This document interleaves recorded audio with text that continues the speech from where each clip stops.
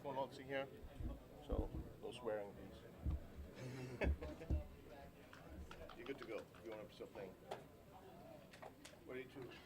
Apple box or what do you take? I don't mind. You choose. Okay, I'm fine with baffle box. And, okay, so 11-point match. We're all set to go. Well, pleasure to meet you. And, oh, so how do we have the same? Oh, you roll one and then.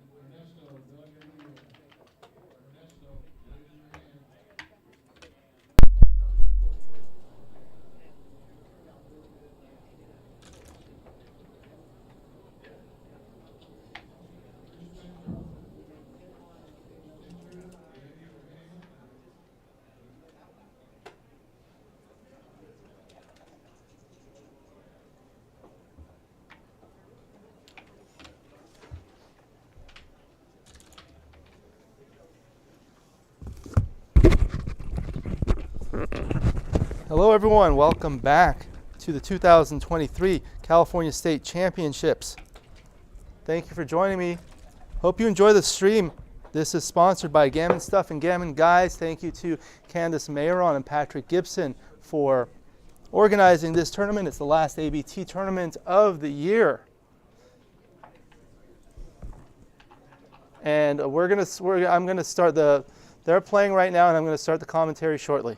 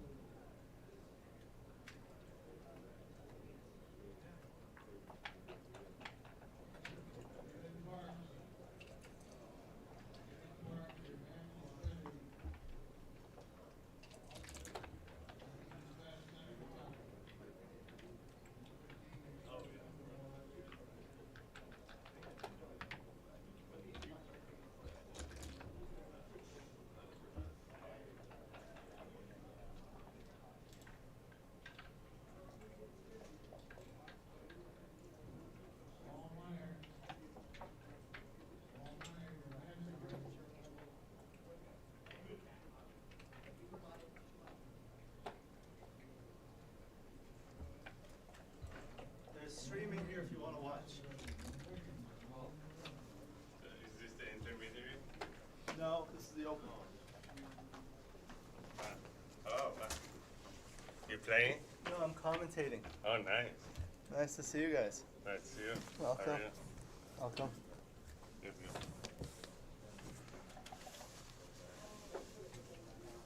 That's cool. So I'm going to start the commentary in just a moment. You guys are welcome to sit here or wherever you like. Oh, okay.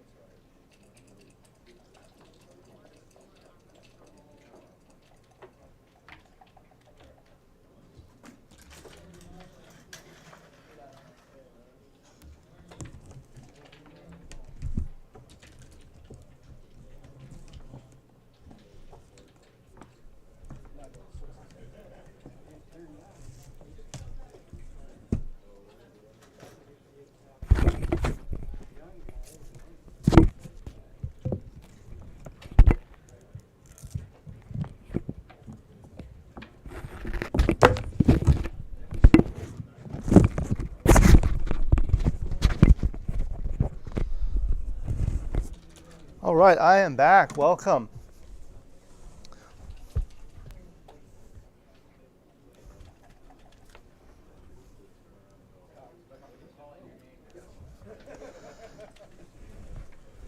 So, this is the California State Championships 46th edition, open round 2, main fighters bracket. Thank you again to Candace and Patrick, as well as the USBGF and the sponsors.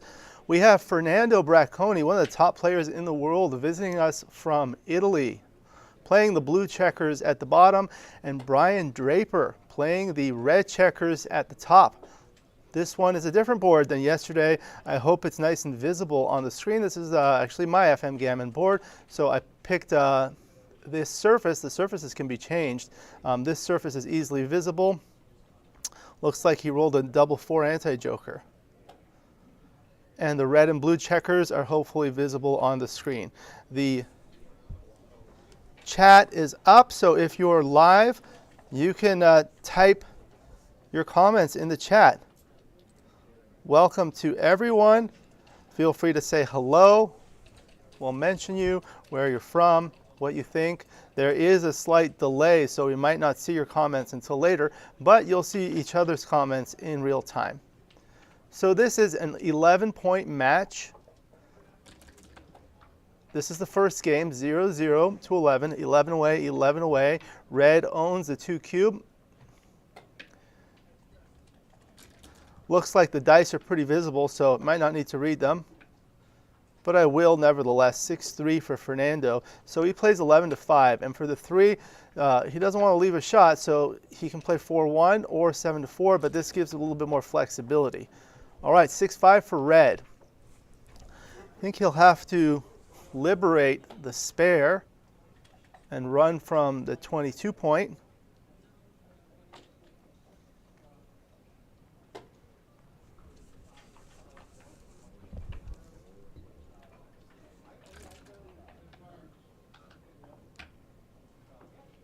Now double 3, that's what he did. Now double 3 for Fernando, and he just clears. So now he wants to just bring things in safely. Next point blue wants to clear is the 7 point. So 4s are blocked. He cannot move 4s, but fortunately he has 2 spares on the 5 point to safely play 4s 5-1. In the meanwhile, they are playing with a baffle box, which makes things really nice and quick. Double 5 is a great roll. He's able to come in, and now he can play the other 2 from 6-1 twice or bear 2 checkers off. This is going to win more gammons. 5-1, so he's going to cover and play 10-9. 4-2. So again, he can bear off aggressively by taking 2 checkers off or play clearing the 6 point. Oh, thank you. We have Matt Cohn-Geyer watching. Thank you, Matt. This was the board that you saw. Atrafix. Everyone that's watching, please smash that like button. Show us your appreciation. We really appreciate that. It helps support the USBGF. And if you're not a USBGF member, I encourage everyone to participate and become a member. So now double 5, he's going to run 2. He'll probably bring one in to the 6 point and play like that. 4-3. So this is a matter of how aggressive he's going to want to be. He can clear the 5 point. That's not going to win a lot of gammons. He's counting the gammon race. He can bear off 1 from the 4. Yeah, so he's looking. It's unlikely to win a gammon anyway, so he just makes this play that's safe. There are no shot leaving numbers next. So now with the 6-5, he can't really afford to stay. I think he's just going to run, because that's going to leave pick and pass numbers like 2-1, 3-1, and also double 1 to hit, and that might cost him a gammon. Do you want to join me, Matthew? We have an extra microphone, or if you don't want to, it's okay. It's okay, but you're welcome to watch. We have some viewers in the room. All right, 6-1. So Matt, I guess you're watching in your room, but if you would like to come down and commentate with me, you're certainly welcome. You guys like this board, the FM Gammon boards? They're really nice. I have many different surfaces. This one is not really one of my favorite surfaces, because I like a little bit more color. However, it shows up really well on the stream, and I picked vibrant colors for the checkers so that you can see that clearly. Let me know what you think. How's the quality of the streaming? How's the audio? So we can adjust that. All right, so that's Jin. Fernando wins the first game. He goes up 2-0, so that's 11 away, 12 away.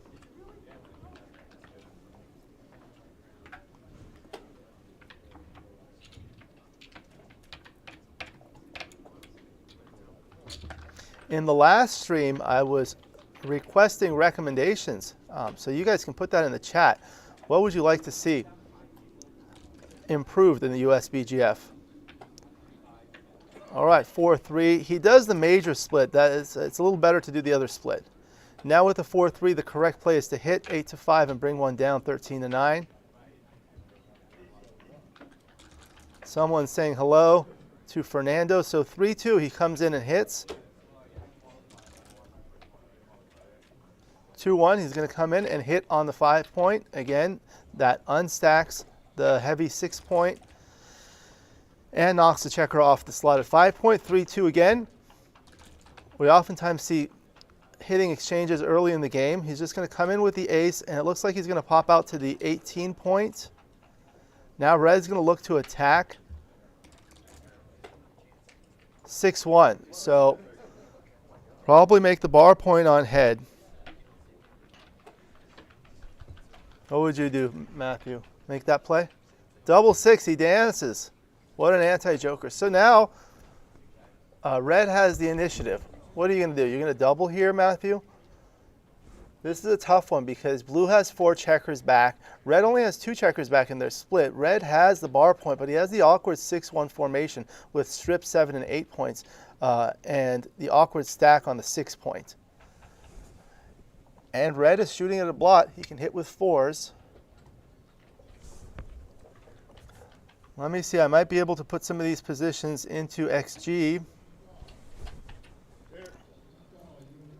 Yes, yes. Yes, right over here, Matt.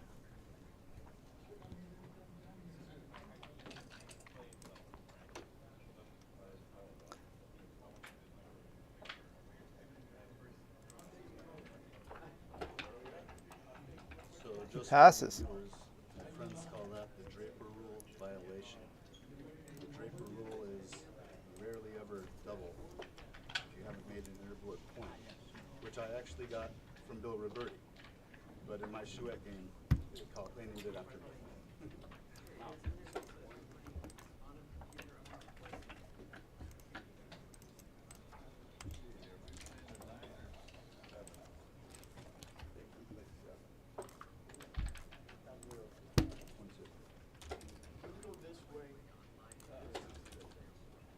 If I have this set up correctly, it turned out to be a small take on XG. If I have it set up correctly, I'm not sure I had that. Is that what it looked like? I don't know. Yeah. All right, so 5-2 down and 6-4 making the, oh no, he played the 6-4 first and now the 5-2 down, yeah. That's the right play, the 5-2 down against making the 2-point with the 6-4. So now 6-5, just brings one out. Now Fernando leads 2-1, 9 away, 10 away.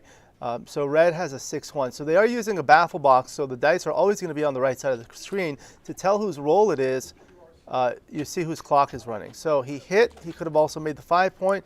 Nice play, 6-3. So the 3 is forced. And now what is he going to do with the 6? He's going to bring one down. It's a good play. He has 2 checkers back. He's trying to make a counter prime.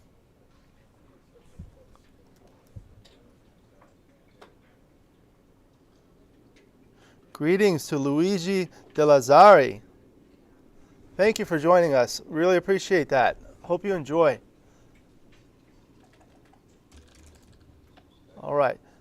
So now Brian has a 3-2 to play. So he's looking at hitting twice.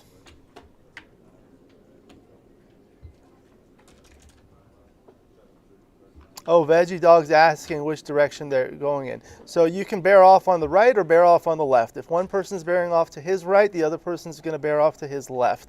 So it can be on either side. So 4-1 for red.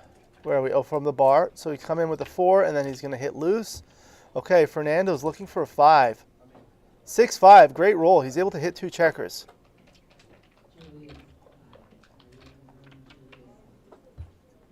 All right. Red's looking to anchor. Double 3. Okay, great, Dennis. Thank you for joining us. I'm glad you like the contrast and the audio. Thank you very much. Your feedback is appreciated. So he comes in with 2, hits that one, and he'll probably hit another one, right? There you go. These boards are really nice to play on.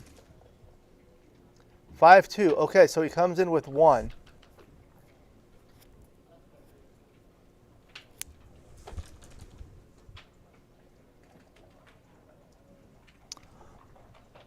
Welcome to Kent Goulding. I will be right back.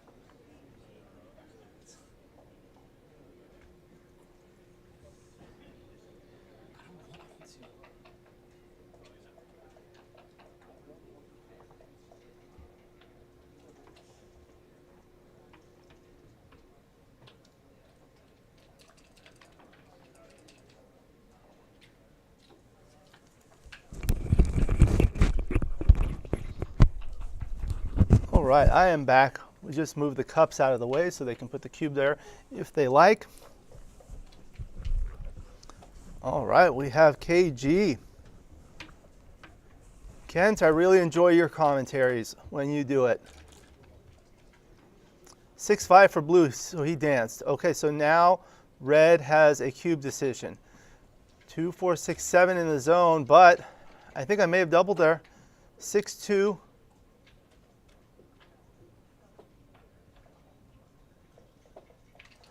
So he has a lot to juggle. He'll make that and probably 11-9 to give a checker bearing on the 4 point.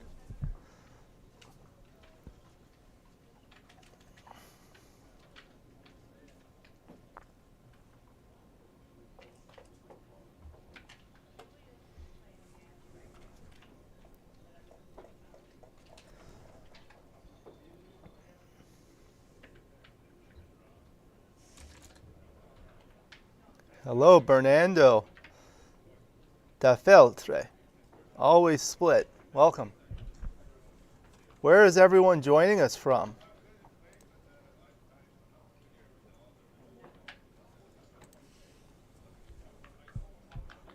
All right, 5-1, so not good. Okay, so now this looks tough. It's not that red's position here is strong, but also blue's position is very inflexible. You see those checkers on the 6 point and 8 point, 5 checkers on each. Those are candlesticks. That's inflexible. Stripped midpoint, 3 checkers back. He does take. All right. 5-2. So he's going to cover, and then he can just bring one down. Could have split the back checkers too. 6-3. So he'll probably go 24-18, and maybe continuing. I think slotting the 5 maybe a little bit too much here. Red has a 4-point board and only a 1-point board for blue. So Brian hits 11-10, and now he has a 5 to play. He can break the 18-point, or he can continue to the 5-point, or he can come down like that. It does duplicate the entering and hitting aces. 4-2, he dances. All right, so red has the initiative. He's going to try to go for a gammon here. So the 2-1, I think I bring one down, 13-11, safety that, and play 10-9, making another builder for the open 3-point that he wants to make next. Hello. Howdy.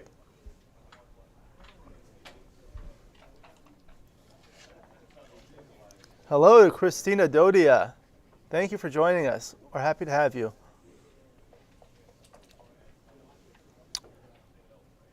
Starting in these matches, I'm going to be doing the commentary by myself, but we may be joined by a lot of expert commentators. We have a lot of guests here. All right, that's what he does. 5-1, the ace is forced, and 5, he has 2 options. He just doesn't want to leave a blot. Now red's really just trying to save the gammon. Double 1. Okay, so he's going to make his bar point, and he can do that, or he can split his back checkers. Didn't really look at it, but that was an option. Okay, so that's good. I think he's got to move the anchor up. That's urgent.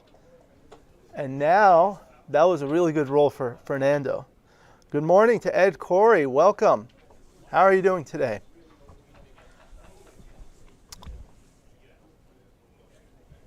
Kent, we were trying to get you to come to Los Angeles. Hopefully next time. So he can play a third one up and then like 8-6 like this. All right, both plays did have merit. All right, double 3. Can't move the back checkers, and he can move the 2 on the 18 point twice, but then they're stuck. And then with the other 2, he'll probably have to play 10-4. Oh, 4-1 twice? I don't know about that.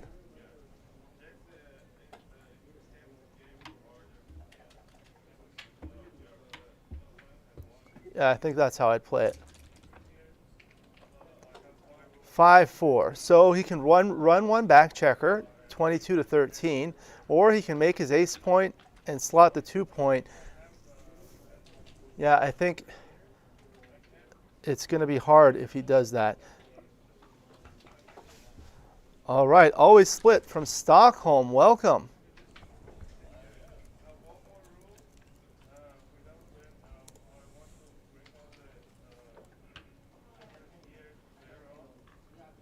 Stockholm is from Sweden. Sweden, welcome. We have, I believe, Jorgen Granstedt is from Sweden. He's here.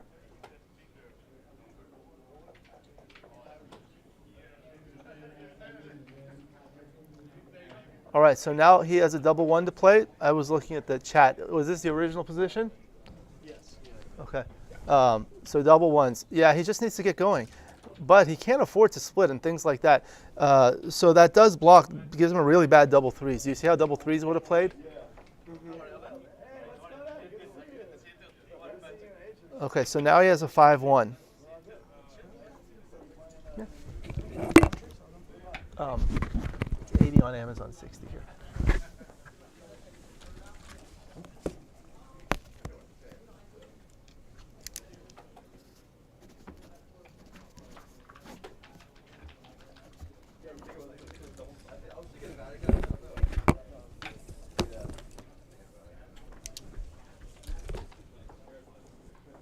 All right, 4-3 for red. Welcome to Jojas03. Which matches can we see? So that's going to depend on the draw. Right now we're watching Fernando Bracconi and Brian Draper. And then we'll see. We try to pick really good ones. Imad Laham from Saudi Arabia, welcome. We have an international audience today. 4-3 for Brian. So if he plays the 4 there, how's he going to play the 3? I think he could have afforded to slot the 8 point with those 2 blots there. Now 6-5. He's going to come down and probably 8-3. Just trying to build the board. Now red can afford to be aggressive with blue's 3 blots in the board. Double 2, that's a good roll. Okay, I think he's just going to play all the way to the 11 because you don't want to make the 9 point. Because that's going to get himself stuck. I don't know that I would do that. 62, 88, 93, 93. Wow. No.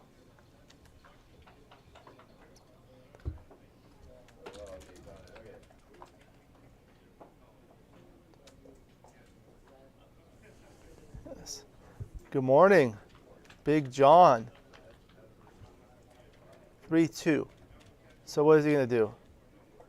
He's trying to find a way to fiddle things around. I think he's going to want to make his 5-point and he can bring something down.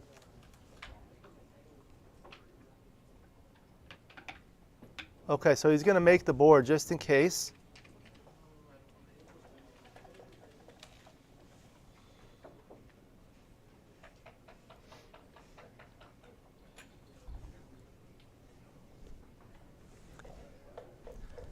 See, the quality looks good on this, doesn't it? Yeah.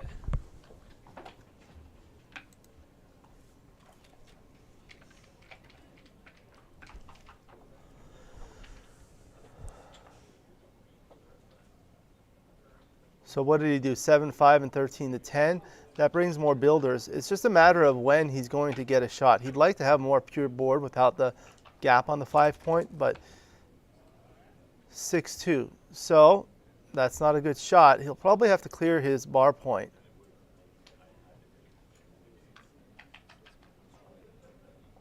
Rolls like 6-2 and 5-3 are awkward here, and he did roll a 6-2.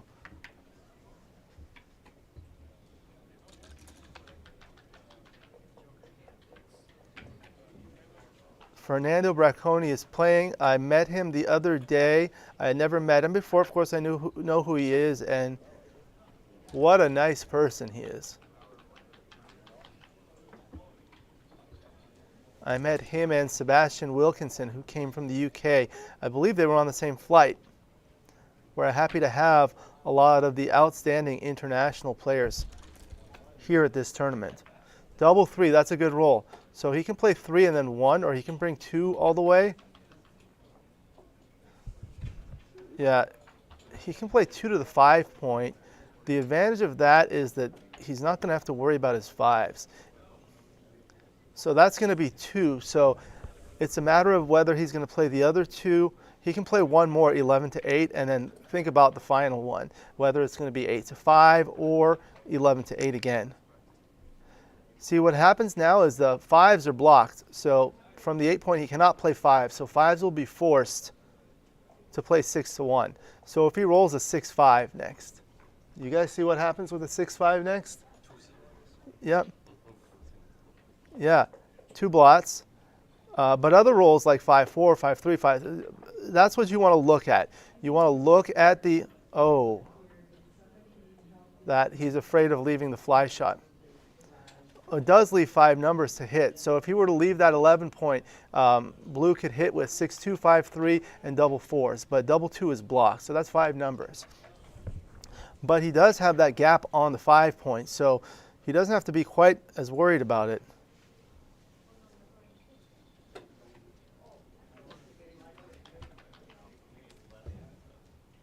Welcome from Denmark. Okay, 5-4 for blue. Now what happens if red rolls a 5-4? 2-1. Okay, so he still has that gap. However, blue may have to abandon the anchor with any 6. 6-5, so he runs, and now he has 3 builders bearing on that 3-point to attack. Double 3. Okay, I think he's got to switch here and bring 2 in.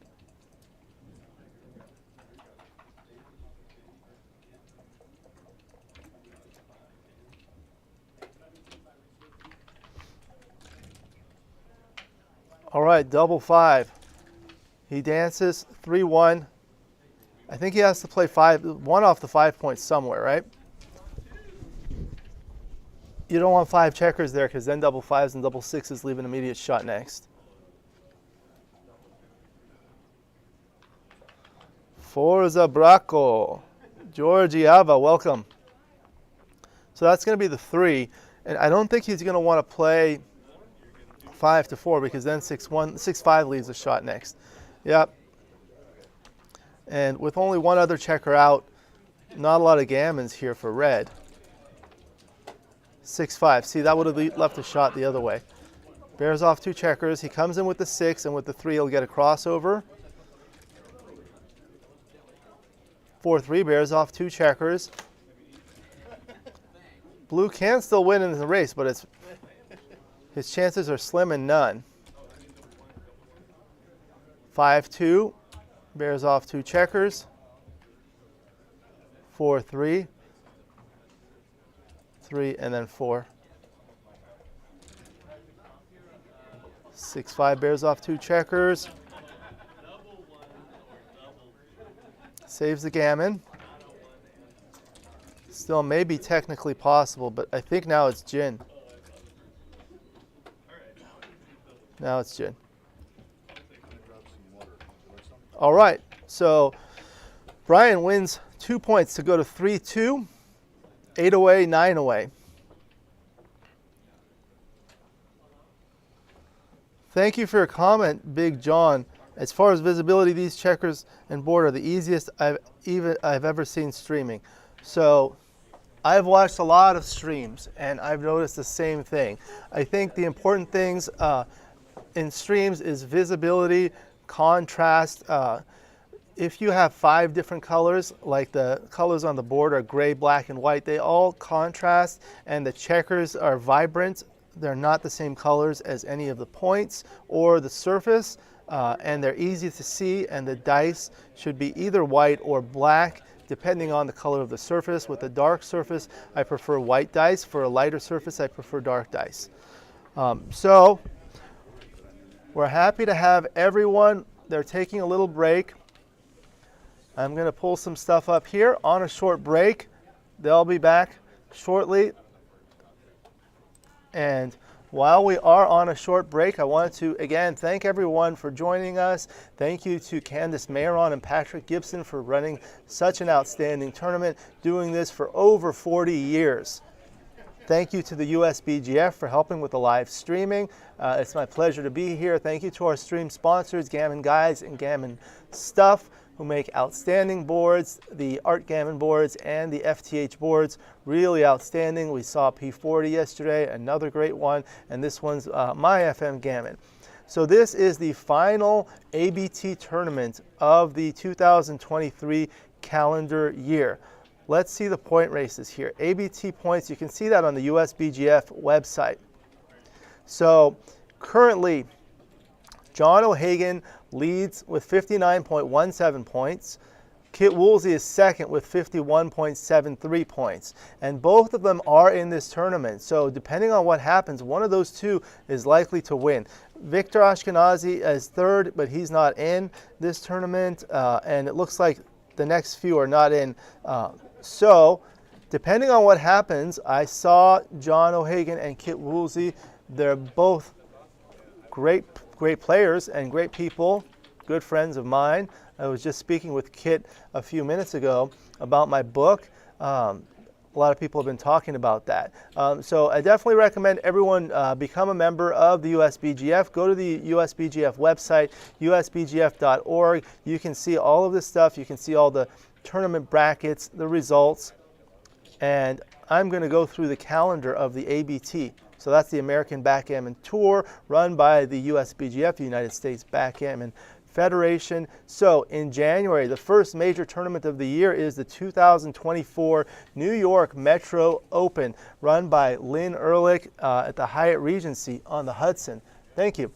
That's an outstanding tournament. Lynn does a great job. I met her yesterday, I believe, and people really like that tournament. It's always a very good turnout, one of the biggest turnouts of the year. I feel like New York is one of the top, Las Vegas and San Antonio. I think those are probably the 3 most well-attended tournaments in the United States. And then in February 7th through 11th, we have the famous Texas Backgammon Championships run by Bill Riles and Tara Mendocino. They run an outstanding tournament. I interviewed Bill on my channel.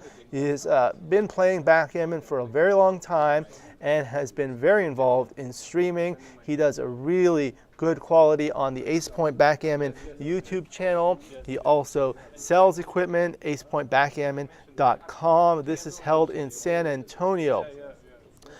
It's a great place, kind of in the middle of the country, so easy access from both the East Coast and the West Coast. And one of the things that's unique about this tournament is he holds it downtown, not near the airport like we are here or many other tournaments, and there's a lot of amenities there. You can go to the Riverwalk, you can see the Alamo. It's just a beautiful place, and the weather is very moderate that time of year. He always has a Super Bowl party. That's an outstanding tournament. I definitely recommend it. And then later in February, the 23rd to the 25th, the Massachusetts State Backgammon Championships, another great one, and I believe that one is run by Ross Gordon, if I am not mistaken. Yes. And then at the end of February and starting in March will be the Atlanta Classic. All right. So we are back. They're getting ready to start. Every backgammon game is interesting. That's why I love this game. That's true. Welcome to Edward Oney. Edward, I believe I saw you post one of those positions on Facebook. Thank you for doing that. That was the one we were looking at with John O'Hagan yesterday. Okay, they're continuing their break.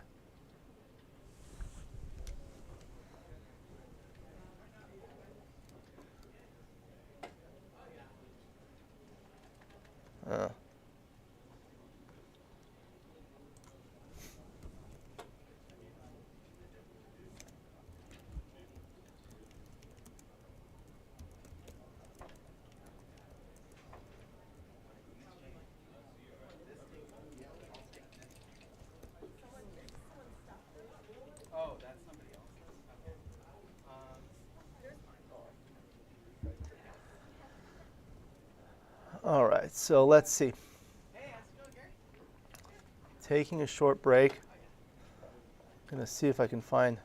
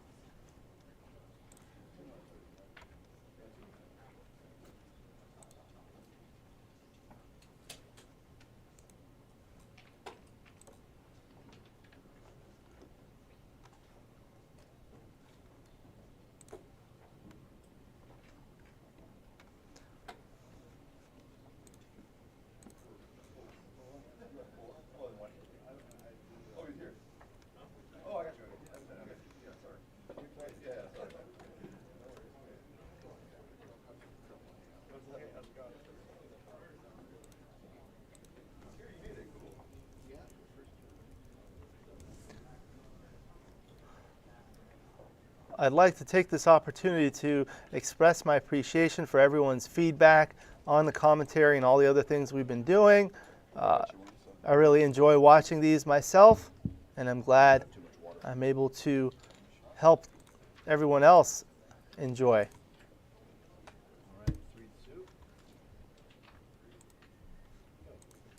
All right, we're back. They didn't center the cube.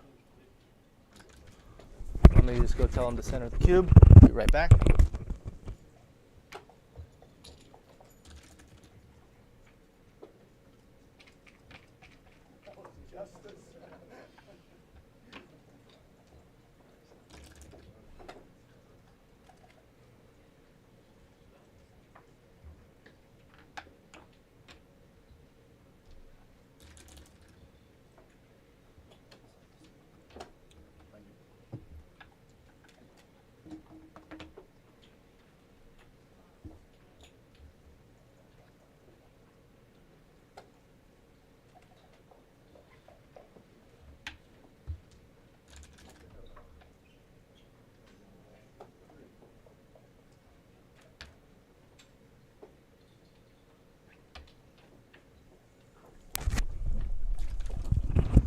All right, I'm back. They centered the cube. There we go.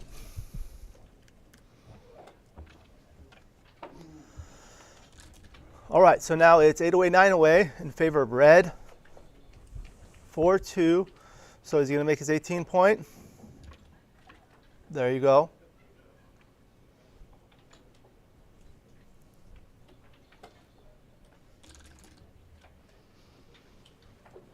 (5-1).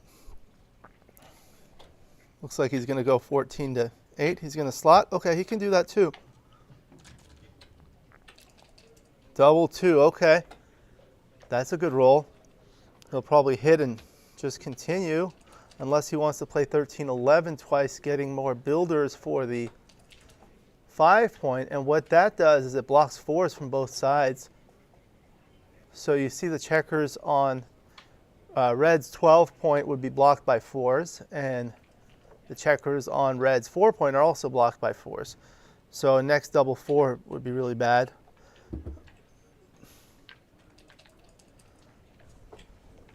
This is an interesting one. I think he's going to take some time to think about it. Might give me a moment to put this on my XG.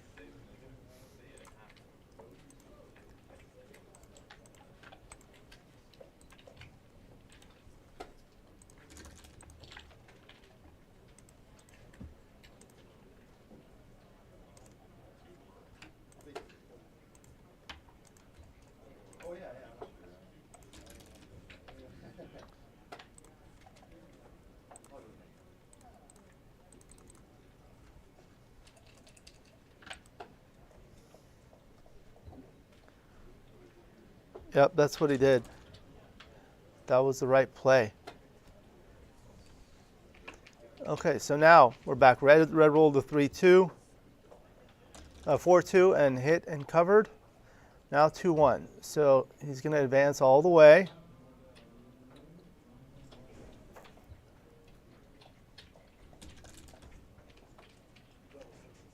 Four, 3.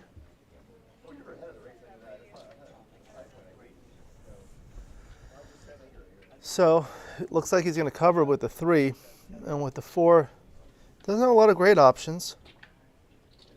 If he plays 11 to 7, that duplicates the hitting 4, which covers or actually hits on the other side. He can play behind, not leave a direct shot. That's what he does. Double 6, okay.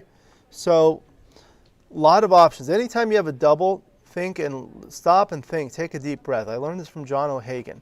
There are many options. So what does he want to do? He's going to want to make that point. He can also point on head just like that. He still does have that back checker, but in this position, he can afford to leave that there.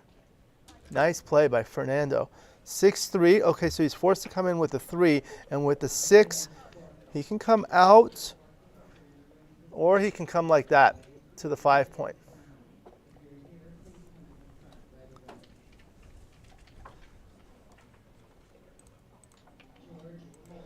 So Fernando is looking at possibly doubling here.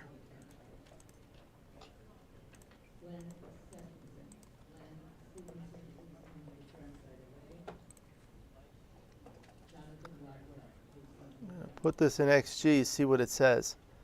It's a big double. But it's still a take.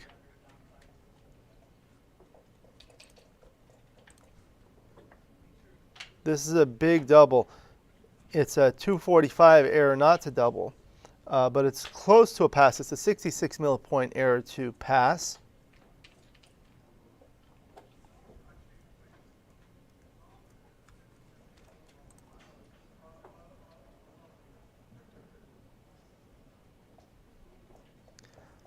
Blue has some really good rolls like 5s and 3s to be able to hit or possibly point on head. So this is round 3 of the undefeated. Martin Thurman is correcting that. Thank you to Martin for helping with the streaming. He's kind of a one-man show.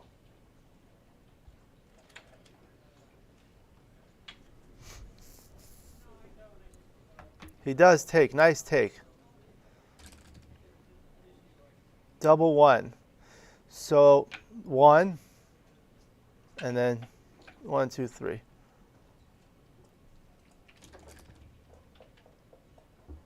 4, 3. So he's going to run 1 out, or he can partially escape 1 and make a point.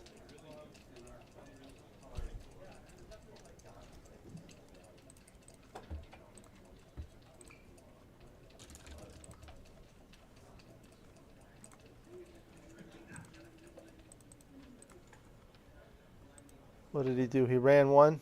Yep.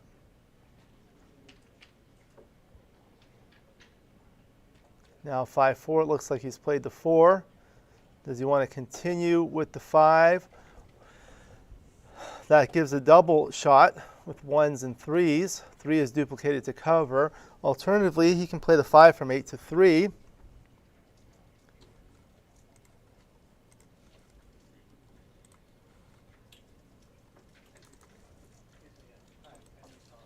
Let's see, XG likes running all the way. This is a tough play to find.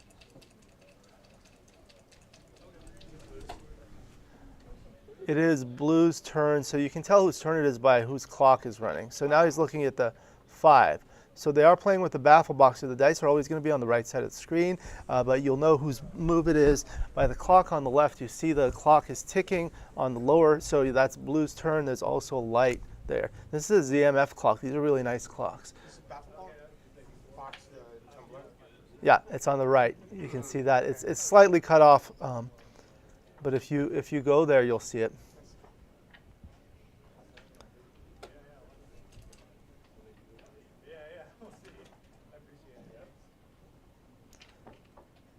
Looks like 22-17, 6-2 is a 59 millipoint error.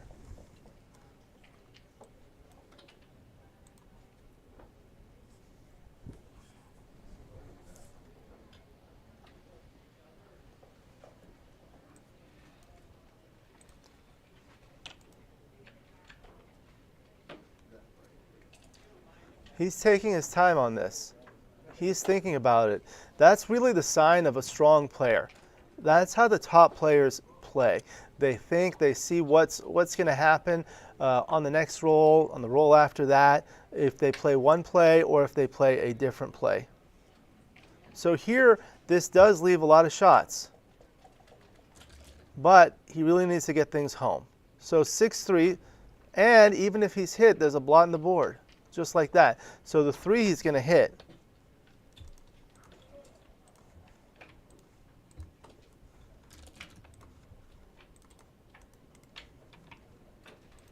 And what did he do? Continue. All right, he danced with a double 2, 6-1. So he's going to come and run all the way. That duplicates the entering and hitting 3s. 5-3. So he comes in with the 3 and he's going to play 1 down, 13-8. Blue's going to want to point on head. Okay, it's forced to hit. Oh no, it's not forced to hit. He doesn't have to hit, but 2, 3, and 4. You see the 4s that hit the other checker are duplicated to enter. All right, this is a high volatility roll. 4-1. Okay, so he comes in, but he's not able to hit. He's going to get the crossover, and it's smooth sailing for Fernando now. 3-2. So come in with the 2 and bear off with the 3. That leaves everything even. Or he's looking at that so he can bear off the checker with the 2.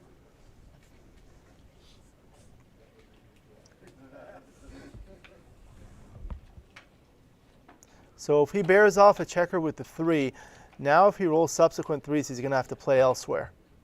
So this gives him a little bit more flexibility. 5-1. Just trying to save the gammon.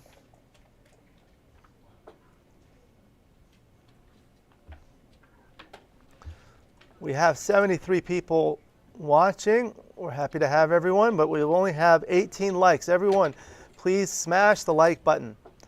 That'll get more people to find us. It spreads the word. 6-5 now for red.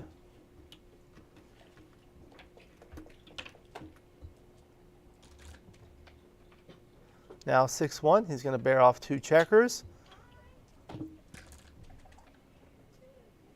6-4, he's going to bring 1 in. Oh, he's going to run all the way. Okay, he's going to do that. Okay.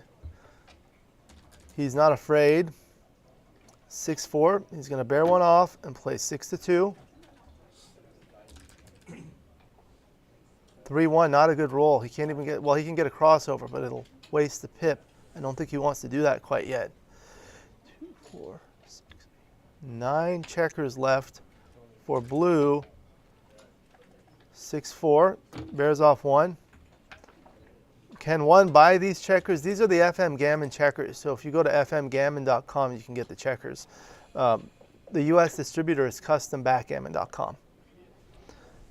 These are finger dish checkers, really nice to play with. 3-2, so the 3 is forced, and he'll just bear off. Blue's going to have a lot of gammons here. 4-1, red's not rolling big, so he just gets 1 crossover. Double 3, bears off 2 checkers, so now he has 5 left. 1, 2, 3, 4, 5 crossovers for red, big crossovers. So, no, I think he's going to want to get the second crossover. Yeah, like that. 9-6.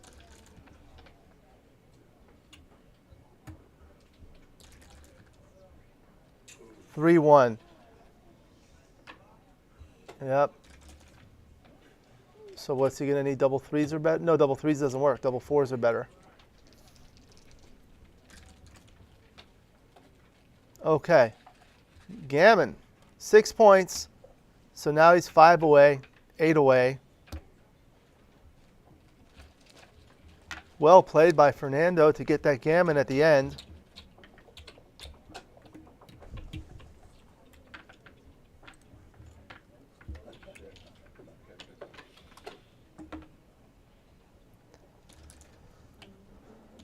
So 6-5 for red. 4-1. He's going to split the back checkers. With a 2-1, it's correct to counter slot or slot for money. 5-2. So he's got to bring one down 13-8, unstack that. And he can probably play 24-22. There you go. That puts pressure on that blot on the 9 point. 2-1. So he can make his bar point or he can anchor. Yep, he's going to make the bar point. That blocks red in a little bit. 3-2. Okay, so now things are a little awkward. He steps up and brings one down. He has small numbers to hit and large numbers for fly shots. 4-1. So he's going to hit, and he can bring one down or step up. He brings one down. 6-3. He's able to come in and hit. 5-2. So he can come in and cover. He can. All right. Red has a lot of checkers in the zone. 5-1's a great roll. He's able to point on head, unstack the heavy 6 point. 3-1. Okay, so he's able to make that anchor. That's always good when your opponent has a lot of checkers in the zone. If you have an anchor, that counters a lot. 6-5. He's going to play to the 5 point. 16-5.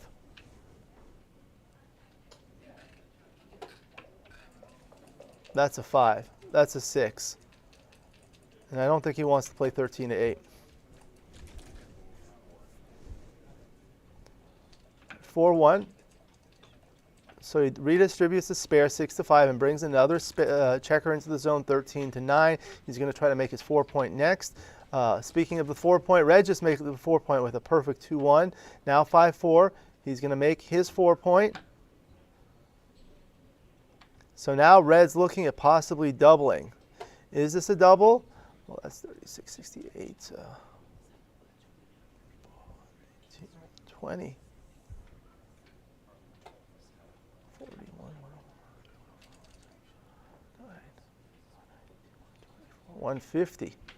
Looks like he's up 30 pips, if I'm not mistaken. And he's down. He's going to want to double aggressively here.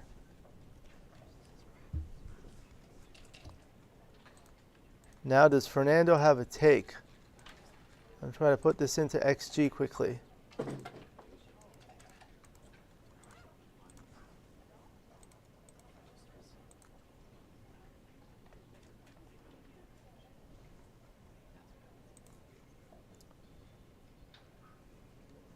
It's a very strong double. So 34 pips, 116 looks like, to 150.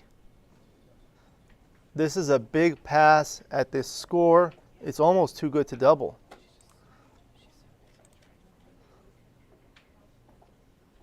It's a pass for money too.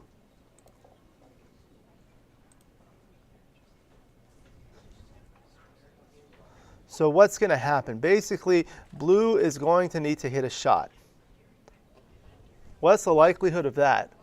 What are some of red's bad rolls? Like 6-5. Just go through all the numbers. 6-5 leaves a shot. 6-4 does not leave a shot. 6-3 does not. 6-2 does not. 6-1 does not. Then go through all the 5s. 4, 5, 3. He's looking at how many numbers leave a shot. And you could just do that on the dice distribution here. So 6-4 and 4-1 are bad. He does pass. Good pass. That was a 1.267. I'll paste that into the chat.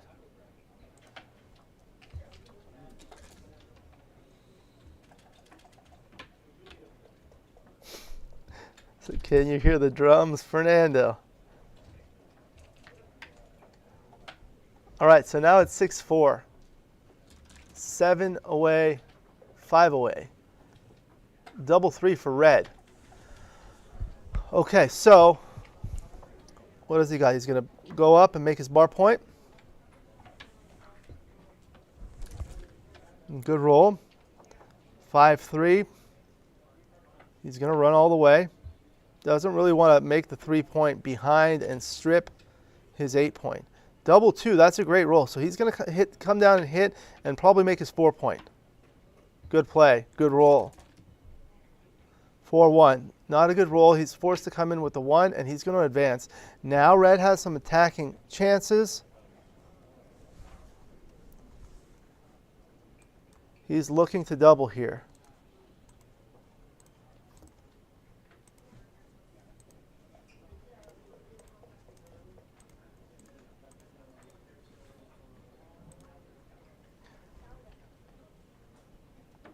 This is a double, and it looks like a close take. This is a big double.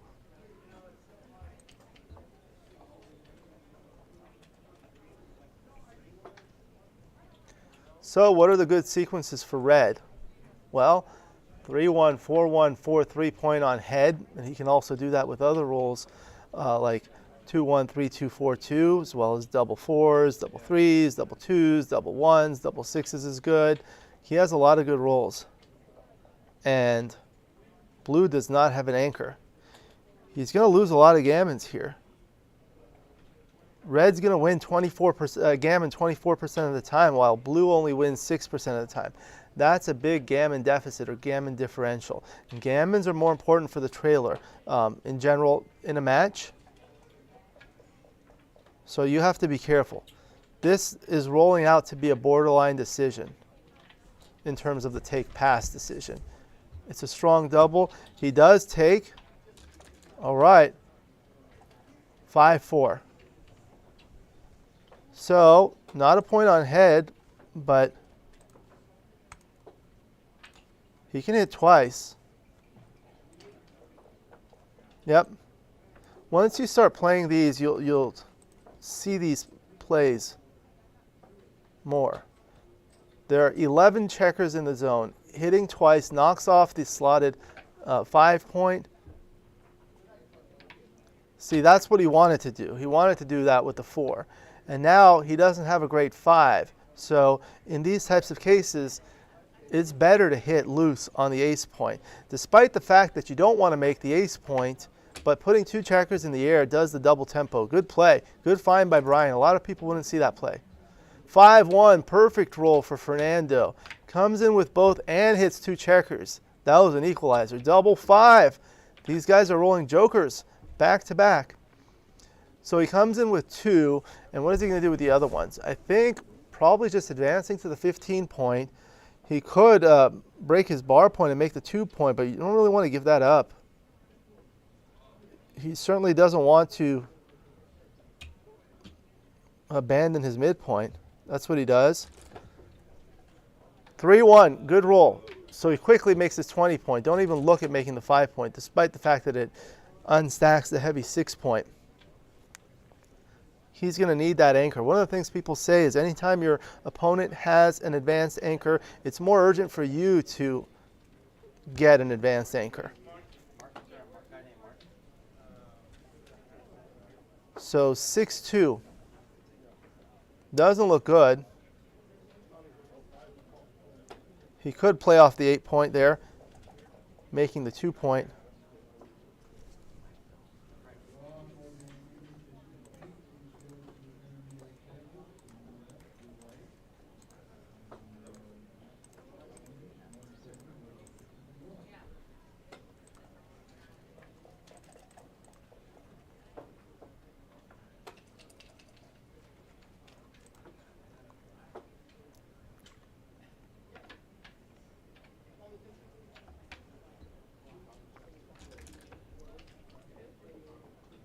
He played 13-7, 8-6. Many close plays on XG here.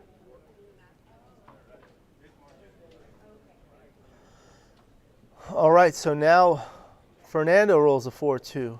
Again, not productive.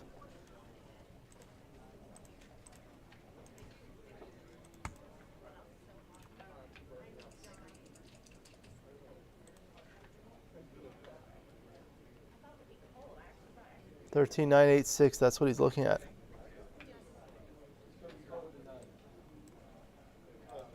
That's the right play on XG. That's what I was looking at, 13-7. That's an error too. Yes, you don't want to leave a shot when you're outboarded like that. And you still have some liabilities. Despite the fact that you have an anchor there, you still have that awkward stack on the 6-point, so you don't want to leave a blot, well, with inflexibility elsewhere. 8-2 is close. It's a 29 millipoint error on XG.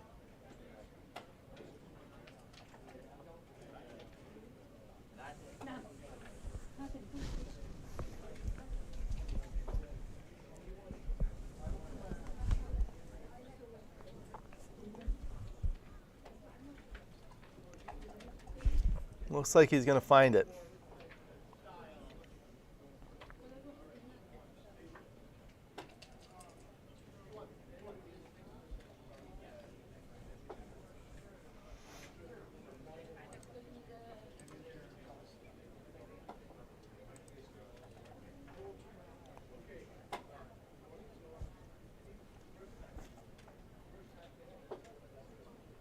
This one's a hard play because you don't want to put 6 checkers on the 6-point. So now he's looking at 4 there, but now where's the 2? You don't really have a good 2.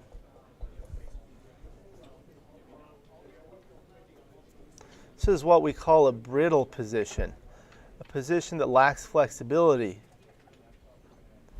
A lot of the rolls become very awkward.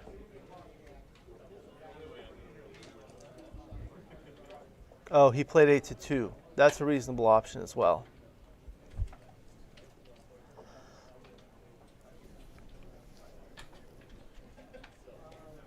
Having that spare on the 9-point is useful.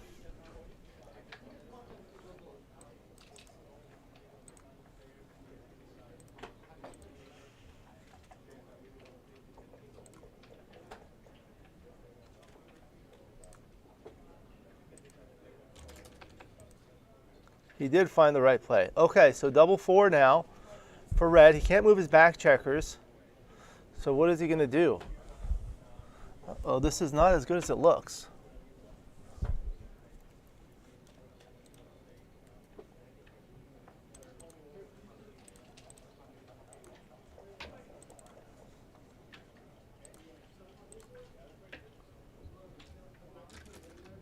All right, so he's going to play like that.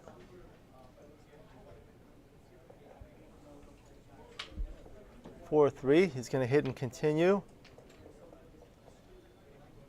Brian did find the right play. Now 4-2. So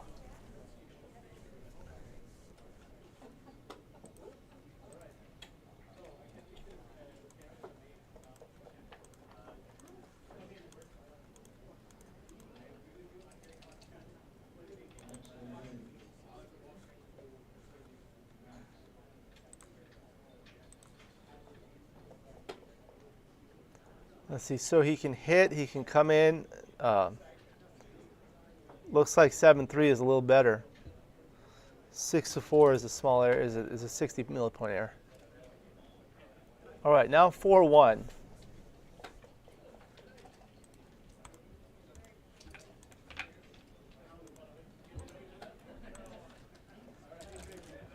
He makes his 5-point. Nice and natural. All right, now with the 4-2, he's able to hit and cover. 5-4, good roll for Fernando. Another 4-2, so he's going to come in and hit. Nice, he does have a 3-point board. That did not go through the baffle box. The other thing that I don't know if people notice, we are using the larger dice, which helps with the visibility. The larger the dice, the easier it is to see on the stream. So now he rolls a 3-2 from the bar. The 2 is forced to come in, and 3 he plays behind. He doesn't want to step up under the gun. 4-1. So he'll probably just play to the 6-point.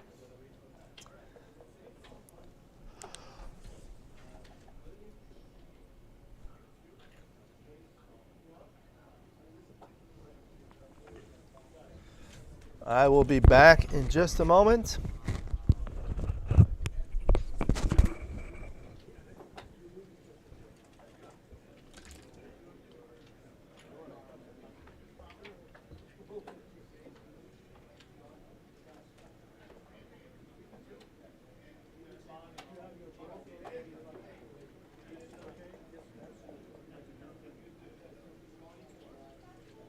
Wait, don't leave everybody.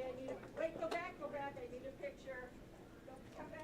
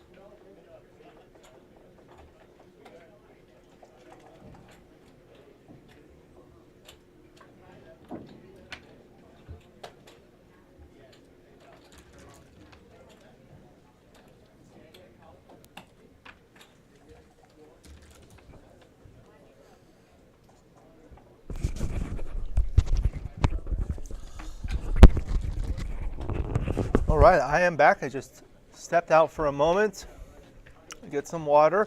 Looks like Fernando redoubled, and now he's in a commanding position. It's a 4 cube. Okay.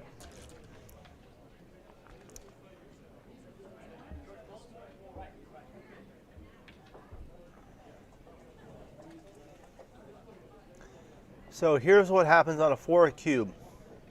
If Fernando wins a single game, which it looks like is the most likely outcome, doesn't have a lot of gammons here, he gets to the Crawford game. For those that are not familiar with it, the Crawford rule states that when one player gets to within 1 point of the match, in this case it's an 11-point match, so if one player gets to 10, there is no doubling for one game. That gives the leader a nice cushion. So that's big. So 5-4, he's going to bear one off. Trying to go for the gammon. Gammon would win the match. Double 2, can't move the back checker.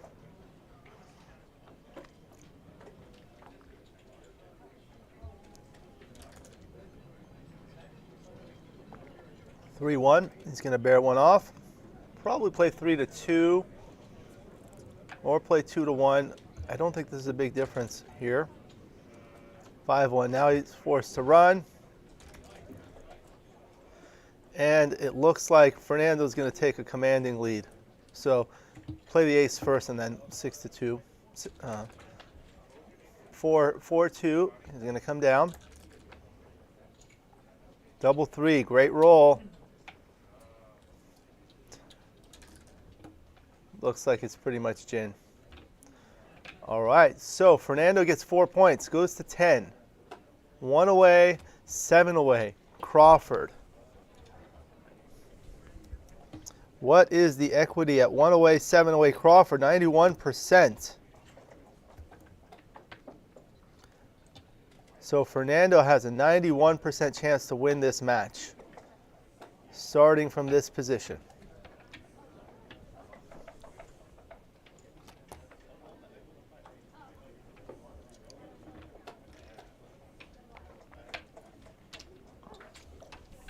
Let me go straighten the scoreboard.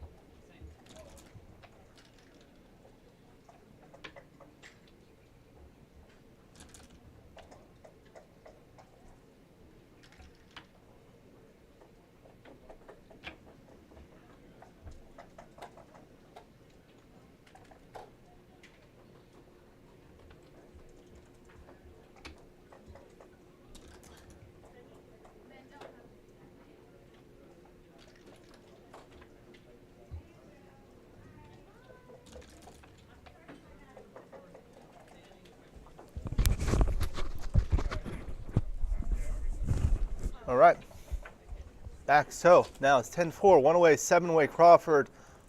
Blue has a 6-2. Yep, just slots it. Doesn't want to leave a shot, but there are no alternatives that are reasonable. 2-1, he just safeties the checker. Now a 6-4, another awkward number. He'll probably make his 2-point there. What's plan B? Hitting loose. 5-2. Okay, both players are rolling awkward numbers. They say good players are the ones that play their bad rolls well. Double 4. Okay, so that's really good. Makes his 5-point and probably his 4-point. Does he want to block by making the 9-point? Or just strengthen his board? Having a 4-point board is very strong in the event of a hitting exchange.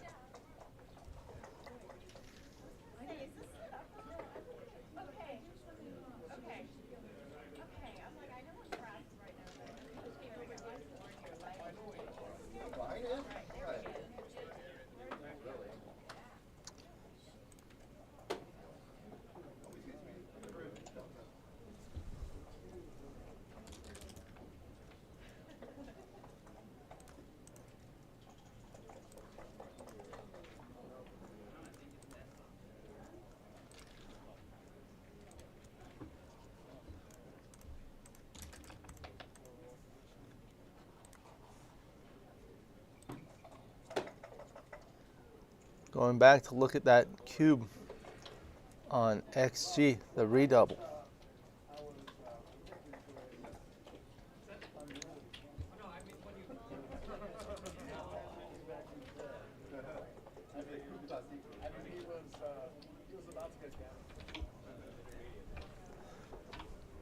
I'm trying to multitask and do this commentary.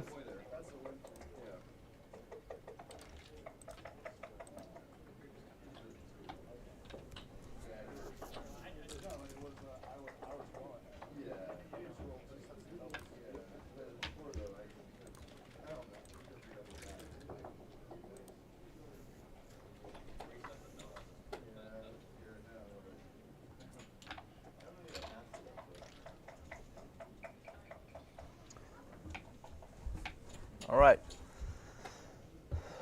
So Fernando rolls a double six. Okay, 6-1 comes in and comes out. Fernando's going to need a little bit more work. Double six is forced again. Fernando's going to want a nice double, like a double five or a double four. Nope, 6-1. He can't move a six. The ace is the only option he has. There's no six. So he can play, 2-1, unstack, hoping to make his board 6-5. So that's going to be a 6, and the 5 he'll just play safe. 5-2. So I don't know that he can afford to do that.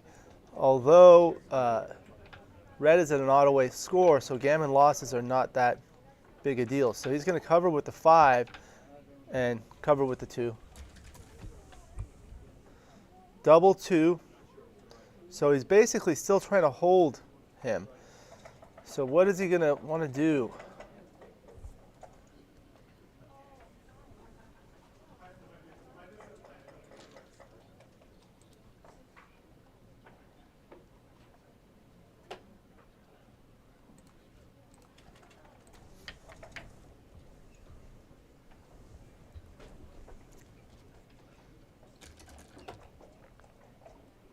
Double 5, great roll. That pretty much seals the deal.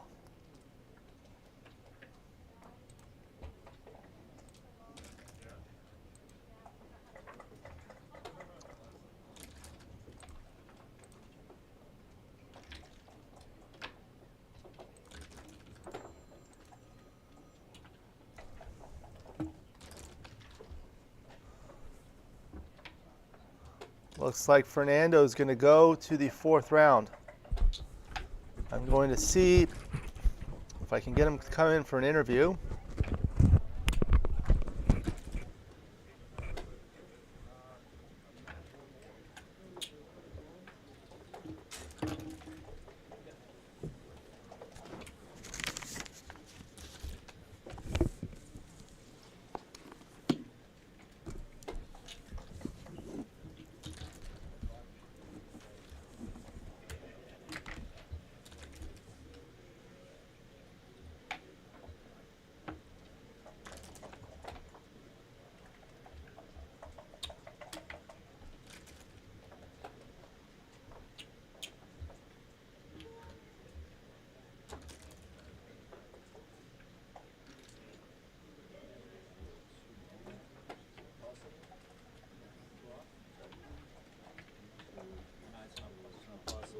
Very good match.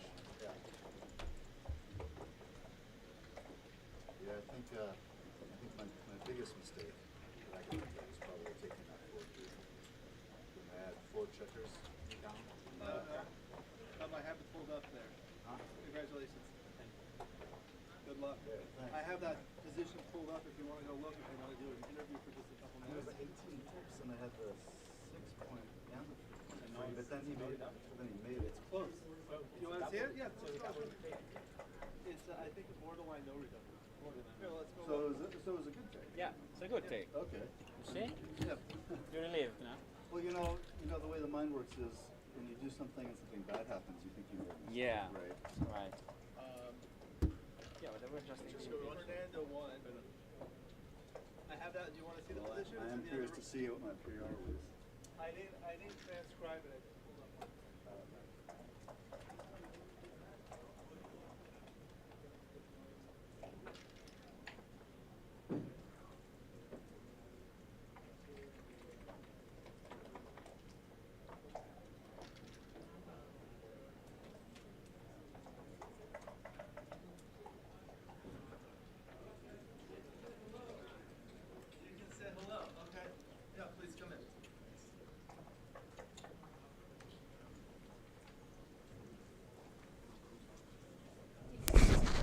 Okay, we are here with Fernando. Yeah, please sit. You guys want to share a mic? Pull up another chair, please. Hello, everybody. Hello, we have Fernando Bracconi. Congratulations. Thank you very much for coming here all the way from Italy, right? Yeah, thank you, sir. Where do you live in Italy? Tuscany. Oh, there's a restaurant here called Toscana. And Really? Their food is very good. Yeah.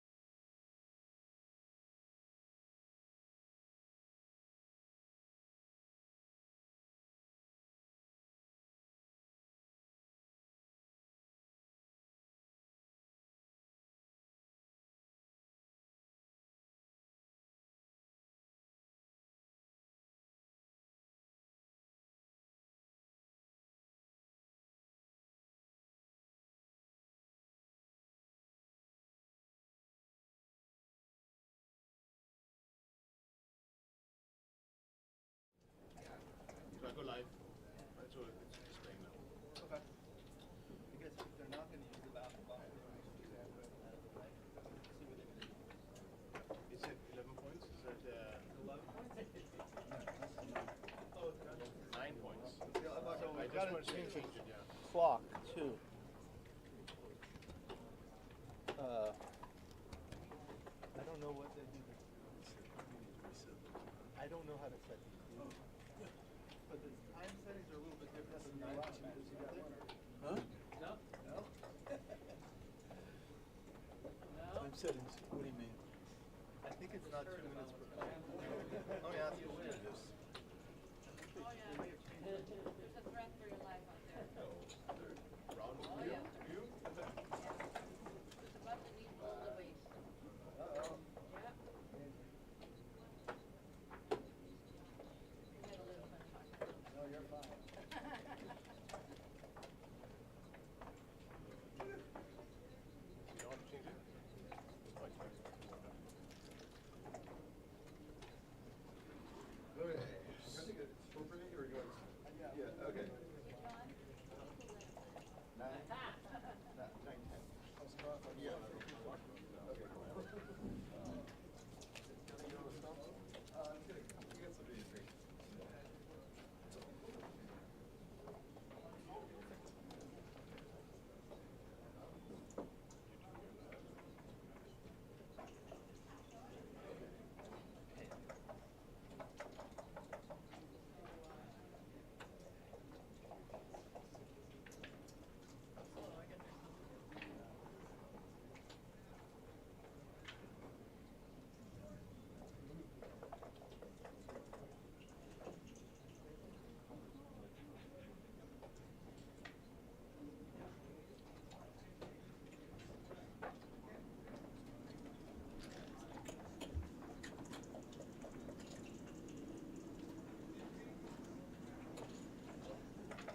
The reduced settings were only for the buyback. What is that? The reduced settings were only for the buyback, so this one's 2 minutes per point for 18 minutes. Yeah. It was the reduced, what were the settings for the buyback? Minute and a half. What? I mean, First round buyback. First The round. rebuys. oh, I guess I didn't place. Yeah. I didn't know that. Okay. Huh? I guess I like shorter time frames. Well, it doesn't really make any. Never got It takes forever. Well, but minute and a half, 2 minutes, that means this can be a total You went out the one waiting. of 9 minutes extra for the net for each player. 25% decrease, right? It's not a question of percentage, it's a question of actual time. It's a total of 18 minutes for the match, assuming both players go to the end, which they probably won't. I mean, it's just, so, now if the delay has changed, that I think the baffle boxes speed things up if we reduce delays. well, I've timed it. well, if you're playing speed game, it should be yes, you're still on. Well, it depends what settings you're Yeah. using. You've seen Victor Ashkenazi shake his dice for 30 seconds? Yeah, Yeah. I've never, I mean, I just never really look at the time. It's so meaningless as far as I'm concerned. I mean, you can, I think they get started when the previous. Yeah, we're trying. Yeah. But we've got good ones. We've got good ones. Yeah. Yeah. This looks good on the stream too. I was gonna say, everyone was saying they couldn't see the dice yesterday. Could not? Yeah, well, not very well at least. I think the morning, but then we changed it to your board, the black and white. I'm Was talking it? last This night. evening. Last night. On the P40, really, they like. Yeah. They're liking it good on this. These are bigger dice. We had small dice yesterday. Oh, really? I think we Should have been small using dice. larger. This looks Or really maybe we nice. paid it. Yeah. Very clear. Good luck. Where's Roberto? Fire break? it's just here a second ago.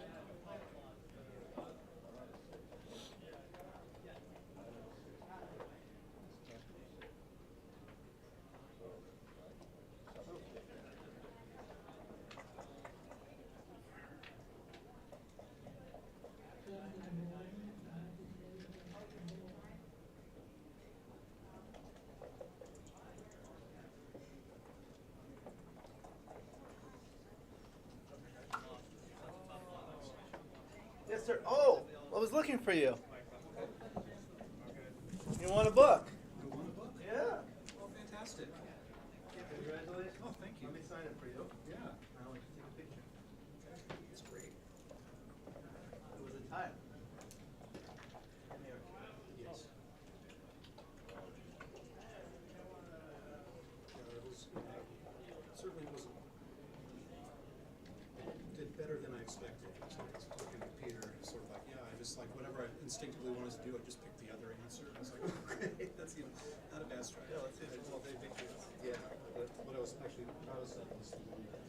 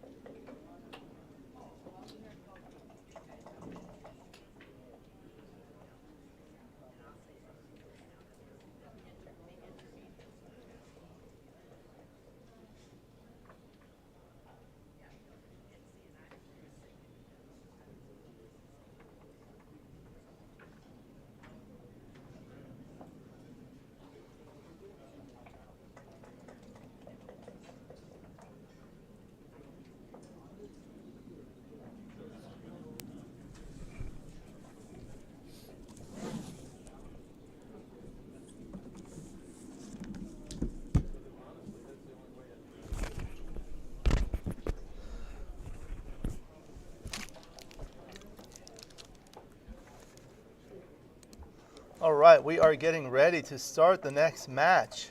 Thank you to everyone who's joining us. This is the 45th California State Championships Open Round 4 main fighters. This is a 9-point match between two outstanding players. Roberto Litzenberger is playing the blue checkers at the bottom. Kit Woolsey, the red checkers at the top. We have a very strong field.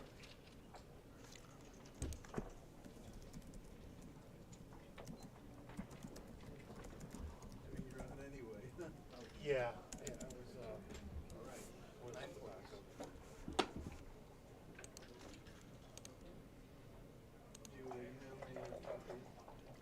All right, thank you to Candace Mayer and Patrick Gibson for running this tournament, the last ABT tournament of the year.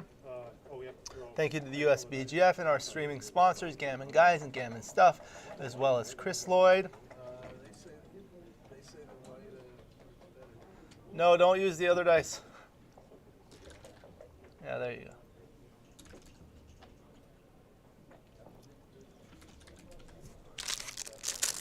All right.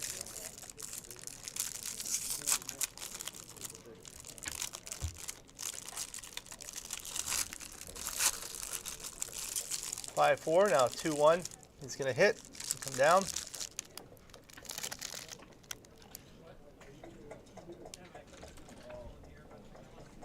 Double 1. And come in on 23, make us 5-point.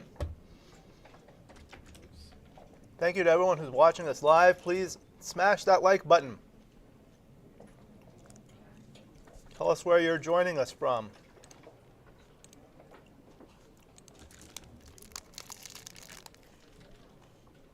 Six, 3, so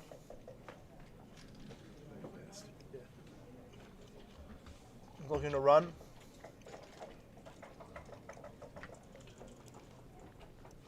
Or you can come down, slot is 4-point, play 8 to 5, bring 2 down. He's going to do that. He's got 20 numbers to hit. That hits double 1, okay, but it fails to make the 4-point. Maybe hit split and play 6 to 5.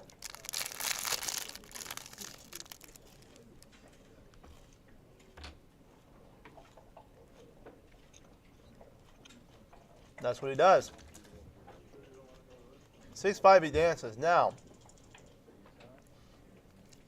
Kit is usually very aggressive when he doubles. Does have 10 checkers in the zone, 1 in the air, 2-point board, lots of builders, 2 back checkers.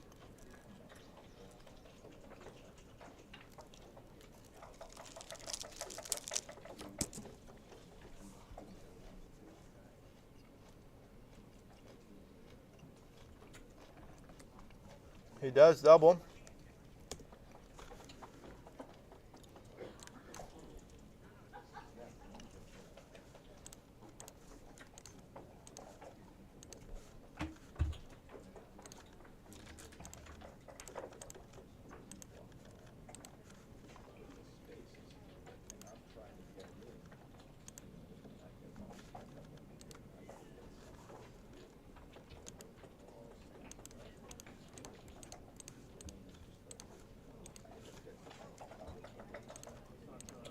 Let's see. No, that's not the position. Trying to multitask and put this on XG. I'm not transcribing it. Some people are asking if I'm transcribing it. I'm not transcribing it, just putting interesting positions. So now double 5, he's stuck. Okay, what's a small no double looks like? Okay, he dances.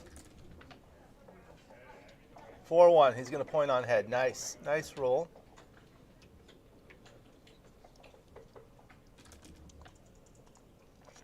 3-2, Roberto dances. 6-2.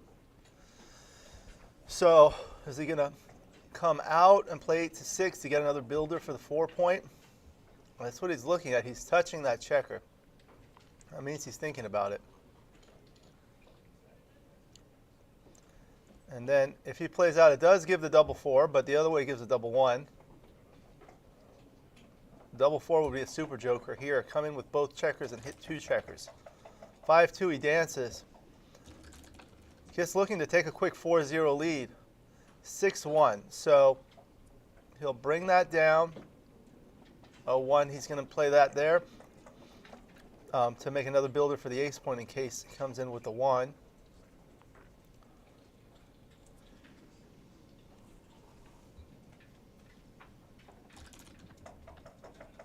He dances again.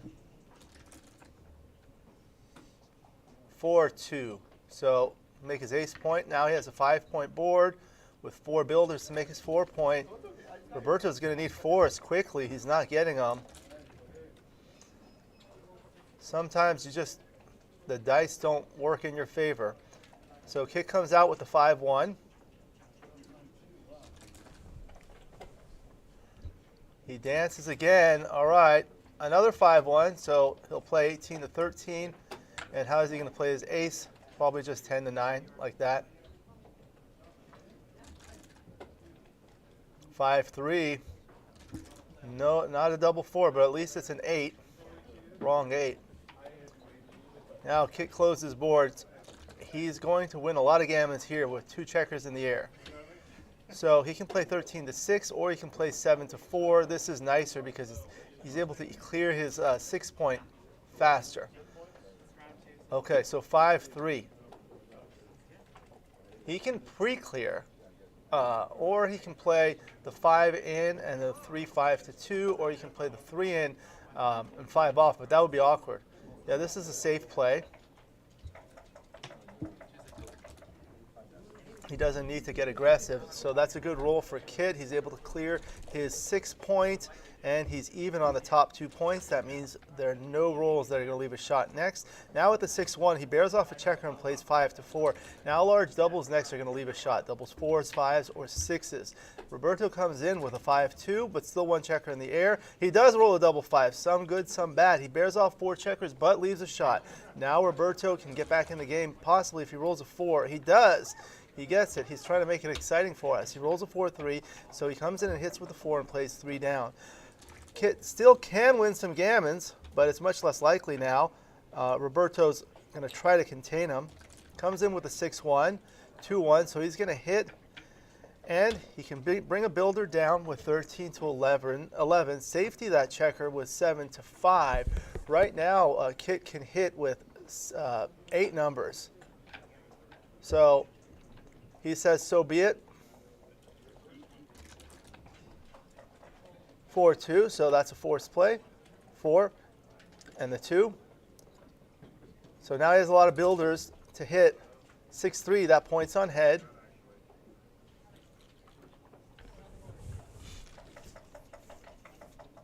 Not sure if he's looking to bring 2 down and make the 7 and 10 points.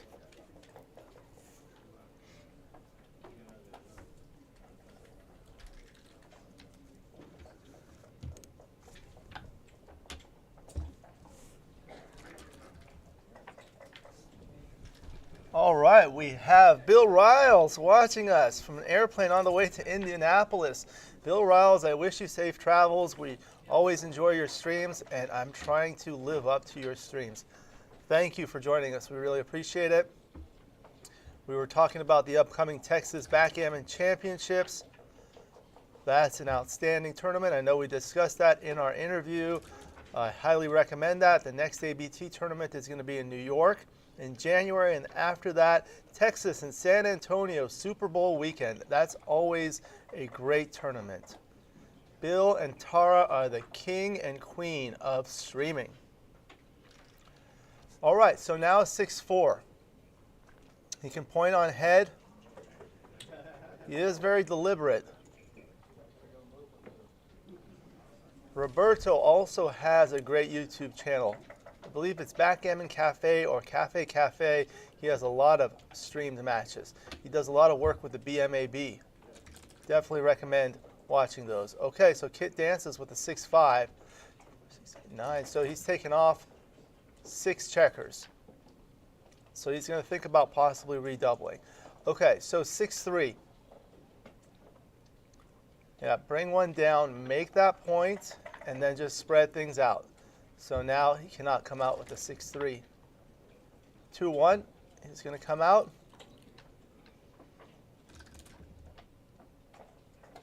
3-1. So maybe just 10-6 because, let's see, 2, 4, 6, 8, 9. So that means red has taken off 6 points. In order to redouble, blue is going to have to close red out and take off multiple checkers. He's going to slot it. All right, he's trying to make the 6 prime with 17 numbers next. Kit needs a 4. He gets it, 4-1, and it's a good 4. 4-2 would have been bad. All right, now his entering 6s are duplicated to hit.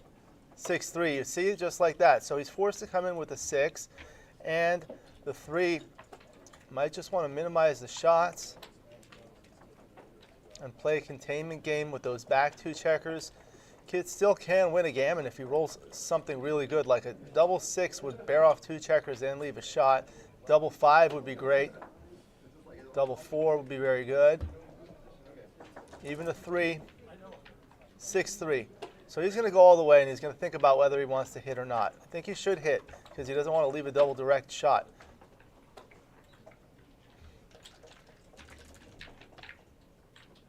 (5-4), so that hits. May Petrosian is joining us. Welcome. Thank you for joining us, May. May warned that he's going to send a loose one. Double 4, he dances. 6-2. So now Roberto is going to want to make the bar point to contain. So he's looking at what's the best way to do that. Probably, yeah, that 19 to 13, you want that so that you can cover or shoot at a blot with 6s. Bill, when is his next stream event? Probably the Texas Backgammon Championships, if I'm not mistaken, in San Antonio. All right, Kit rolls a double 5 to dance. 6-2, so he can make his bar point. That helps in case Kit enters with a 1. But he does have a 6-3, which would be good. 3-1 would be bad. 2-1's okay.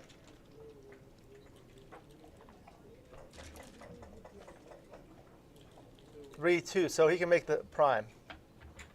All right, that's actually good because he's hoping red rolls a 2 or a 1, 2, and now he's going to want to try to hit loose and fish for another checker.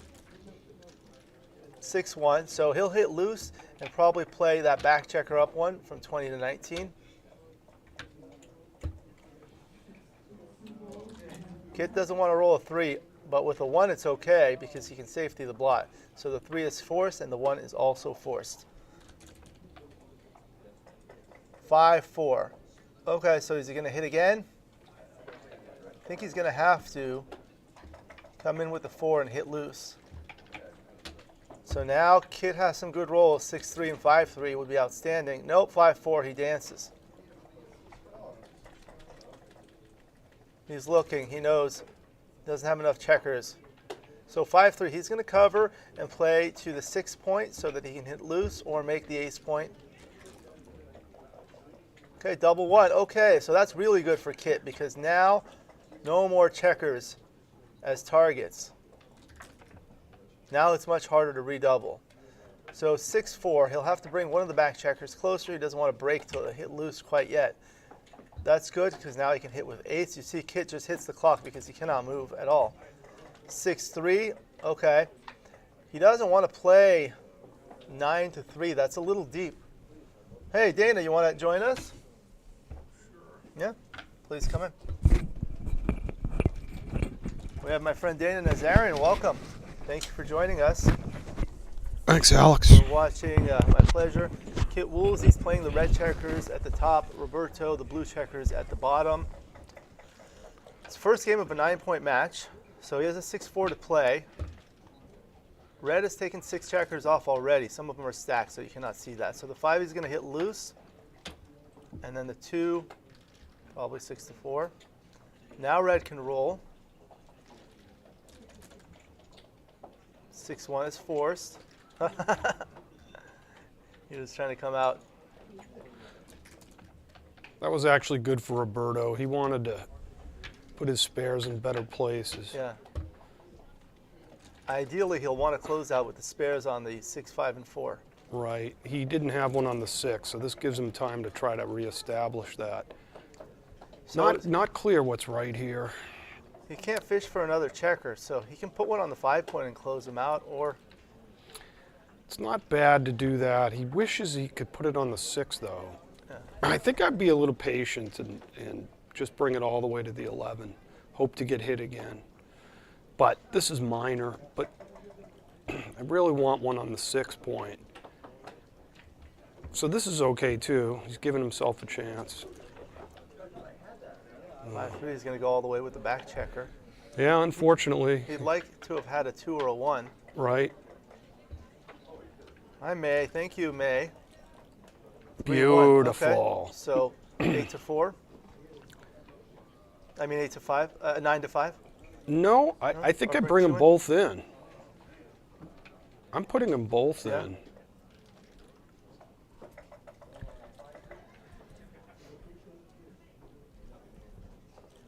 I'm keeping 2 on the high point. That'll keep your board for longer. Yeah, well, and it kind of guarantees you're going to get a couple checkers off before you. Yeah, Now beautiful. 6 off. 6 off, right. Perfect. Yeah, a lot of people would have played 2 off the 6 point. But you want to take it off. Wow, so that's about as good as you could do. And this is the critical exchange right So here. now he has 2 off versus 6 off.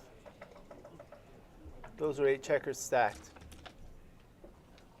Double 3. Oh, wow. 2 6 off the off good twice, yeah. Yeah, And now it would be a redouble pass if he dances, right? right. Okay. Yeah, this is pass. Okay. Nicely They done. knows these ones.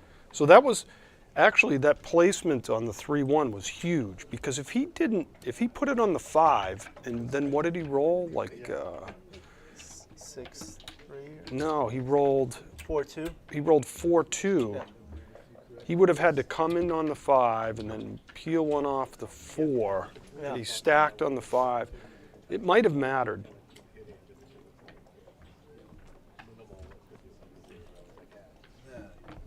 And then when he rolled that 6-3, he would have had 2 off.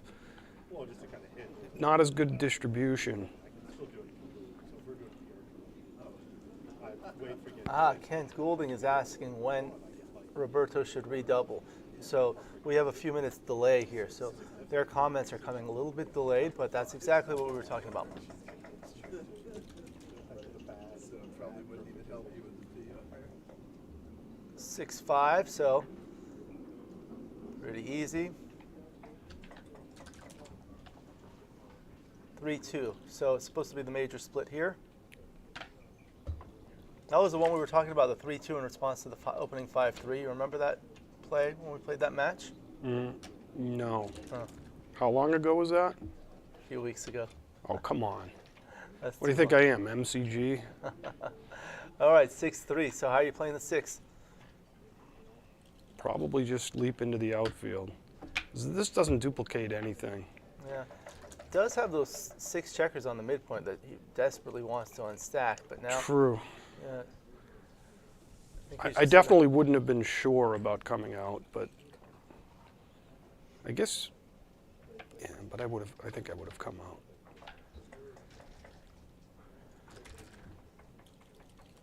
Three, 2, so point and anchor.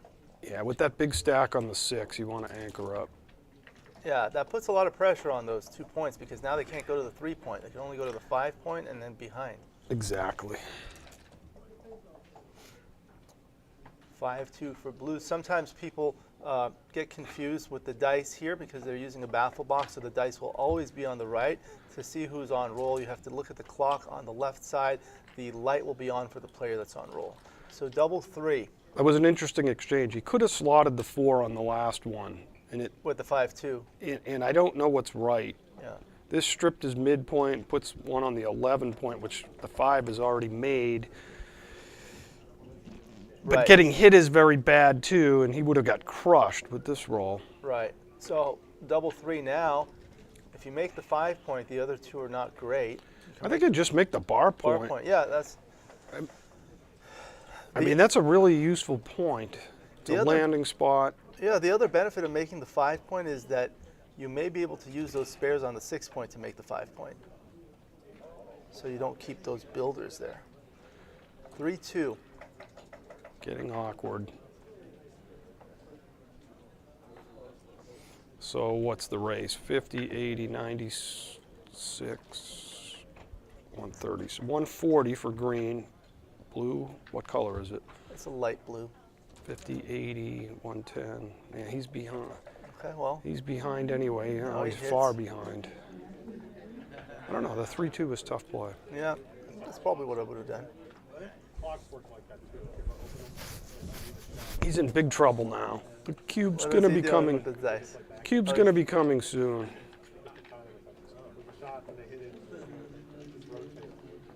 I don't know. He's conjuring up a All right, 6-2 from the bar. That's a Ray Fogerland. Not a good roll. pretty bad roll. I mean, He's going to have to play 2-2. I'm shipping it here. Yeah. For me, Kid is known for aggressive doubles. New elephant joke. Well, I made. mean, he's ahead in every facet of Right. the game. It doesn't mean it's not a take. It might be, but it's clearly a double. I don't even know if I take this. How are you going to win this? You get 42, 72, 80, 110, 118 for red. You can put it here into XG while you're doing that. 83, 101, 31, 41, 48. So you're down like 35 pips or something. You got that stupid checker on the deuce point. Like, believe it or not, that matters because it's already. All right, he took it. It might be, It but does. I don't know. Pulling it up here. Probably has enough. Oh, it's a pass. Look at that. Yeah. How much? Is it close? No, it's a borderline. Now do me a favor. Put that checker on the deuce on the slot the 4 instead. How much does that change it? That's a good question. Probably still a pass, but yeah, it's still a pass. I mean, he's behind in every facet of the game, and oh, by the way, he's up 2-0 to 9. That matters. Switch the scores 0-2 the other way, and see if it's a take.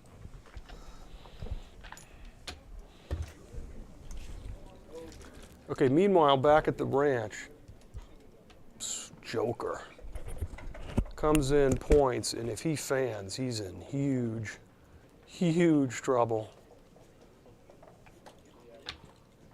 Wow. That was a monster double two. Ooh, beautiful shake and response, though. I missed that exchange. I was plugging in the computer. So, Kid came in with double twos, hit, and made his 5. okay. But luckily for Roberto, he entered with 1-4. He's got a 4 to play. He can hit loose or just try to get off the anchor up on the 9 and clean up his blots.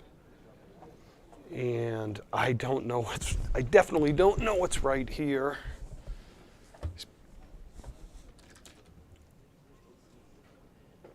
I think I would have been inclined to slash away and hope for a bat, make the ace point or something. So now double one. What did he do? He shifted. And he Shifted. has 2 more. Yep. So yeah, it looks like 6 to 5, and then he's gonna okay. I guess he's not that afraid of his board, No. 2-point board. 5-1. He dances.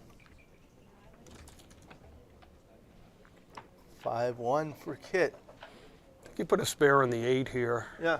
Keep it in play. Welcome to the viewers in the gallery. We call it the Peanut Gallery. Ian Terry is watching. You know, I think I would keep the checker on the 12 point so that if he rolls 3-6 or 2-6, he's got it there as a. Yeah, I don't Looking really. at that. Well, I guess it doesn't matter. He's got that other one anyway. I see.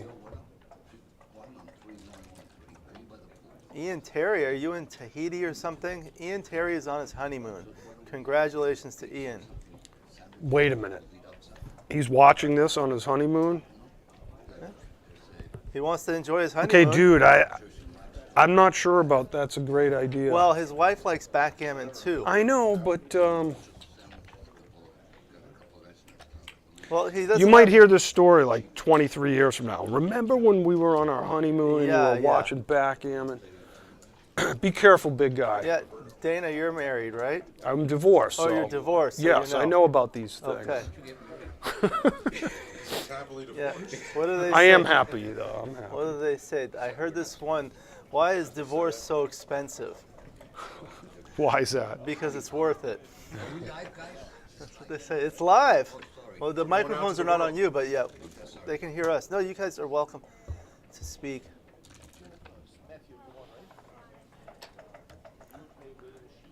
Backgammon turned into life advice, but I'm definitely not the right guy to take advice from on that. So Maybe my, backgammon. My son saw our wedding pictures. He said, "How come you didn't have gray hairs in these pictures?" I said, "That was before I was married."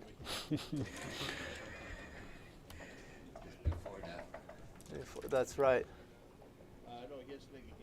All right, so now 3-1. Thank you. Hello. Welcome. Can he get off the gammon? I don't think he's going to. You don't want to leave bad boxes, so you got to go 6. Yes, you got to do this. Yeah, so now double sixes plays well. Yeah.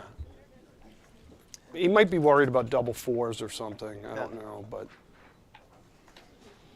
now I don't think you come out and get hit again. I think You lose too many gammons. I'd rather waste the pips. I think that's right. Okay, so 6. And Ripping. Now you can start Peeling. off. Peel, peel, peel.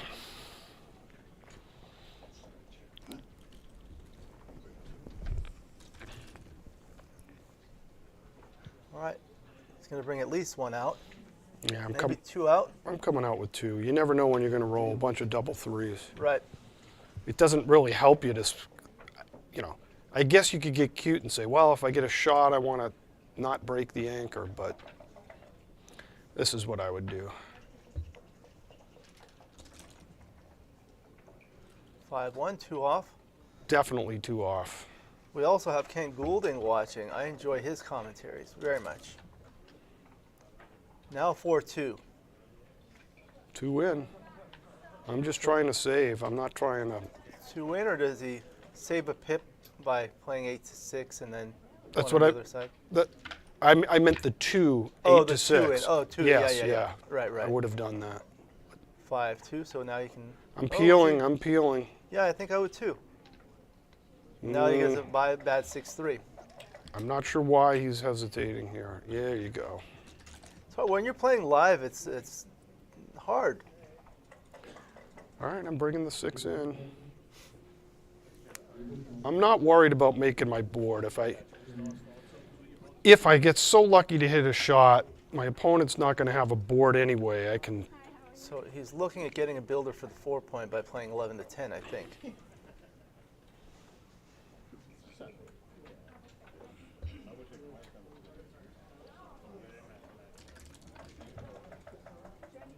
Three-one. This is a little trickier. 1. I'd still be inclined to peel. I'm 4 peeling. off, yeah. I don't love this. I'm ripping another checker off. Is this? Oh, Ian says he's on his way to the airport. Not a All boy. right, safe travels. Ian is traveling home, I believe, from his honeymoon. Bill Riles is traveling to Indiana. I'm not burning. I'm coming off the back point now. Yeah. You're not afraid of getting attacked. He's got 2 Right, blots. because of the 2 blots in the board. So I'm definitely going to the 12 point, and then to the 7 point, and then maybe I burn 1 pip To the 5-point. and right. go to the 5. I guess the other play is to get them both out and come all the way. But I don't think so. With 2 blots in the inner board, Yeah. I just stay back and slow down his bear off. Yeah. 6. 10 crossovers. He'll need 7 crossovers to save a gammon. So this is why I like peeling whenever you can if I'm Kit. Wasn't thrilled with the fact that he didn't peel on the last shake. Eric Peterson is joining us. Welcome. Eric is always traveling. I think nowadays he's in Dubai or Mumbai or some sort of bye-bye.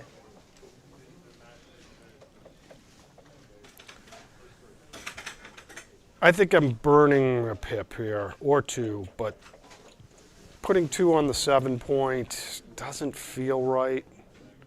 Yeah, it's extremely inefficient when you're trying to save a gammon and you have checkers on the 7-point, because with large numbers they go deep and you don't really want that. Definitely don't know what's right here. This is what I would do, but I Yeah. don't know if it's right. No, 4-3, okay. But you got to look at peeling here. I don't know. Probably right. Another double 5. Now he's Wow. just got. All right, now I'm building the board because I'm not going to get gammoned. I go to the 2 and the 4 point. Slot the 4 and the 2. And from the 13. I mean, from the 12. Right. So I don't think I'm going to get gammoned here. Now I'm trying to make the board.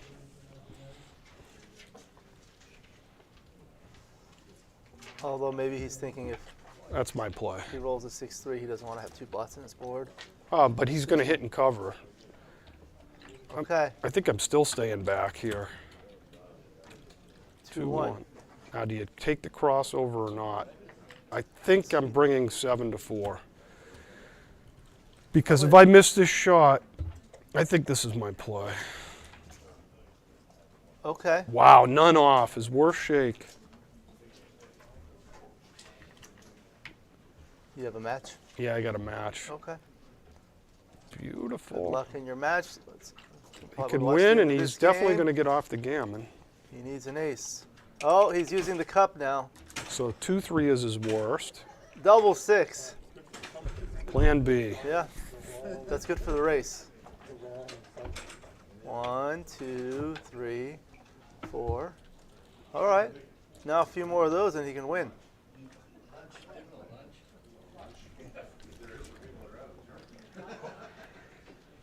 One, 2, 3, and Well, it looks like this one's in hand. I have to go play a match. all right. Good Been luck real. to Dana. Thank you for joining us. Do you know your next opponent? It's the winner of John Scritulia Okay. and Jake Jacobs. I don't know who won. All right. Well, good luck. All right. So now it's 2-2. 7 away. 7 away.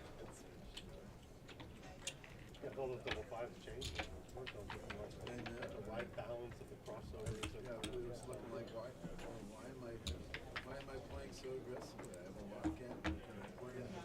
There ain't Just like there's no log gammons, just like when people say there's no gammons here, I think it's like people say these aren't the birds. There's no gammons here. We got what I need. There's gammons.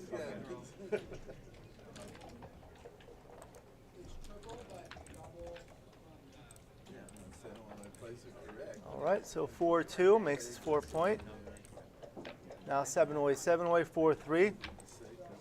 He knows how to play this. Up and down. Oh, hello, Jake Jacobs. What happened? Did you win your match? No, that's Okay. why I'm here. Oh, well, welcome. We're happy to have Jake Jacobs. Please put this microphone on. All right, how do I? Just a clip there. There you go. All right, it's a pleasure to have Jake Jacobs. We just had Dana Nazarian. Jake, we were going to do a video together. Yes, that's Just right. Schedule that at your convenience. Okay. Yeah. Yeah, I'll have to, once I get back to Tucson, I'll take a look at the calendar. Do you but drive here, or have a you, lot of, no, I have, but this time I flew. Okay.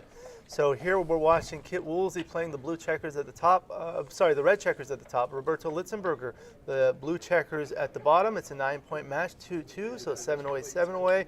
And now red has a 6-1 to play. I'm not sure if he's played any of it yet. But if he hasn't played any of it, what would you do? Would you hit twice? I would Oh definitely no, hit it's a twice. cube decision. Okay, it's a cube decision. So this is a little hard to tell because they're using a baffle box, so the dice is always on the right side. So he's doubling. An aggressive double. Yep. 6-4. Okay. So he can hit on his 5-point. Hit on his bar point. Or make his 9-point, right? Yeah, well, I think that's my 6 is there. And okay, he's making the 9, and Okay. I think that's probably right. Especially if your opponent's going to roll a 5. Yeah.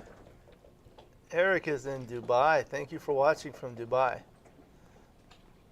So now Kit kind of regrets doubling, doesn't he? He's kind of regained his Kid market. is a man who has no regrets. All right. 4-2. So step up with the 2 and then play the 4 down. Mm-hmm. We had some other viewers, 3-1, he's going to make that point. Bill Riles was watching. I remember I saw you doing some streaming with Bill, Jake. Sure, and I'll be seeing Bill in February. He's got the Texas tournament, which I've never been to before. Oh, everyone says looking it's forward to great. that. Yeah, it's always great. The weather is mild at that time of year, and they've got the Super Bowl. He hits with a 3-1. Now 5-3. He's forced to come in with a 3 and probably just 13-8. Yeah, I signed up for the Super Bowl extravaganza. Oh yeah, is that that's what It's the one of his Super Bowl events, parties? side nice. events. Nice. So with the 3-2, is he going to hit loose? Yeah, I think he is. Bring one down. It's looking for a 3. No. 2-6 from the bar. That's the Ray Fogerland, right? I know it as the Steve Mellon, but before Steve- that oh, I knew it as the Gene Chait. Oh, yeah. I think Gene is before everybody's He's time. Ray's goes the way third back. one. But yeah, Steve in his 6-2 won me the Pittsburgh Open one year. Yeah. So the 6-2 from the bar, or the 2-6 from the bar, is famous because usually when you have a 2-6 from the bar, you must come in with a 2, and usually the 8-point is blocked, so you must play a 6 elsewhere, and oftentimes it makes things awkward. It's an frequent anti-joker. Okay, so he plays a 3-1 that way. 5-4. He's going to run. Good ace on the last. Yeah. 5-1. Okay, so he can't hit. Probably slot his 4-point and 8-7 to spread out his builders. I don't know if I'd spread them out here just because he might get a fly shot. I think I like this. Kent Goulding says hello to Jake. Hey, Kent. Are you wearing your top hat? Where does Kent live? In Florida? Somewhere on the East Coast? Kent lives wherever he feels Wherever like. he feels like it. That's okay. That's nice. But yeah, I think he spends a lot of time in Florida. Double six. Nothing but doubles for these guys. Check those dice. Double three. This is like backgammon Galaxy dice. Double six. What's going on here? Well, you were asking me before if Kit regretted his double. I would have to say no. Not anymore. See, this is where I say I want a 6-5 to make the 2-point. You remember that one? If you're blue on roll, you call the opponent's bad numbers when you're rolling. Double three, look at that. So is he going to take 3 off? Boy. He can take 3 off and play 4-1. And that'll only leave 6-5 to leave a shot. And he's certainly thinking about it. I think If he plays that, now 5-1 and 6-1 leave a shot. Unless he's going to clear it completely.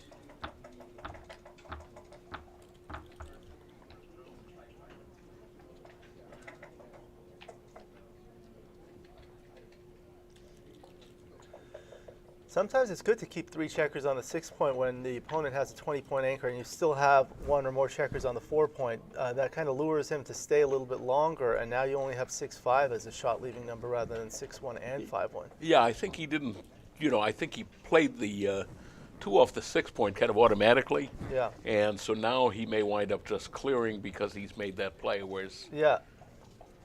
now if we see him put the checker back, then we'll probably clear the 3-point. But right now, I think he's going to clear the 6. I think no matter what, I think 3 off for 1 is going to be part of any play. Well, yeah. Right, yeah. I mean, he started with 3 on the 6, so Right. yes, if he clears his 6, he's going to take 1 off. Hi, Art. Welcome. Hello. Would you like to join us up here? I'm going to eat Okay. lunch, but I'm going to enjoy your All right. commentary from here. We have Art Benjamin joining us. We have Art Benjamin and who's the mystery guest sandwich? Yes, I tell you what they are, but they're chicken. Chicken. You are what you eat, Art. That's right. That's right. That's the But if run. you need a quick pip count, let me know. Yeah, yeah. I don't charge. 40, 95, 103, 106, 109, right? Something like that. See what I tell people, Art, when I see them eating something, I say, is that fish or chicken? And then regardless of their answer, I say, you are what you eat. All right, double 3. So is he going to run or is he going to try to stay back for 1, 2? No, I know, but I'm saying, did I get an advantage from being in? Yeah, I have 1 extra round. 3. And is he going to save a 6? He can probably afford to save a 6.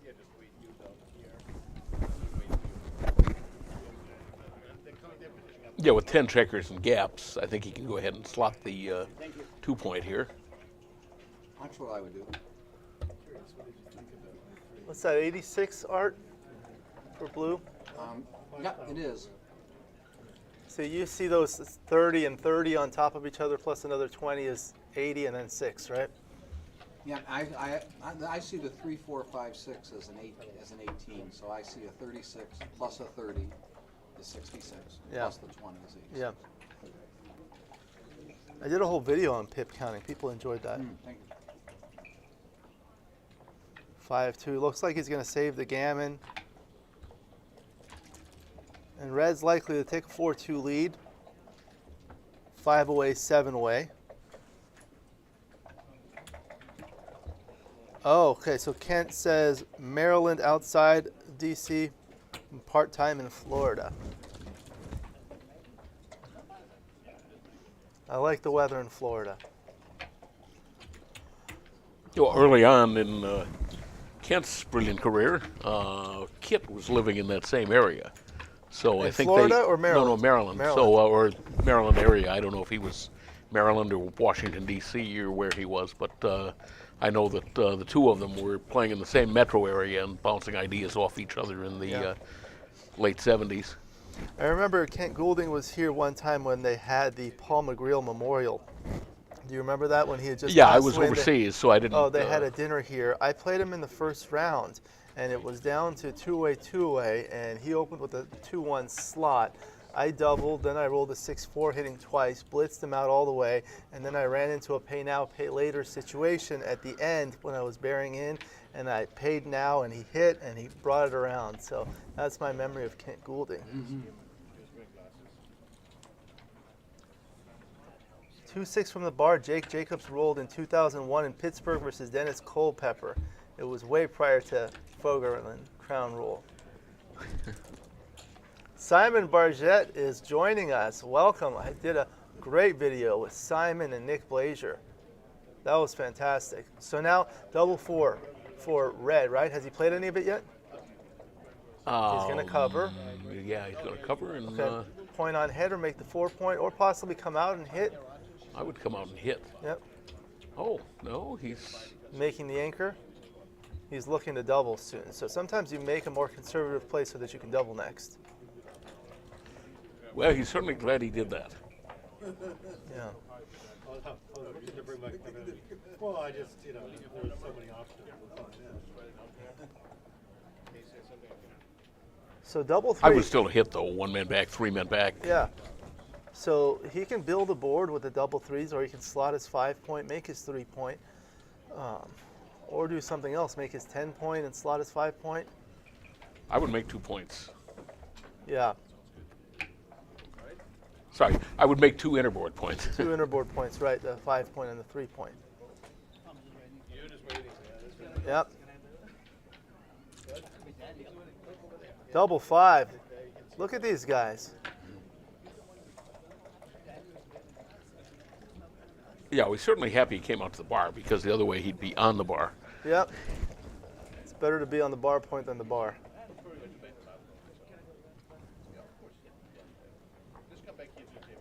And if you don't win in the tournament, you could be in the bar. Yeah.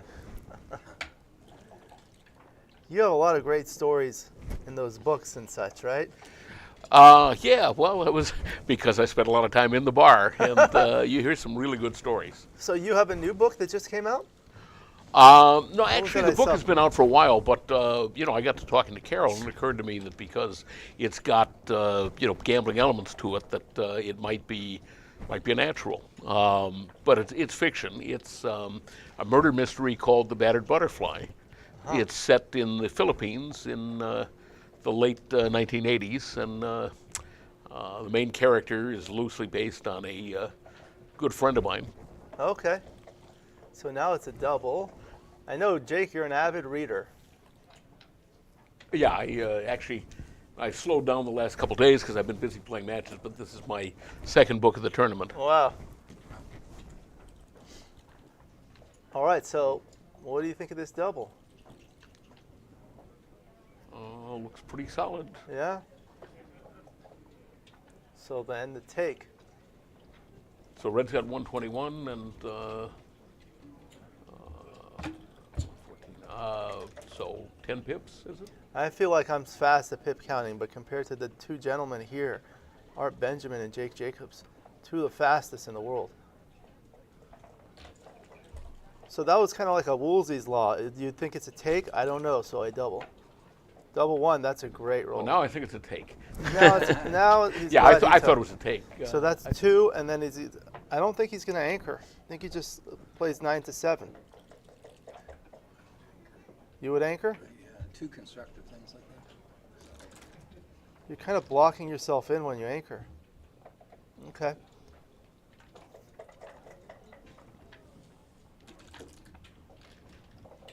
Double 4. He can hit loose. He can shift. Well, I wouldn't shift.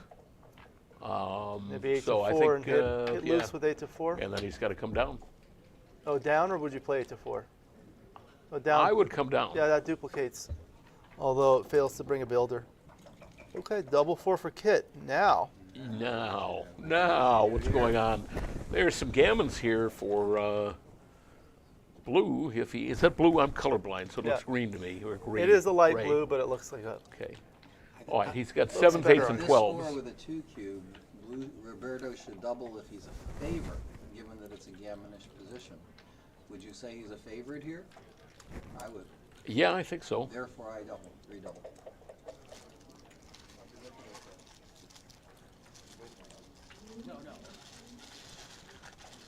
Come on, boys, let's see some action here. And Kip, I think will pass. Will take this. I don't think he'll pass.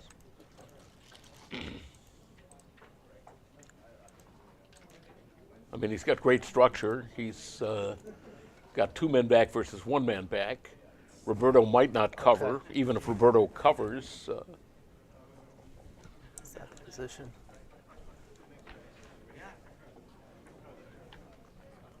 Yeah, blue is a 60-40 favorite.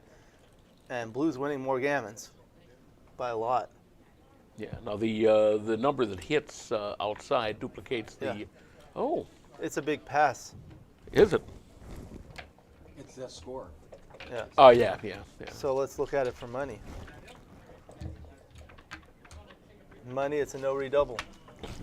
Is it a center double? Yeah, it's a big initial double, but not a redouble for money. All right, so now it's 5 away, 5 away, down to a 5-point match. Match equity is about 50% here, right, Art? Almost exactly, yeah. Yeah. Did you check? All right, so with a 5-2, I think for money, in response to a 5-2 split, it's better to bring 2 down, but they're close. So now here I would, oh, he's doing the half and half play, or like that. Okay, I would have probably just, oh, maybe.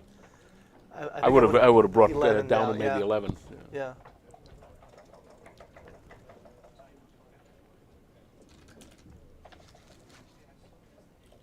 Five, 3. That's no fun. So it's going to Yeah, slot the slot it 5 up. That's good. 2-1. And he's going to counter slot. Or he's going to play like that. Okay.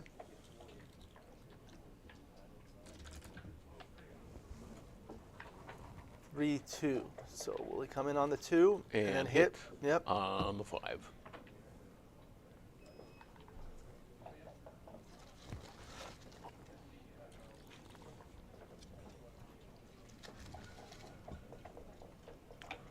Okay, so he's going to hit on the 3.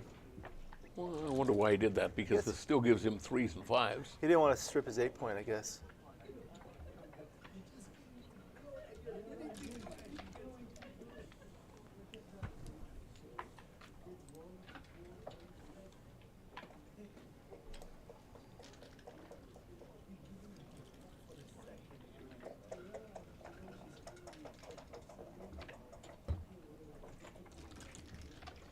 Oh, Kent Goulding asks, what is the closest Fibonacci number to 4,180?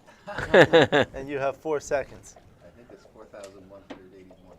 Oh, what is a Fibonacci number? Fibonacci numbers are the most beautiful numbers. Hold on. Fibonacci numbers are the most beautiful numbers in the world. They're as easy to understand as 1 plus 1, which is 2.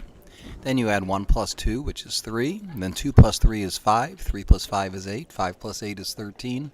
And so on. They go on forever. And they have inside of them some beautiful, beautiful number patterns. And they show up in nature a great deal. Some people are enthralled by them because they count things like, number of petals on a flower and the number of spirals on sunflowers and pine cones and pineapples. It's but I love them just for all their mathematical wizardry. So if you ever see me at a tournament, come chat with me and I'll tell you all about them.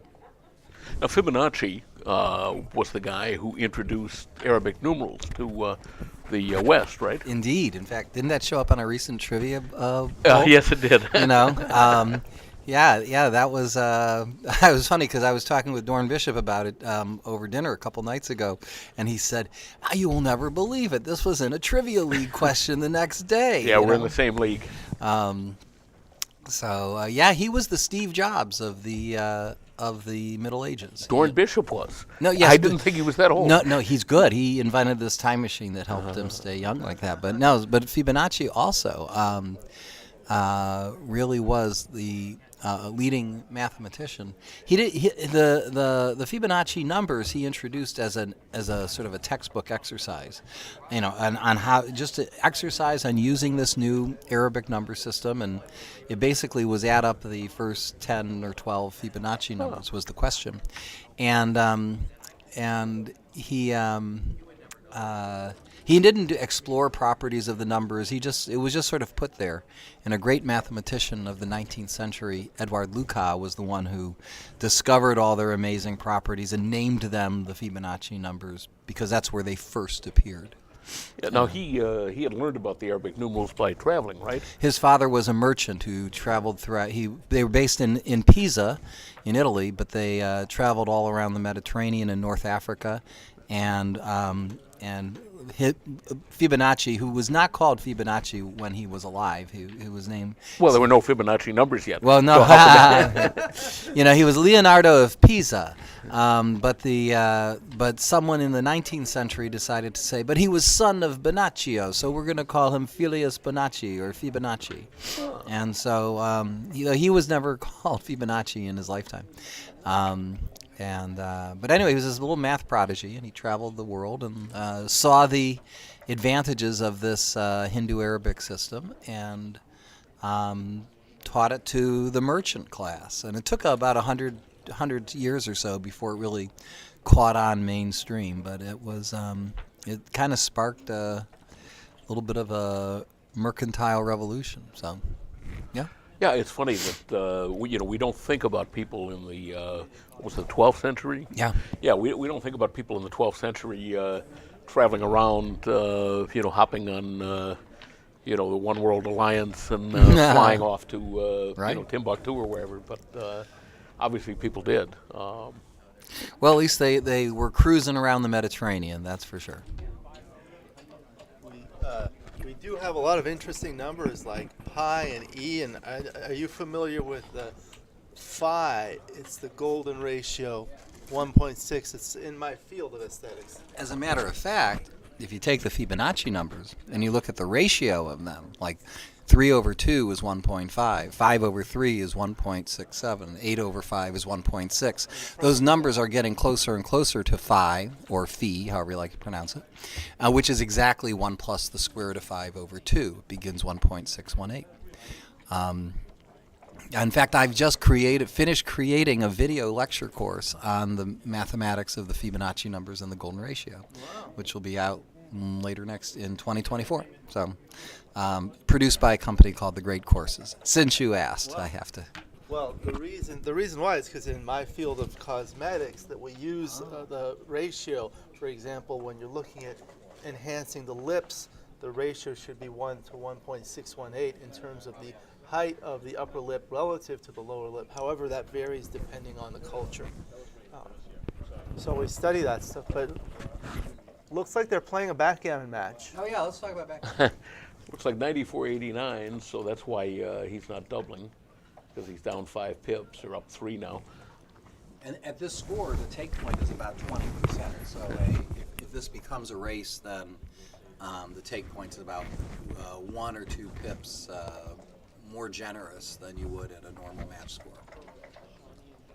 By the way, phi or phi, faux fum, Right. in backgammon, that was in 1996. You're talking to a giant, so I do know about such things. In 1996, I was playing Paul McGrill in the finals of the consolation in Indy, and that was one of the things he wanted to talk about, the golden ratio, before we started our match. Oh, wow. I don't remember why, but yeah, we wound up having a discussion about that. I've yet to find a great application of Fibonacci numbers or the golden ratio to backgammon. I'm looking for it. Once it's out there, I'll talk about it. So now it looks like there's a holding game. What's the race? Is that 92 for red? 94 for red? 84 for red, isn't it? 84, sorry. Yeah, 84. What's 10 pips between friends? I think it's tied now, isn't it?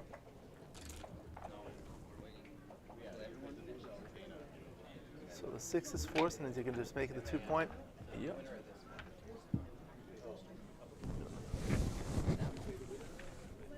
You want to sit here, Art? Okay.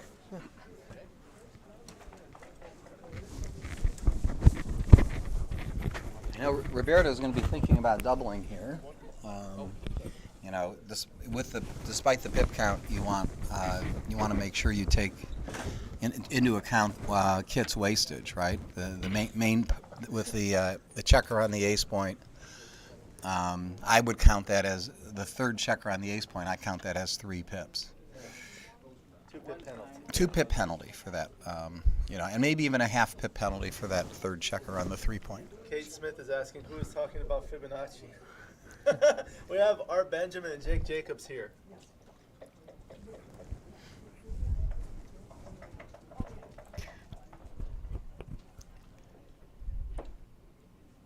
I don't like to toot my own horn, but I am president of the Fibonacci Association, which is a mathematical organization devoted to studying that. That's why KG brought it up in the first place. All right. Okay, so he's got a slight race lead, but he's got some numbers: And- 3 2 1 2 1 1 3 3. Right? Contact favors Roberto, right? I mean, Yep. the worst of the racing numbers become the best of the hitting numbers, right? 1 1 3 1 1 2, as you say, 3-2. and 3 2. So the race is even stronger. But remember, at this score, you can be a little more generous in your taking. So what does Roberto have? 71. I think the pip count is tied, but obviously he's got the 71 deficit to of 37, 38, 51, 71. Right, but there's a lot of extenuating circumstances. One of which also that I think is generally unappreciated is that this is not a pippish race. This is not a race where the checkers are all like bearing in. These are checkers where you've got a lot of stuff on the ace and deuce. That tends to reduce 3 2. 3 2. We talked about it. There it is. That tends to We're reduce seeing it in the action. take point as well. Right. So, because the lowers the variance. He played the 3 first. He did.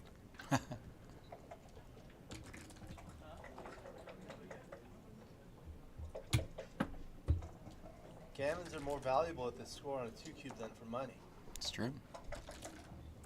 because it gets you to the Crawford game. So this is awkward.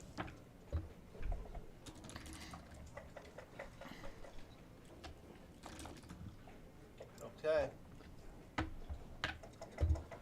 All right, he's got to take now. He earned his take. And now he lost it. You know, if it's not a take, it's a mistake. Indeed.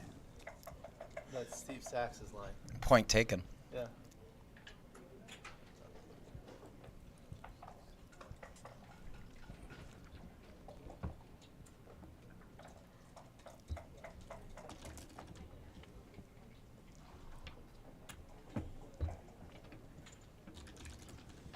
Oh, David Vakil asks, are the backgammon board dimensions matched to the golden ratio? They certainly should be. Yeah. You know, there is a lot of almost cult fascination with this, what's called the golden rectangle, and it does occasionally get used deliberately by artists and architects and apparently plastic surgeons.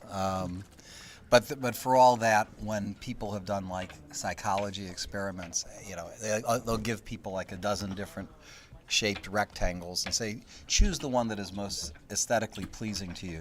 The golden ratio doesn't score like especially well, it doesn't do badly, but it's not like, oh yes, people are gravitated towards that. However, there's enough of a perception that it is the most beautiful ratio that some people do deliberately use it in their photography, art, and plastic surgery. Oh. I mean, well, you know, you don't want to be too square, you don't want to be too oblong, so.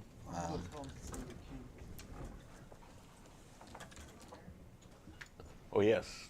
Yeah, we don't want. Cube alert. Is there like a 3-minute lag here? Is there? No, they're real time. This As far is as I real know. time. Okay.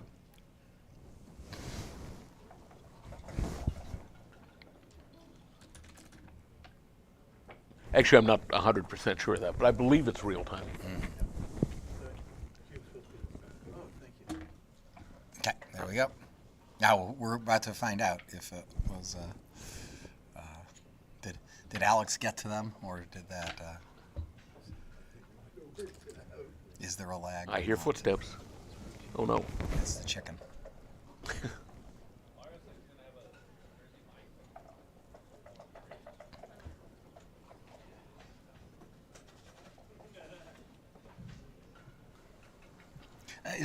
Alex, is there a lag going on here, or? About 3 to 4 minutes. Oh, okay. So you did. Oh, it is. You did correct them.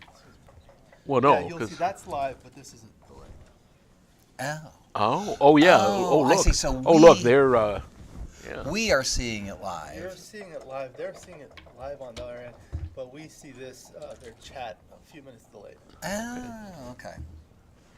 So when you're replying to the chat, you're replying to comments made a couple minutes Correct. earlier. Yeah. But Okay. we're commentating on the screen, them on the monitor, not on the computer. So we're actually in 2 different time zones. That's cool.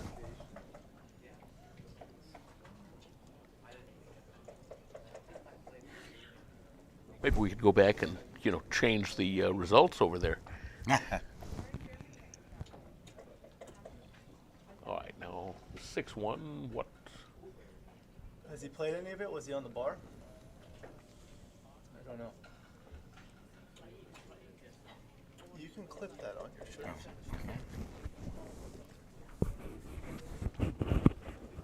We lost track of what he's done. So I'm guessing that That he came in with the 1, and now we're looking at for a 6. looking for a 6. And if he came out, it would be 1s, 2s, 3s, 4s, 5s, and 6s. So that doesn't look promising. Mm-hmm. So he probably, as much as he hates it, I think he's going to play 10 to 4. Yep. Reluctantly, it looked like. Yeah. Oh boy.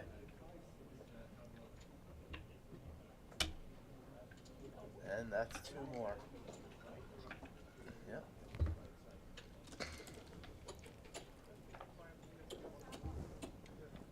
Okay, so now he's 3 away, 5 away.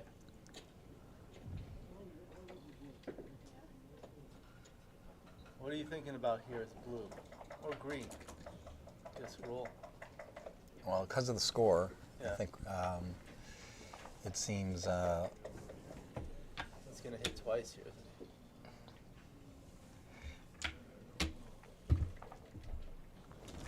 It's a delicate balance, Yeah, right? let's see So, what happens. so now I think he's too good. Yeah. You know, where you'd only double at this score, I think, if it's a clear pass. But then sometimes Wow. if it's a gammonish clear pass, then it becomes too good. Yep, just bring him down. So now if he wins undouble gammon, a natural gammon, he gets to the Crawford game, which is valuable.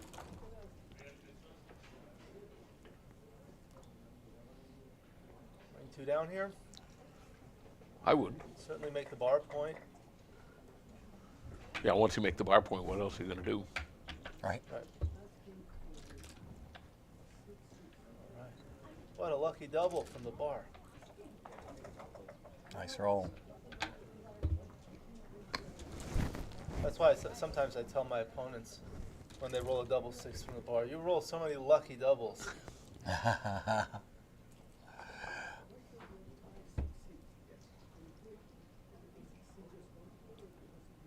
going to play to the 13 to duplicate the aces.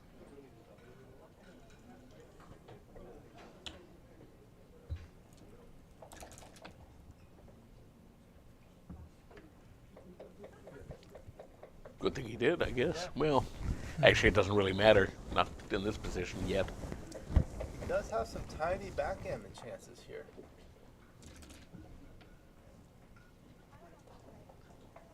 That's helping.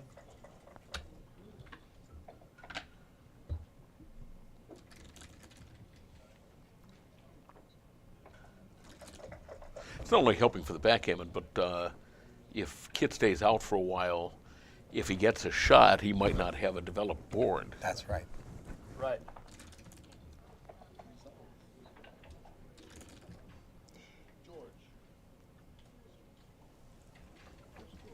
So when you're on the bar against a 5-point board, on average, how long is it going to take you to come in? 3. 3 rolls? Literally, exactly, it's 36 over 11, which is 3.3.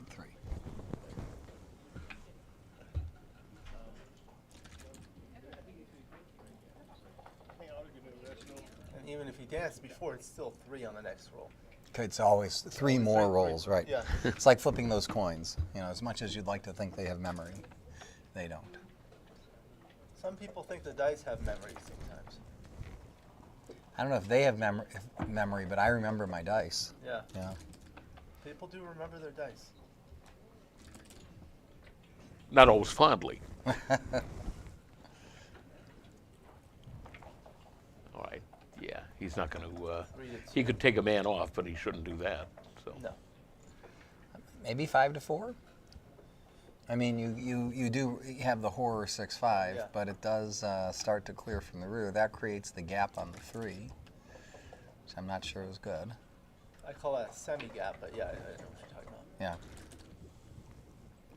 6-1, okay. So what I've learned is when you have the highest point to clear is your 5-point, and the anchor is on the ace point. Your 4s cannot be played, so you need spares to be able to play 4s comfortably. Mm-hmm. So the 5 is forced, and the 3. Hello to Tapio Palmroth.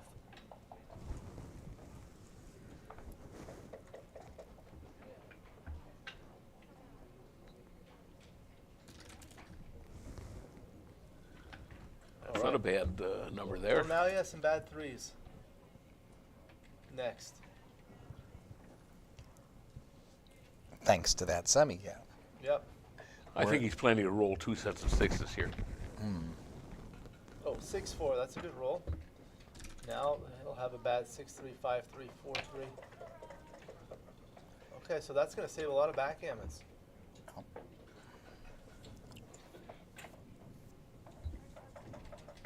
Just start with a double 2 now and then a big double later. All right.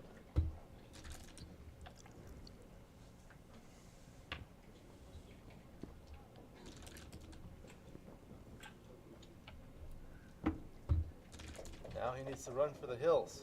Uh-oh. All right, what do you do here? 5-2.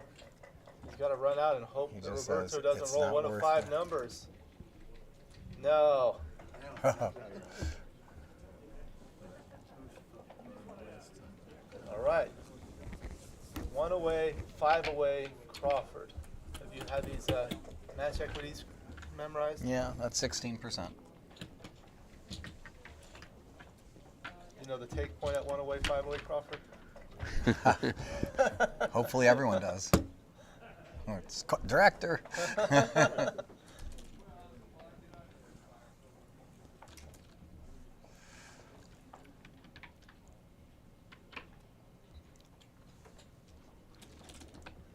You know, just as valuable as knowing your match equities is, and maybe even more valuable, is knowing for the various scores what the right take point is.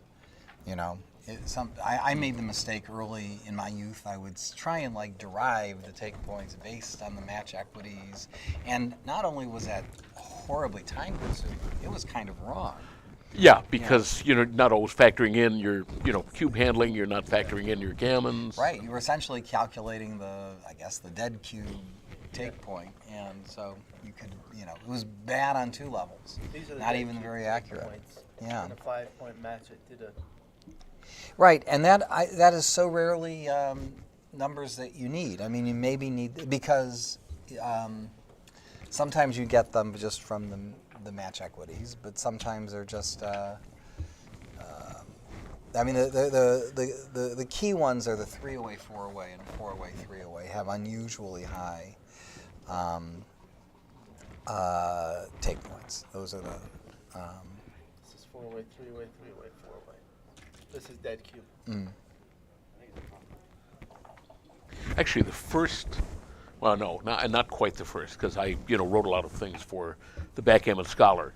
But the first time I submitted something to Carol, somebody had written, and this is long enough ago that, very, very basic problems were appearing in the newsletters.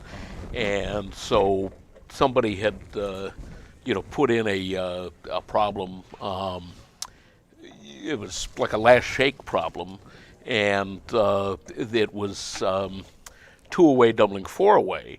And they were saying, well, man on the 6 point is off 3/4 of the time, and your take point at this score is, in those days, I think we figured 17%, but of course, this is an easy take. And I looked at that and well, wait a minute, it's the last shake. So, and it turned out Danny Kleinman had the same reaction I did, and because he was already famous, she printed his. You can be an underdog and double it two-way, four-way on the last roll. 35% is a doubling point. Not only that, that's more likely to happen when you are leading in the match score. It's kind of surprising. You kind of think the leader has to be conservative on that cube, but on the dead cube, it's actually surprisingly right often for that leader to send the cube.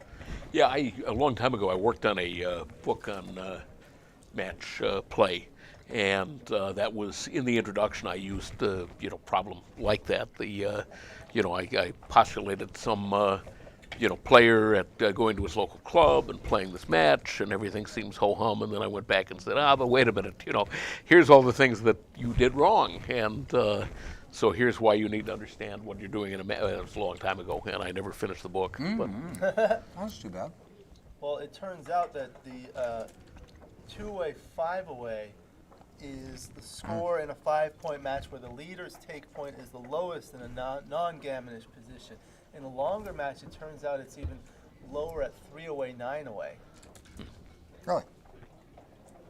Because 3-away will get you to the Crawford game, whereas winning 2 from 9-away gets you to invaluable 7-away, just under 8. So when your away score is a value of the cube, that's very valuable. When it's like one above or one below, it's not quite as valuable. Things I've noticed from the match equity tables. Well, let's see. So he has a 6-2 to play for blue. Okay, so now this is not really a back game because he doesn't have the timing, but he does have the double anchor of 2-5. So what has he played so far? Nothing. So he's got to play it off the 18 or the mid. Okay, so now he has 5s and 6s to hit. Okay, so 5 he can hit and continue.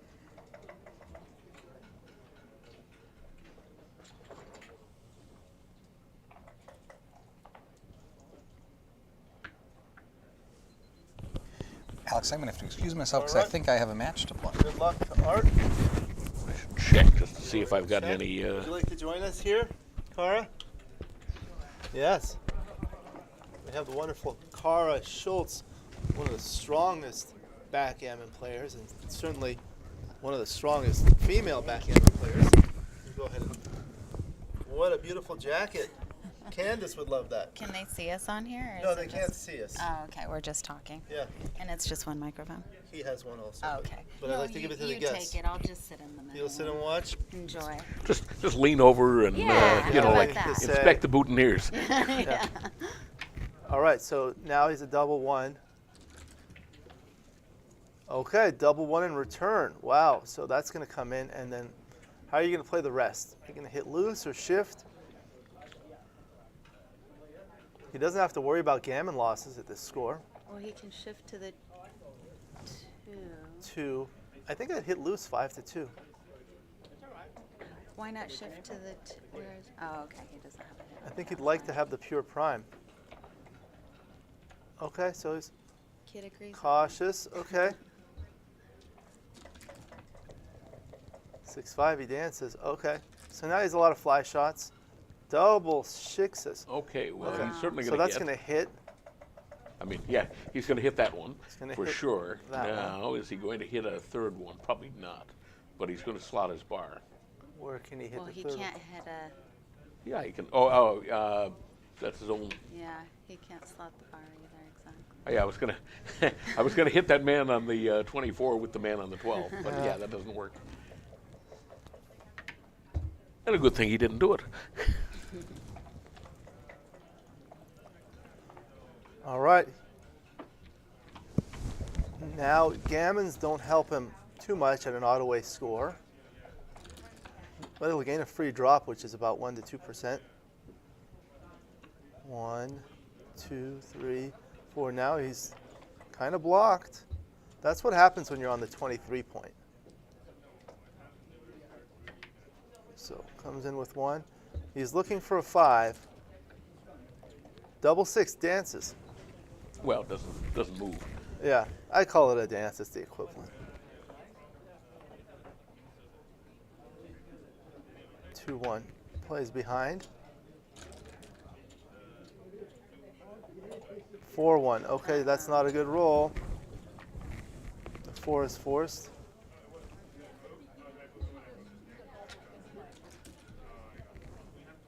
Okay. Neither is rolling great, but at least he makes a 4-point board. 5-point board. 5-point board. First he made the 4-point board, then he made the 5-point board. Whoever rolls a 5 or 6 first. This game is going to take forever with the way they're rolling.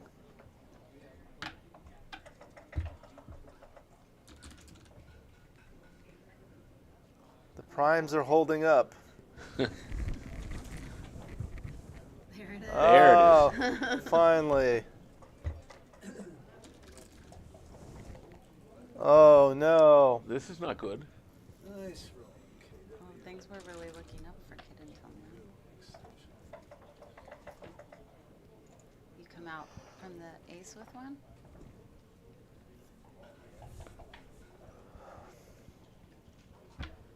Yeah, I think you Okay. do.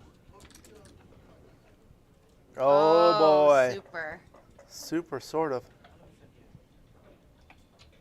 Still leaves a blot somewhere. Yeah. Super, thanks for asking.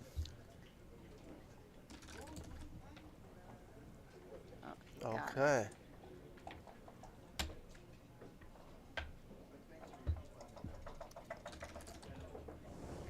Oh, 6-3, close to a 6-2.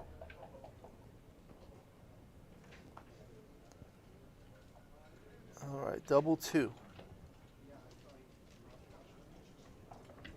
1, 2.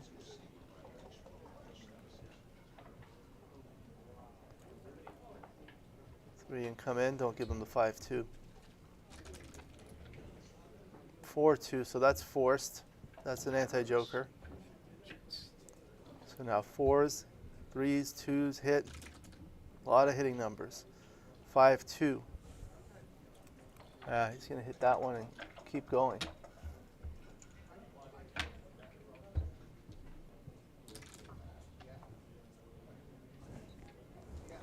May is asking, where is Candace? I think he's looking for you, May.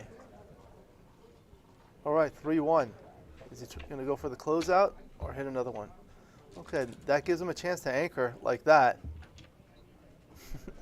He flings the checkers. 5-4. He's not going to want to make the bar point because that's the next point he wants to clear. 3-2. Okay. Some good, some bad.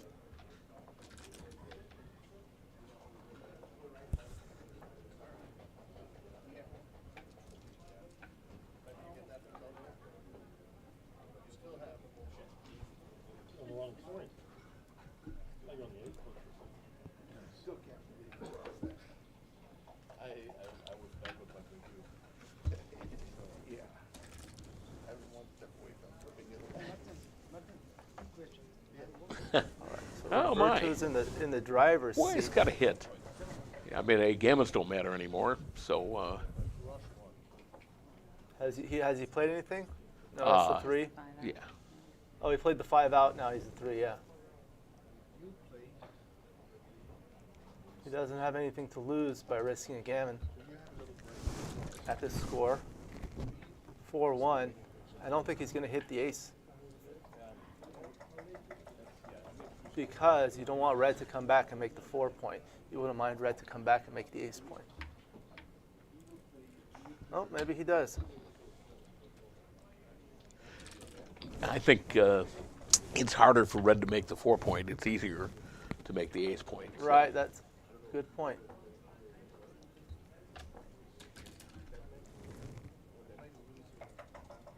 Six two. Got to run all the way. Yep, 6-4. Another. Oh hitter. no, it doesn't hit. It does. It does hit from the hard way. Oh yeah, it does hit. Yeah. All right, that's a no hitter.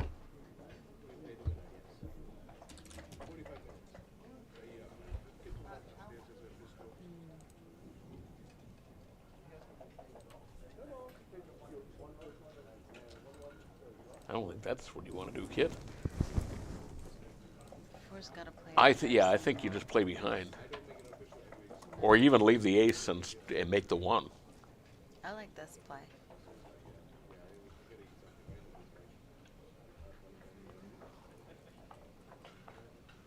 The 13-9 is clear to me. It's the 2 that I'm not so sure about. Oh, but he's looking at double 3s. Well, there's a parlay, I guess.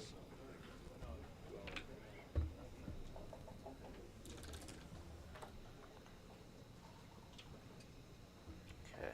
There's a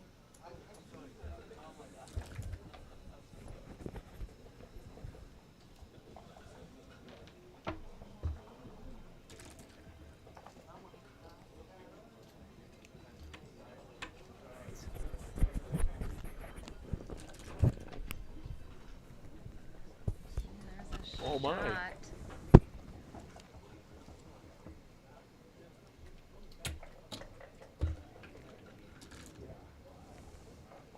Two 5. Kid could win this. Yeah, he can win it. Just like this. Alright. He needs to cover that ace, maybe. Another That'll double. He's going cover. to cover the 4. Well, Can you cover the 4 from Yeah. the outside? Yep. One, The two, 16. three. Nice. Yeah.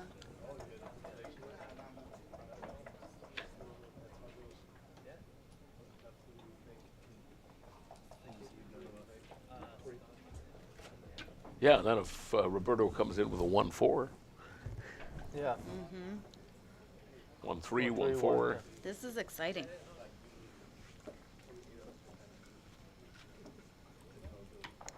So you're old school, Jake, when they used to play all the back games looking for these anti-jokers.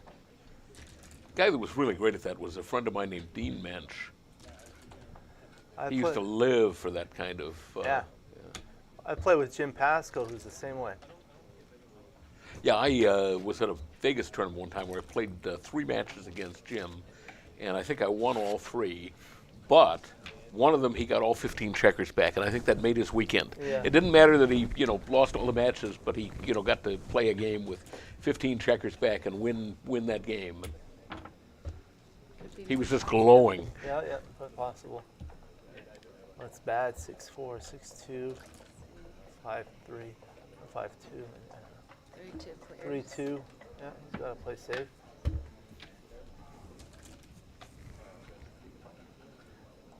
The challenge here is, with all of red checkers on the deep points, he's going to have a hard time containing. 3-1, so play off the 6-point.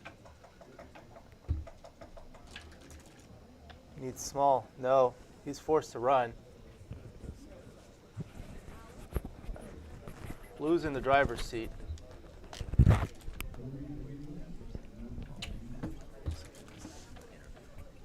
If Roberto has it. Okay.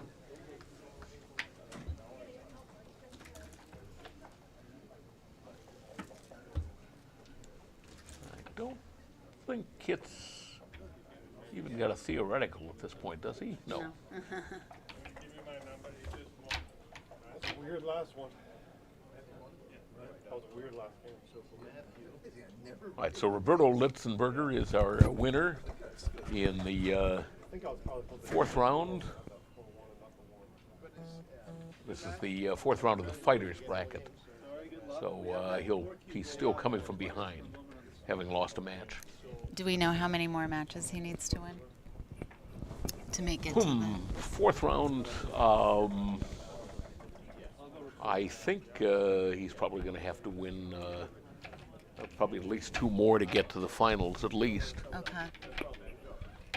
Well, I didn't look very closely at the draw sheet. But, Yeah, neither did I. Congratulations to Roberto. Very exciting.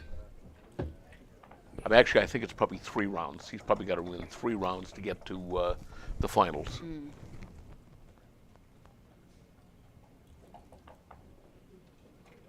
How are you doing in this tournament? Oh, I'm in Conso now. Yeah, me too. Aw. And I had a bit of a wait, but I suppose I need to check and see if... I think somebody just messaged me, and yes, I've got a match. So I will leave you to it. All right. And did I lose? Oh, no, there it is. All right, you get the official pin. Excellent. Thank you.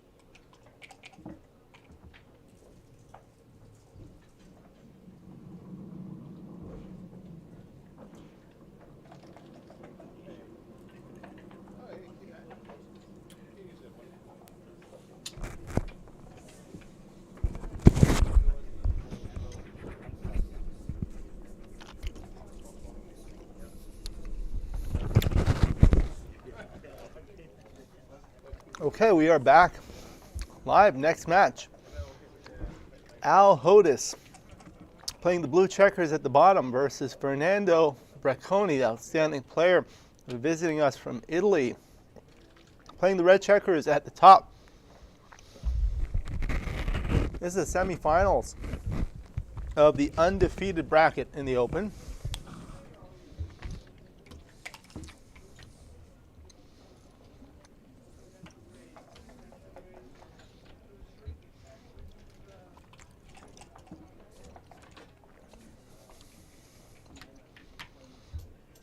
Welcome or welcome back to all our viewers.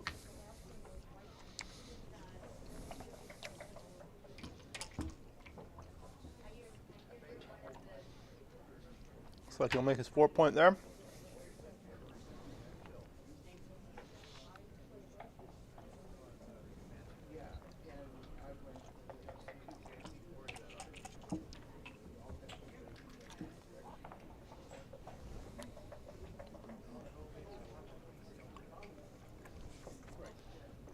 I don't know if Al can take no matter what.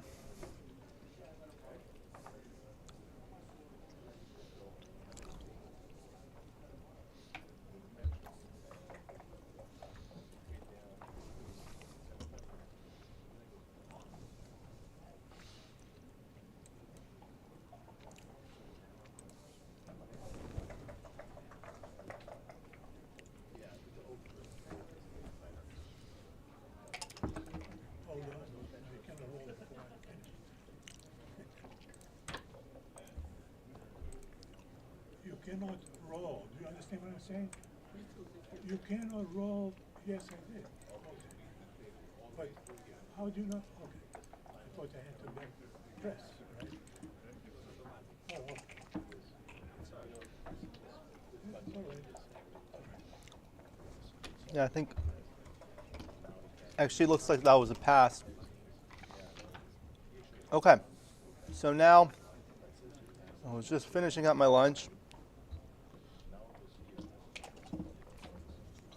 We've been talking about these live streams, and I'm trying to get some feedback and idea of what people like in terms of the commentary, specifically in terms of the board. One of the features I feel is important is to have good contrast, and 5 different colors are best, or maybe even 6 different colors. You need a contrast between the board and the 2 points. Here we have gray with black and white for maximum contrast, and nice checkers that stand out. Like here we have red and light blue, which stand out well. And the bar should be a little different color than, of course, the checkers. So you can see the checkers on the bar. And the dice should either be white or black. If the background or the field is dark, you want white, and vice versa. So let us know what you think in the stream, in the comments here. Double 4 is an anti-joker. I would like to hear your feedback because these streams are for you, and I want to make sure everyone's getting the best quality.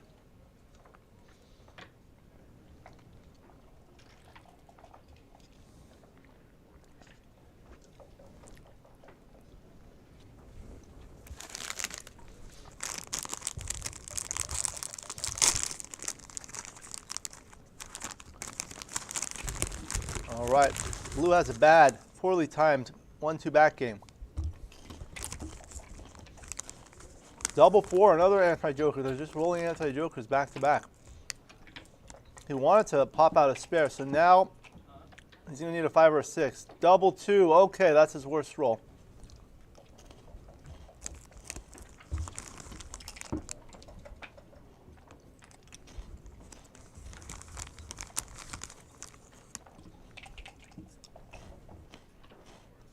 Double 5, so it's forced to come out probably all the way to the 13. 6-5. I'm going to come there with the 6 and come out with the 5. Blue's going to lose some gammons here. 3-1, so he's got to bring one down from the midpoint with the 3. Probably just continue. Double 4, okay. So he can make his 2-point. Or he can run.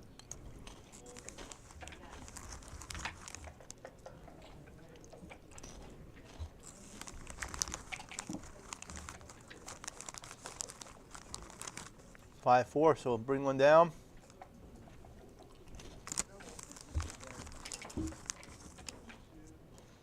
Double three is going to go all the way. 1, 2, 3. And bear one off.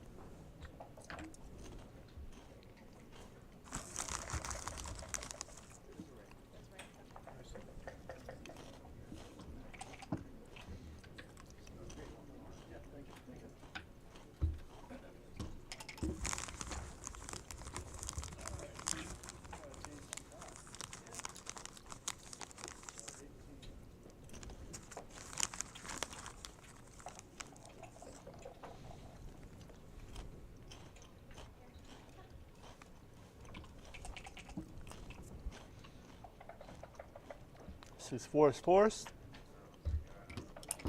Fernando's looking to point on head if possible. Double five, nope. That leaves a shot. So he's going to hit. And he's going to bear off two checkers. Now, yep, just like that. Al is looking for a five to hit and possibly get back in. 3, 2, wrong five.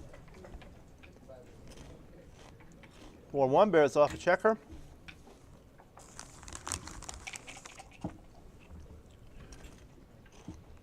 Double four, he dances.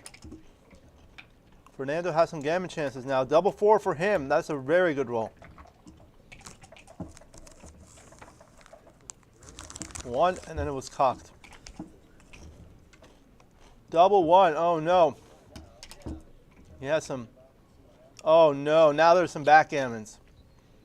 He needs a 7. 5, 4. Okay. He saved the backgammon but lost the gammon on a 2 cube, so that's 4 points. 4 quick points in an 11-point match is big.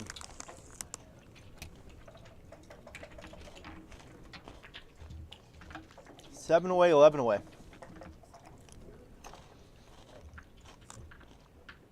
Thank you to all the viewers. We have 82 people watching, and we only have 34 likes. Everybody please smash that like button. That really helps us.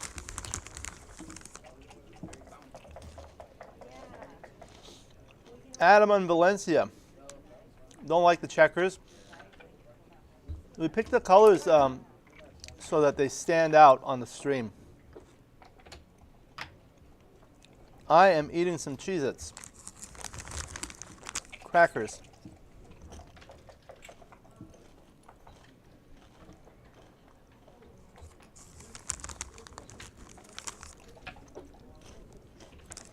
I believe that was a take.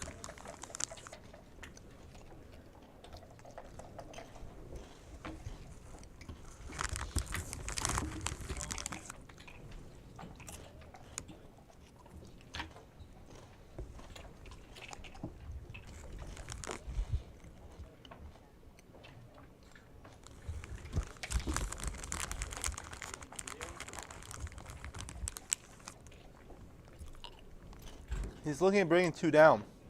Nice play after the opponent's escaped one back checker.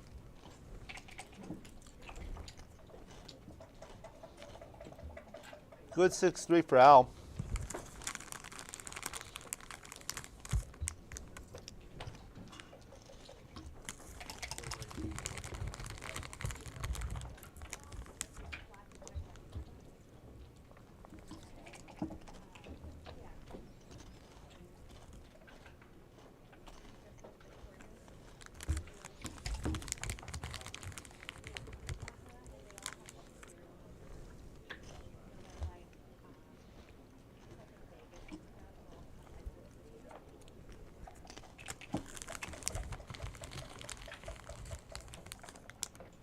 Double 3 is going to make his 10-point and probably his 3-point.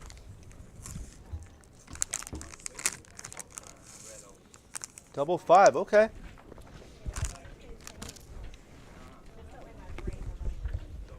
Okay, so he's looking at the race.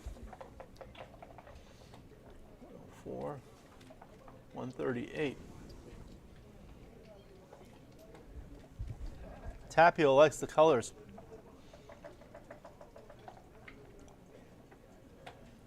6, 125 to 138. Hello, we have Matt Cohn-Geyer joining us. Welcome. Hello, hello. Thank you for joining us. It's 5-0 already. Try not to eat. I guess there must have been a gammon or a 4-cube or something. Thank you for the feedback. They're saying don't eat while commentating. Sometimes Okay. I don't have co-commentators. Double take here. Okay, I haven't gotten time to get acquainted with the 13 board. picks, yep. Okay. 13 pips and 3 landing spots. Yeah, yesterday we had time for a lunch break. Today, unfortunately, we did not.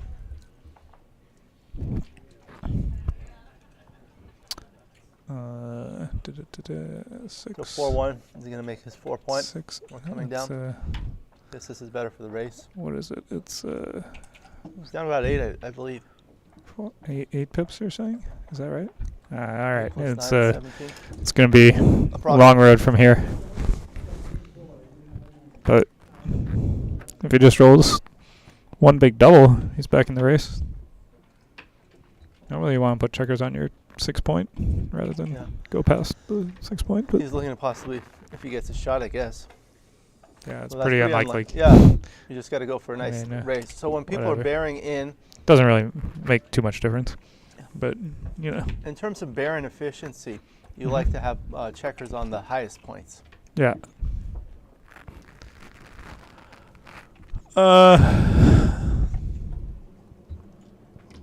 But it's mostly a matter of just what you roll, you know? You just gotta roll big. Alan G is asking when I'm playing. I'm not playing in the tournament, I'm just commentating. 5-2. I was playing, but the dream is dead. 5-4, so he's racing with this roll. He's down by 5, 10, 11. I can't really see with the hand in the way, but it looks like 11 plus more. 11 plus board is 12. a little blurry. Hi, Rain. 17, yeah? Yeah. So I'd probably stay back and try to make it a little bit awkward for him. Because complaining about the blurriness of the board. Check your settings. Look at the quality. Try to change it to 720 or 1080. Welcome to Kit Woolsey. Would you like to join us? welcome. Okay. So happy to see Good you. luck.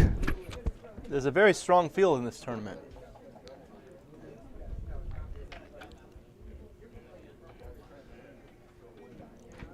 I think you should just hope to hit a shot or, you know, make it a little bit awkward for him to bear in.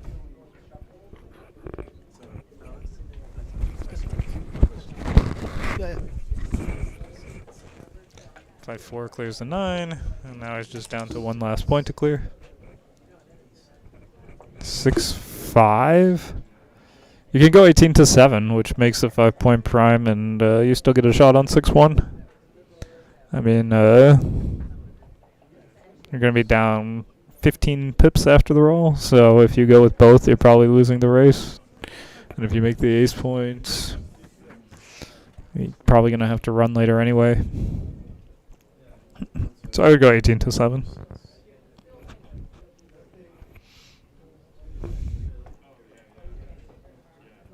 The only shot leaving roll is 6-1 regardless of what you do, and 18-7 makes the best board and wastes the least in the race. So that would be my play. But I don't think it's a huge deal because it really only matters if you roll 6-1.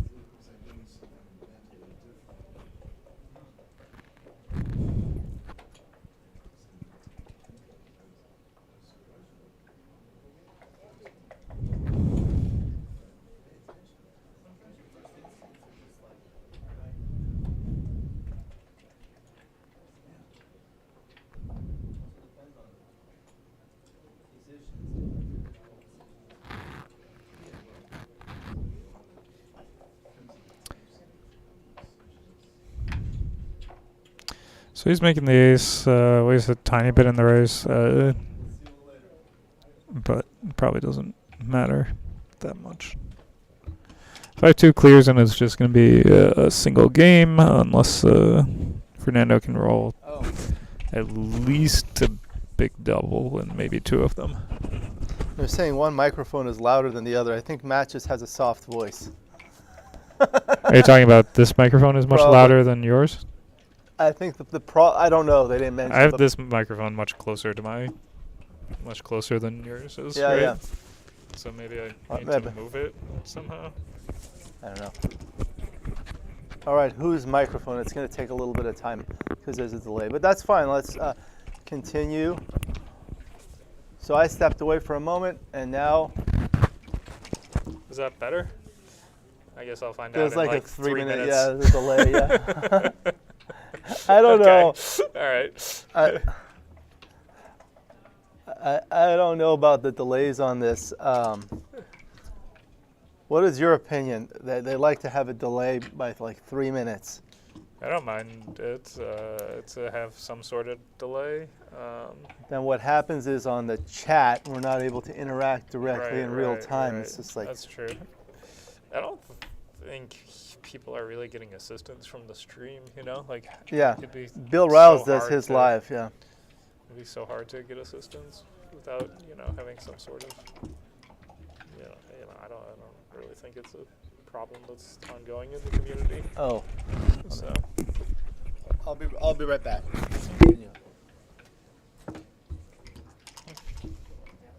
All right, chat. I'll interact with you, but only 3 minutes after you give me your comments.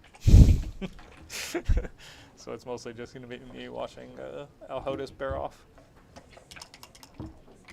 Fernando needs a set of 6s, and a set of 5s could work. He could win with a set of 5s. It's going to be hard with 2-1, though. I'd probably play off the 6 point to set up for the double 5 and double 4. Like, you need probably 2 sets now. This also works on double 5 and double 4, but it's less good if you roll double 4 first. And it's just hard to win this game without rolling 2 sets.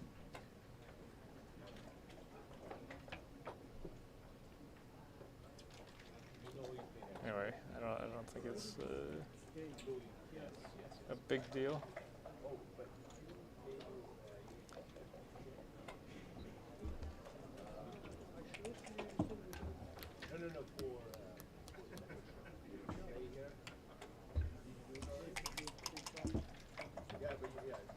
Okay, I think the microphone is hopefully better now.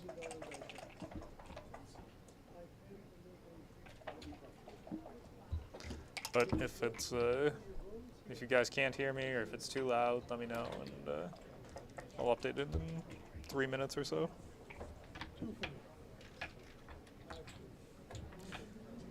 All right, 5-2 for Fernando.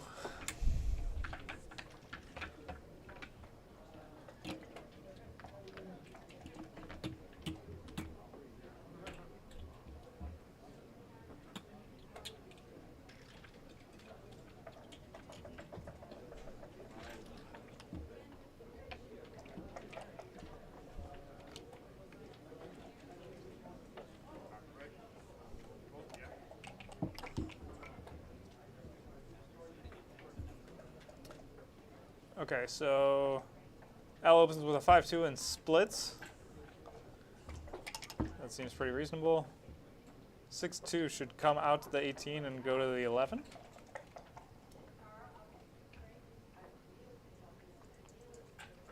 Duplicates a 6-4. It doesn't leave that many shots. This is a small mistake. It's not really a mistake, but it's a slight inaccuracy.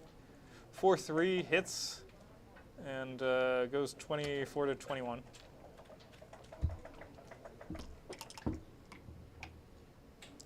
Five 4 hits back.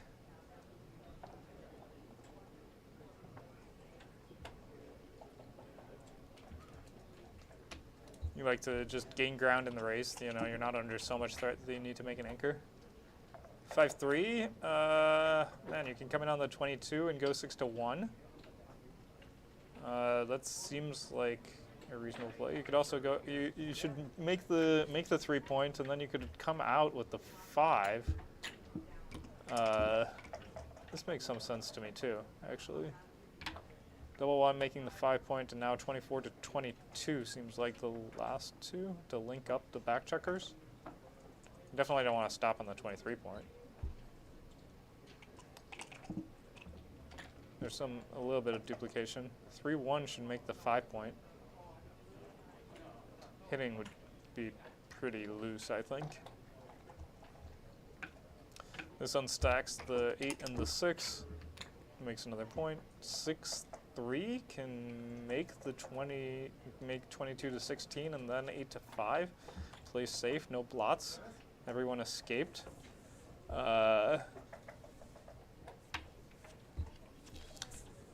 Looks like the race is pretty close. 5-2 makes the 11. Oh, Matt, your voice was too close to the microphone. That's what they were saying. Yeah, I got it. Okay, thank you. That was about 10 minutes ago. Okay. Just got back. So where are we now? 5-2? What's the race here? It's 18 pips minus a pip is 7. It's very hard to see with the hand in the checkers. And 44 for red. It's 18 pips minus a pip is 17. Minus another pip is 16. 16 pips. 16 pips for red. Really? Yeah. Oh, must have miscounted it. So 134 for red, right? I mean, 6, 146, 148, 152. 18, is that what you said? I said 16. Right? Something like that. Hello, 16. Tobias. Yeah, that's fine.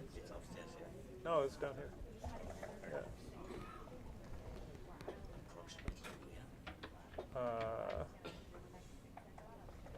Approximately the middle of the playing room.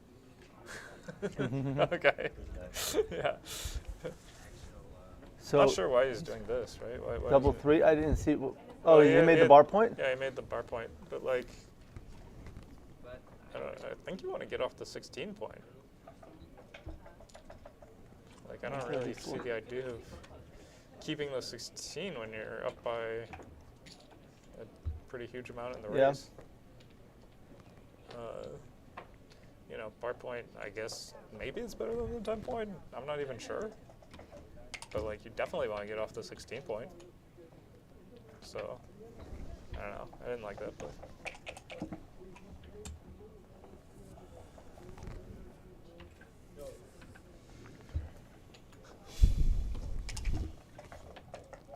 Okay, they say the microphone is better, so. Yeah. I finally found out. 6-4 for red. Okay. So now 6-4 for Fernando. Yeah, now you have to like volunteer a shot, you know. This is not the ideal, but. So that's 1s and 6-4. You could also just bring 2 down. Yeah. I guess this is. It's hard for him to hit with an ace. Yeah, it duplicates right? the hitting and covering aces.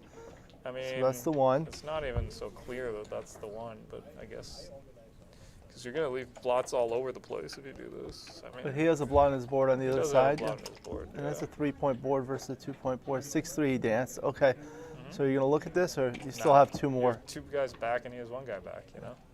He's gonna cover there. And you got a 3' and he has a 4', so you can't do anything yet. If he liberates 1 checker. Then yeah, if you make a 5-point board with him on the roof, it's a different story. Yeah. But you know, not quite yet. Not Patience. Quite yet. All right. You can go 3-1. 3-1. You can do this. He did that awfully quickly. I don't know. My first thought was to switch, but turned out well. Yeah. If he were to switch, he would still need 2 6s to come out. Yeah. I mean, 5-3 is an awful roll. He has to break his 8-point, basically. Now, No, if you nothing. look. No, No. Not looking yet? First, you better hit him. First. If you don't hit him, you got nothing. He did make the 2-point. Now? Now it's getting closer, but you're still stripped. And Well, you can play off his 11, right? yeah, but you don't. I mean, you don't have anything to attack with, right? Yeah. And like, if you just rolled with 6, you're still losing the race, right? Maybe not. Now it's getting. And what about the now score? It's getting interesting. Okay. Yeah, this is. So getting, you see, because this is getting more interesting, and it looks like it's probably a take, but I mean, Red's winning the race, right? Yeah. so when you look at the market losers here, I feel like it's not so much of Blue's good rolls so much as Red's bad rolls after that. Well, there's double 4 making a 6 prime. There's just a big racing roll like double 6. There's double 5 making the ace. There's just a random 5 and a fan. And there's like the small double switching. And if you don't roll good, like say you roll like 2-1 or something, then yeah, Red could roll something Double gross. 2 or something. Yeah. Even just like double 5. And yeah, even just like 4-2 isn't so good. 4-3, something like that. You know.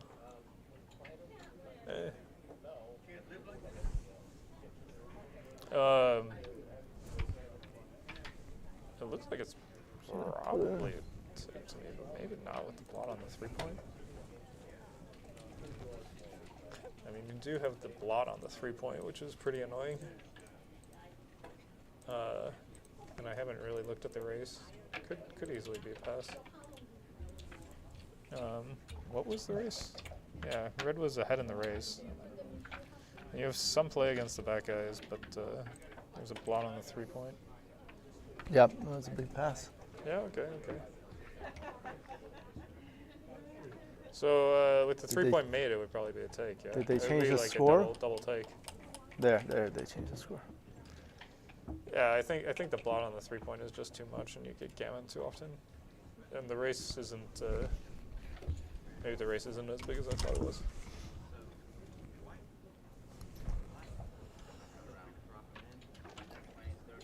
All right, 2-1.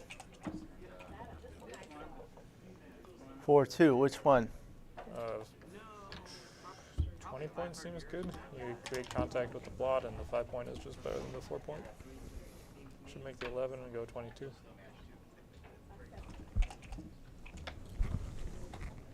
Fernando got in a heap of trouble by not clearing the 16-point with the double 3. Like, ended up just losing that game.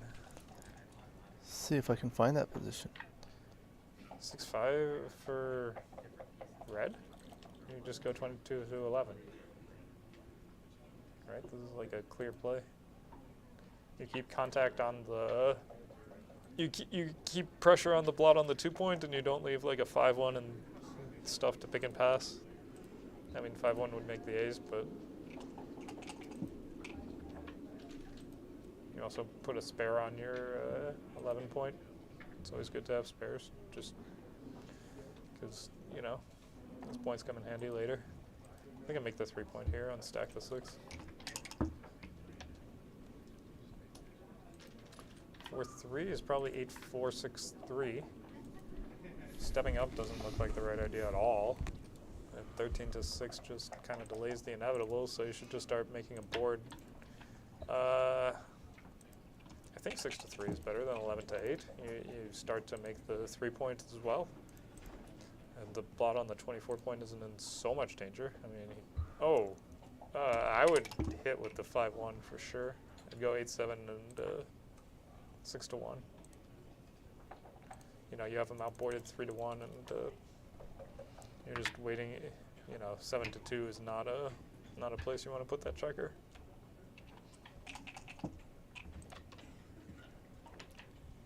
Fourth 3, you can make the ace point and come up to the 20. This was that double 3s. They were close. Is that surprising? This isn't right, is it? That's not right. He moved 2 of them already. Oh, okay. So this was the original position. Okay. You were I looking- see. I see. You were looking at this one. So I was just confused. They were both.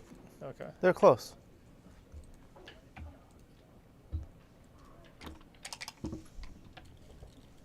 All right.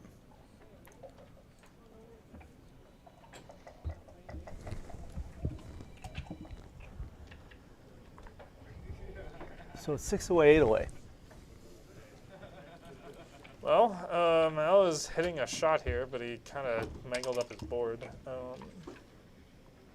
Fernando comes in and goes 13-11.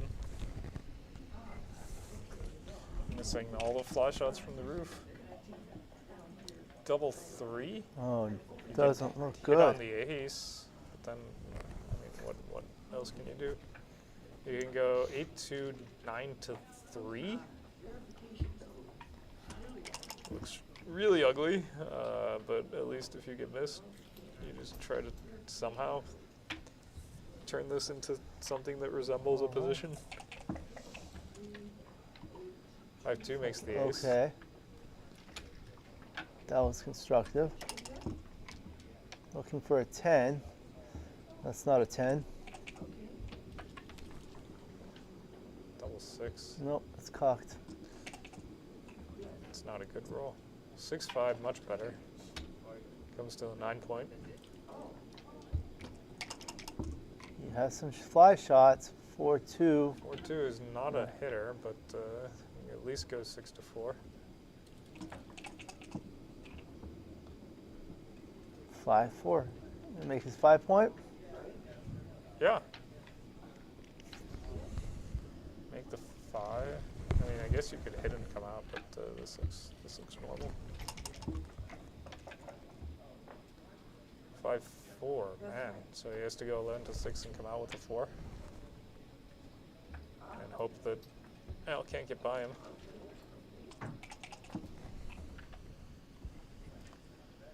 Three, 1.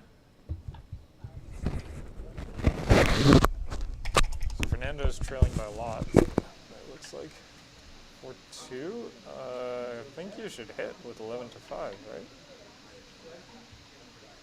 I mean, you leave 13 numbers, but if you get missed, you pretty much win. And the other way, you're not even a favorite, maybe. So, sure seems like 11-5 is the play. Occasionally get gambled here. You just win way more often.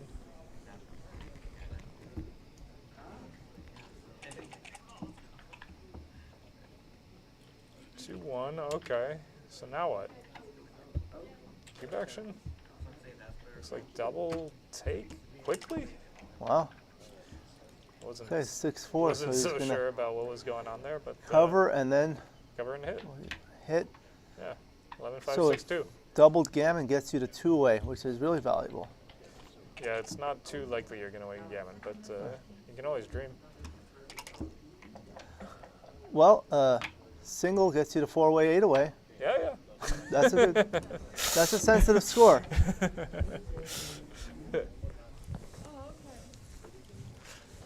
What is it that you call hypergammon go? Hypergammon go? Is that 4-way, 2-way Maybe once like, this cube has been turned? Maybe like, yeah, like 2 away, 7 away, holding a 4 cube, something like that. Oh, I see. 2 away, 8 away, holding a 4 cube. Because cube action is interesting at 4-way, 8-away. I had one of those, like 2 away, 8 away, holding a 4 cube or something against the Danes one time. They took some giant pass and then turned it back to 4 and were gonna gammon us. You know, it's when you're like bearing in against 3 point and then you roll a 6-5 to leave 2 blots or something.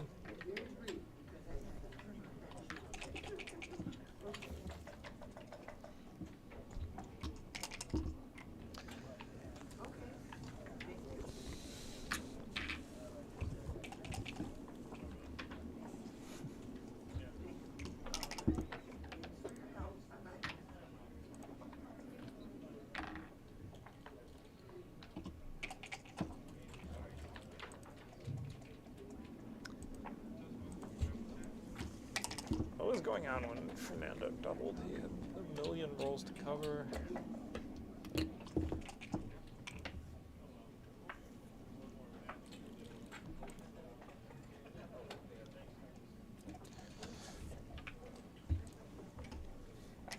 Yeah, probably it was reasonable.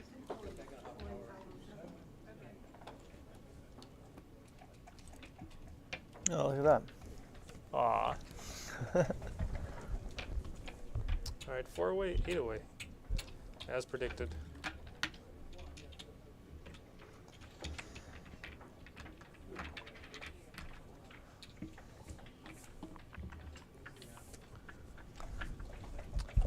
It's gotta be a little bit careful as the leader. Let me go tell him to center the. Oh, there. Okay.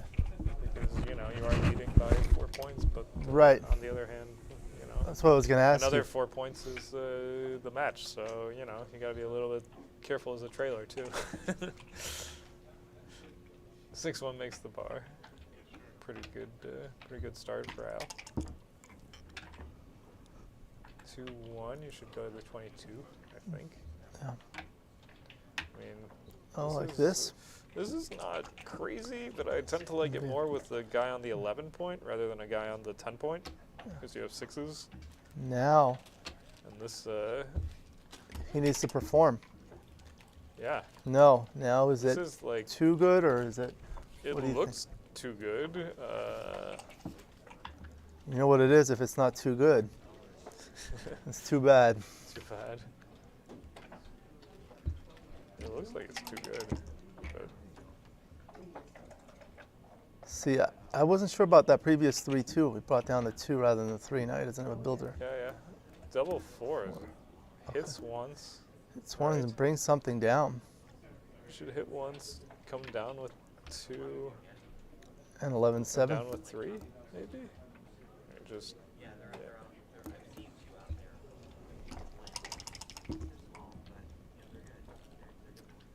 5-4. Okay. Okay, and now you can just double and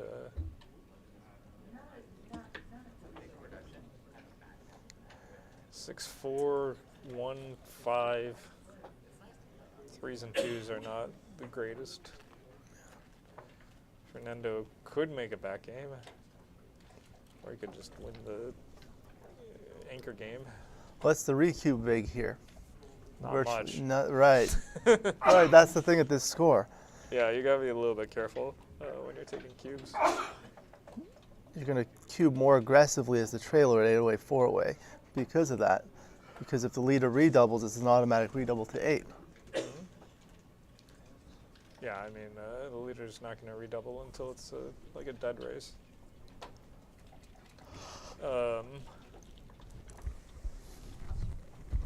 Feels, yeah, he lets it go.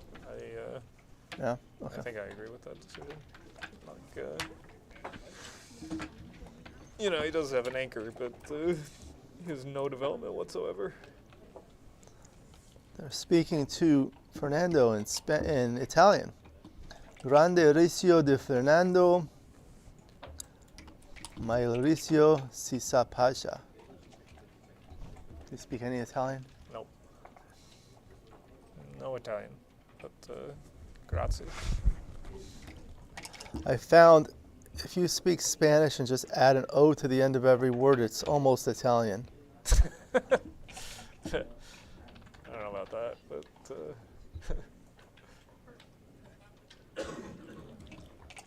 bueno, so tarde, so.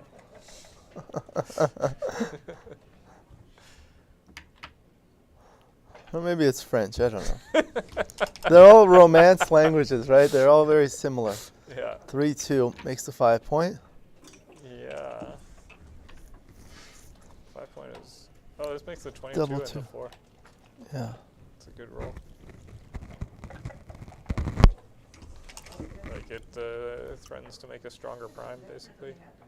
Double 1. So, Is he going to make his 4 point or so, advance? I mean, Wow. Like you're Interesting. kind of out primed, but like the unstacking is so nice. If he rolls a 4, it's kind of primed back in. Okay, Yeah, so I mean unstacking the 6 point is so nice, but you would be kind of losing the priming battle. But I would have been inclined to make the 4 point. I don't know if it was a terrible decision. That would have been like my first instinct. Seemed like a difficult play anyway. Yeah. 2-6 for Al. Okay. So Matt, if we have 94 people watching, how many likes should we have? 100. 100. We only have 40. All right, we're gonna do a rollout soon. Okay. The number of likes that we have is not enough. Everyone smash that like button. Smash it. If you smash that like button, I'll get Matt to laugh some more. I'd prefer to go up to the 21 and keep the builder a little bit better placed on the deuce point rather than the ace point.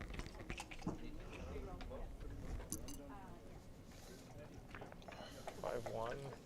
Okay, he makes that. I would also come up to the 21 on that roll. Yeah. Rather than break up my 8 point, create more blocks. So now he's looking. Yeah, I don't necessarily blame him, but you got the gap with 2 guys behind the anchor. So even though you're way ahead in the race, you know, it's not so easy to just come home without leaving shots. Looks like 30 pips. Yeah, something like that. 31 pips.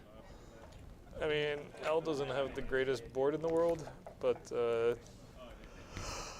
you know, the gap on the 4 point wouldn't be so bad, except you also have 2 guys out of play on the ace point, so it's hard to fill in the 7, the 4, the 9. You know, with the, you don't necessarily want to fill them in, but you know, you got to bring all the guys home without leaving shots and without 2 guys to play with. So I would at least take 1 roll just to clean up the plot and, you know, see what develops. I also don't think Al is really going to pass most sequences. It'd have to be something pretty amazing, like double 4 or something. Double 6 and a miss. 6 and 5 can go to the 10 and 2 point. Leaving just a 7 shot. Except for 5-2.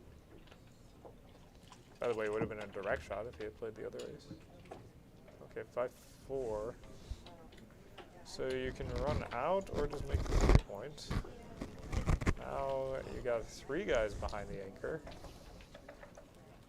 But you're still way ahead in the race. 3 point kind of uses the wrong checkers to make a deeper point than you want. What's that? If you make the 3 point, it'll be off the 8 and the 7, so you won't have spares distributed and you'll be making a deeper point when you want to make the 5 point first, right? Oh, you mean Al's play? Yeah, yeah. Yeah, I mean, Al already ran and pressed the clock, but yeah. All right, quick take. I wouldn't necessarily mind making the 3 point, but yeah, Al is never going to pass. This is 13-5, just creating more builders for the 4 point. I mean, you leave 4 shots, but you know, putting another guy behind the anchor that can't be the right idea, I don't think.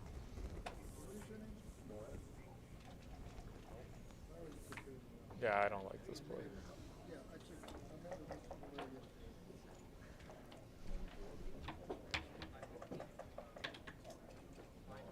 Just create 4 builders for the 4 point and keep spares on all the points. 6-5, making the 3. Okay, now he's got a point.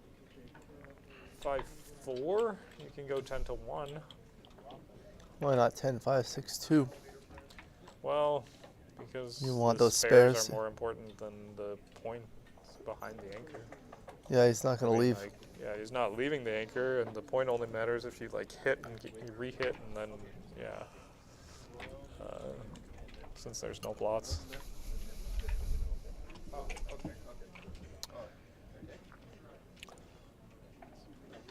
right, double 3.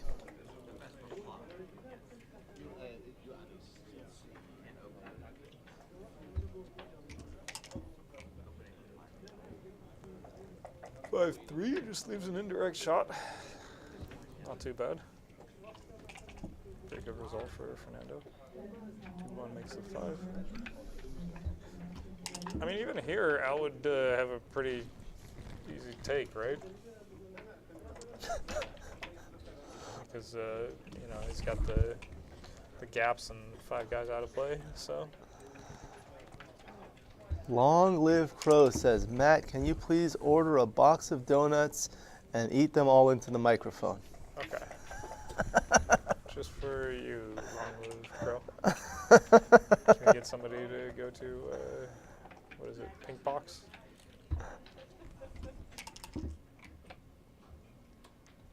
Double 3. That's a good roll. He's Fernando's still a little bit awkward, but I mean, huge roll to clear the 8. It's got to run. Yeah.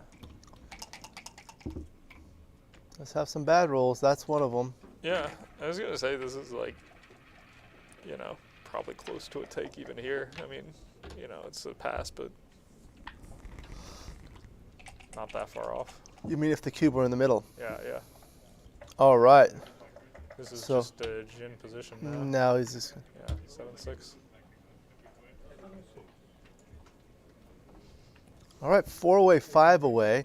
This is an interesting score because the leader has a lower take point than the trailer. Is this the jackpot or Yeah. This is the semifinal? The semifinal? There's some even odd effects as you get close to the end of the match. Yeah. So we're going to have some viewers that are at different levels. Mm-hmm.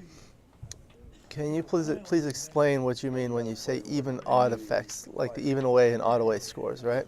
Well, in general, it's better to be even away from ending the match because, you know, you can win with a gammon or a, you know, you take the cube and win efficiently. Whereas if you're odd away, then you're like wasting a point. If, you know, the cube is typically on a level of 2 or 4, right? Not so much on 1. So, and you know, if it is on 1, you need to be 1 away in order to win the match. Yeah. Looks like they're taking a break. Okay. Step away from them, get some water on a short break. We'll be back shortly. Feel free to talk about anything you feel is interesting. Jake, you're welcome to. Jake must have some interesting stories. Let's see, we got backgammon backgame strategies. Right, Alex Eshaghian. A new book that's just been released, talking all about backgames. I think it's the first book that is completely focused on backgames.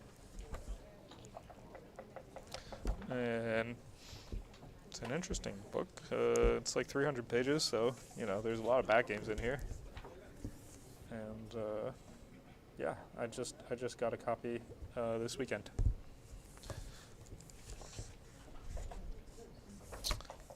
But it looks really nice, hardcover, and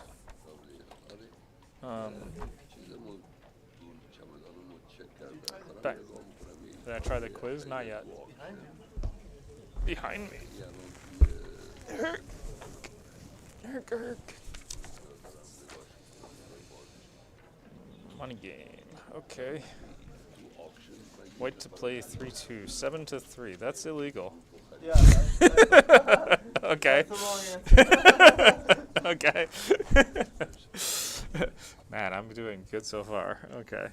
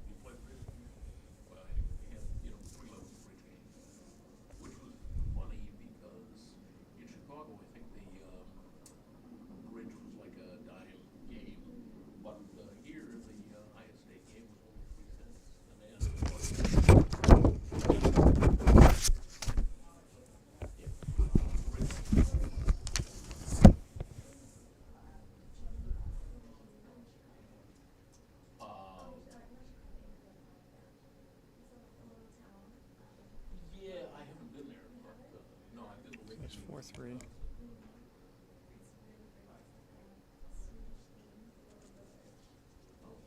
Oh, you doing it? Yeah. Okay. I When you're done, let me know the keys really over care here. for this question, but it's okay. Which question? This one, number 2. This is just. I don't even think about backgammon this way, so it's just like. I don't know. I feel like I got 25% here unless I just start going through the numbers. You double here as white? As white? That's the idea. I mean,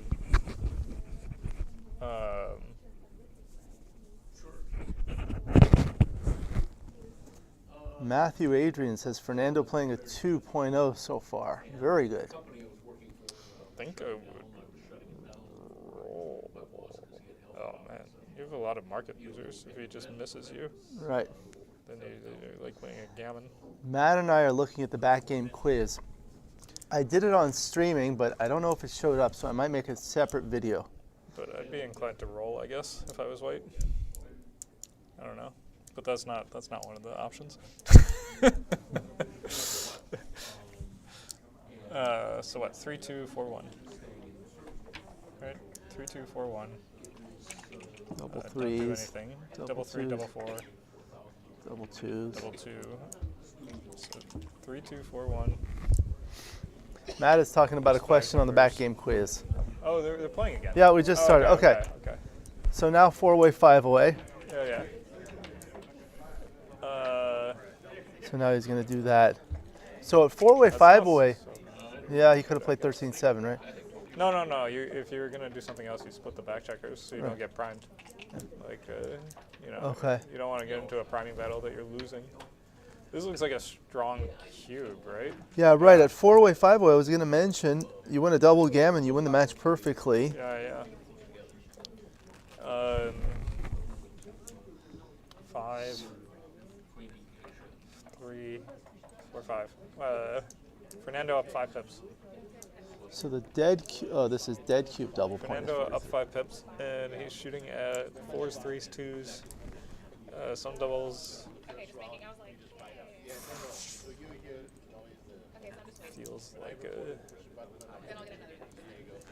Feels like a reasonable take having the 7 and the 4 points, but you have to be kind of more conservative than you would be if it were 0-0. Because you're just not going to get a whole lot of recubes. Man, that's a tough one. It could just be a pass, given the score.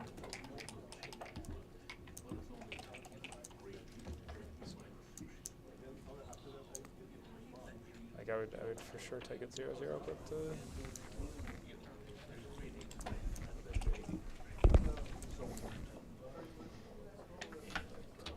5-4 hits and splits. Fernando's up 8-6, so he just needs 3 more points. And He's going to hit twice here. yeah. Hit twice. Hope he doesn't roll a 5, and then you got a strong game. It was a 5, but the wrong 5. It was a 4-1. All right. Is he going to point on head? Yeah. That makes a builder out of that blot on the 11 point. Sure seems like the right idea. You don't want to leave shots when you're winning the race, and it's like a double shot. Okay, that's a good roll for Al. 5-4. Yeah, makes an anchor. Anchors.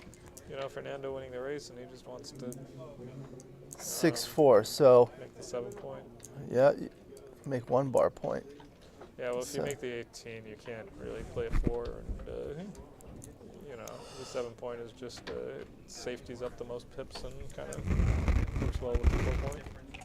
You're not really under that much threat anyway. 5-2 is 5 down, and I'd consider going 6-4. I don't like this idea. I understand. This looks really bad. It disconnects the back checkers, but you don't have a lot of ammunition in the zone. Disconnects the back checkers, but what about your position for the Right. rest of the game? Right. I mean, okay, you survived for a roll, and now you have to play out the next 25 rolls. Like, think he wanted to bring his back guy up when he's way behind in the race, and now he's blonde in the ace point.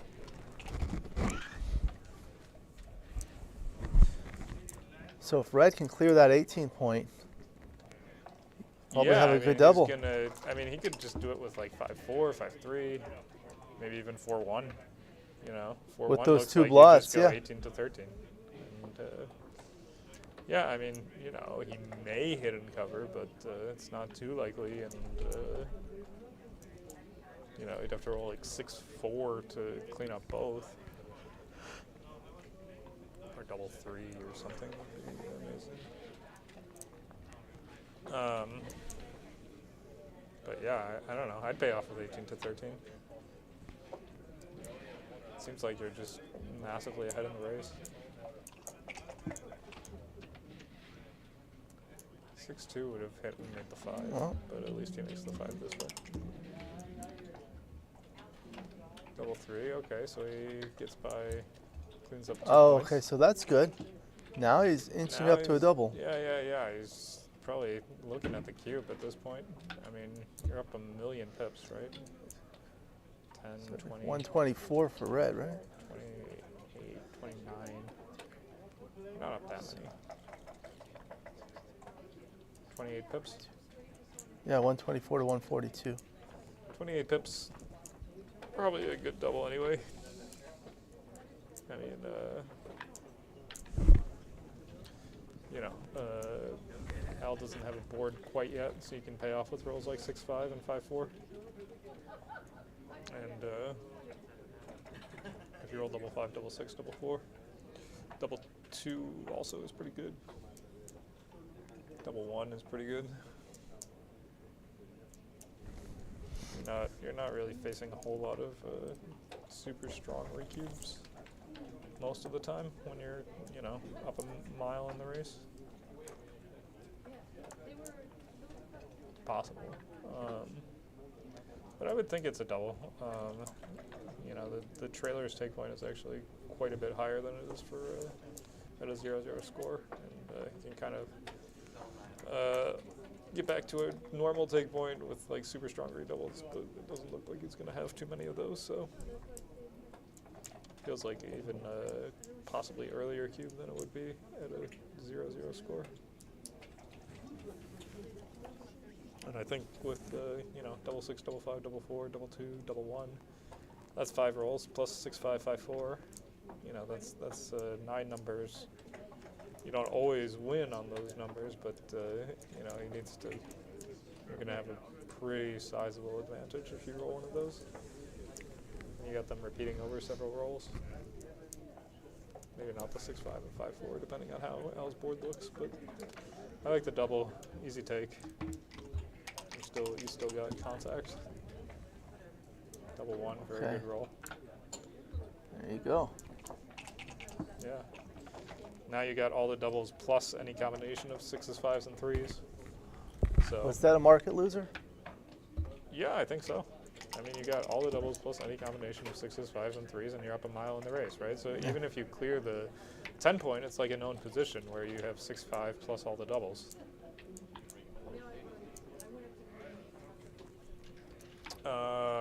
I don't like this idea. What's plan B?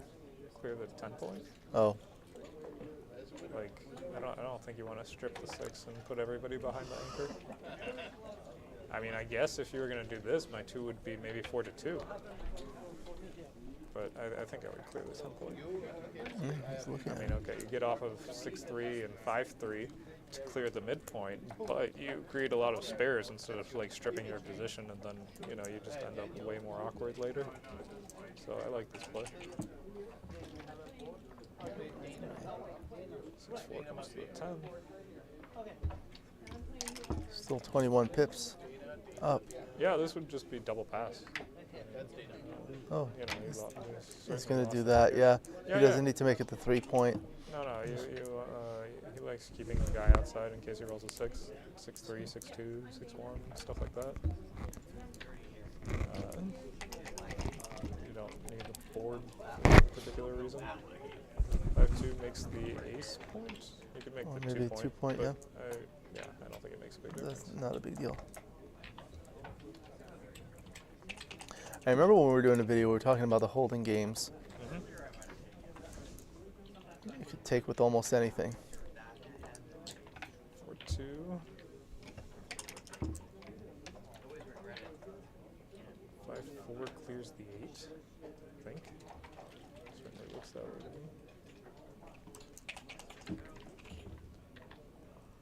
Double 5, so if you come out to the 15 and stop there, it looks like that's probably the play, right? I mean, I guess you could make the 3-point heavy, but then you have to run next turn. So what about if you come out to the 15 and stop there? You're down 4, 5, 6, 6, and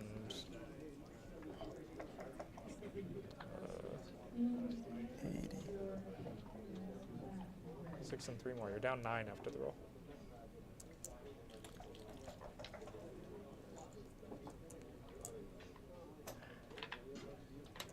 Right, Kind of eight- feels 80 like to 89.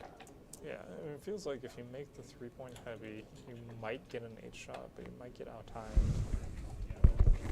I feel like the race is close enough that he can. Yeah. I mean, if you were down a mile in the race, it would be less attractive. That's one of the things that people often they have this misconception. Like anytime you're behind in the race, you should just maximize contact as much as possible, which is not always true, is it? Yeah, I mean, I think you have decent contact here. Yeah, this is contact. This is You're- sufficient. You know, he can run by you with 6-5, 5-4, 6-4. But like any roll, you know, there's 24 rolls that don't get by you. 6-5. He's gonna so make his you're board, or down 5 pips after the roll. I would be inclined to play for the contact, I think. Like, you know, red may have to waste in the race, which will cost him in the race. And you also could get a shot. you consider the score. Not really. I mean, you just want to make the best play to win the game. So, pretty much any score you want to make the best play to win the game. I don't so much like this because you're just losing the race. I mean, you could be out time, but you know, with 4-1, he would have had to like waste in his board. What is he looking at? Isn't it 7-6? Yeah, 7-6 is the best ace, in my opinion. I don't like checkers on the bar point when you're trying to bear in. It's very inefficient. They often end up deep.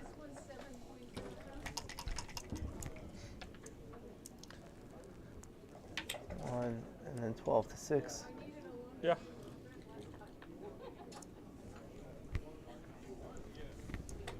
I guess you could also go 9-5. But Rory Paskar is joining us. Welcome to Rory. I heard Rory is going to Copenhagen to watch this big finals match. You heard about it? no. The UBC final between Mochi and Sander. Oh, okay. Two very strong players. I heard it's his 50th birthday and that's his gift. Oh, okay. Congratulations to Rory.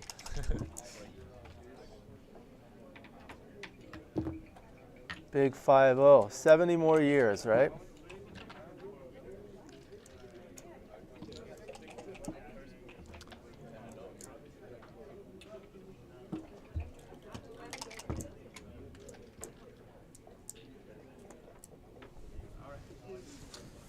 Let's see what I got left here. Those ridiculous positions. May is late for his match. May will get penalty points.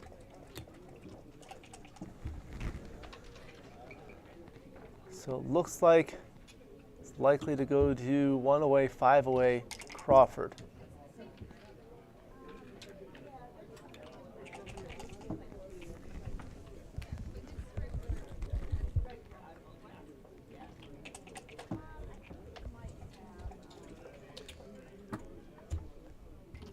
Does this come up in a real game? No. don't know. I don't know what you would have to do to get here. So Al's going to need a double six or better here. Yeah. For the win. Oh, so close. 6-5. At least he took off 2 checkers. Yeah, if you You play. have to be an optimist. If you play per checker, that's That's good. good. That's a good That's result. But you know. That's what I tell my friend Steve. We play with the baffle box and he rolls it with the cup through the baffle box, and then he misses the baffle box, and he rolls it again and misses again, and the third time finally he gets it through the baffle box, but he dances. I said, look on the bright side, Steve. At least you got it through the baffle box. Yeah. They need to center the cube. Let me go. We'll figure it out. Yeah, he figured it out. Okay. This is essentially like double match point because, you know, gammon just gets you to, you know, you need even numbers of points to win the match, right? Gammon Right. doesn't get you to So when, number of points. for the viewers, they're hearing you saying is double match point. What you're really saying is that you're not really going to go for gammons or losing this is it. insane So what what was he that did for? here. Yeah. He's Hey, that's created not a the new, DMP play. A new version of backgammon Yeah. being played.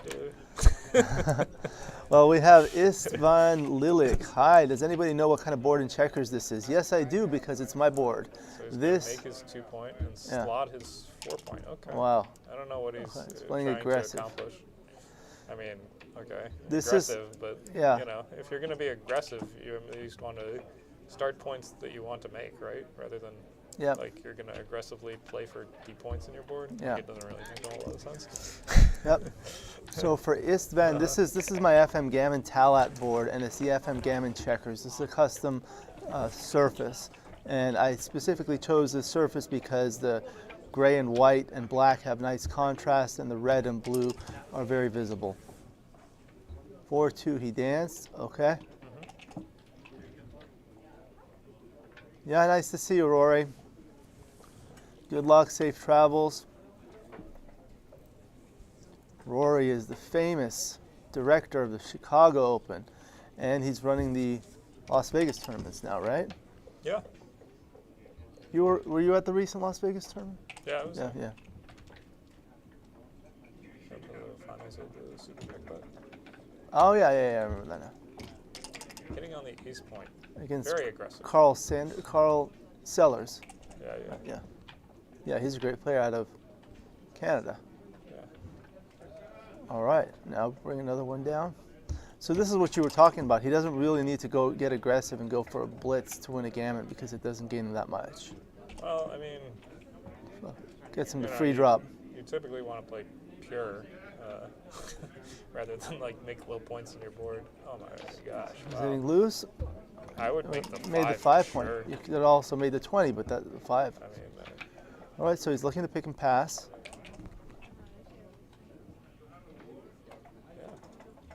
seems 1, like, 2, 3, good. And then, Seems ooh, like he's played this game terribly, but it's working out for him.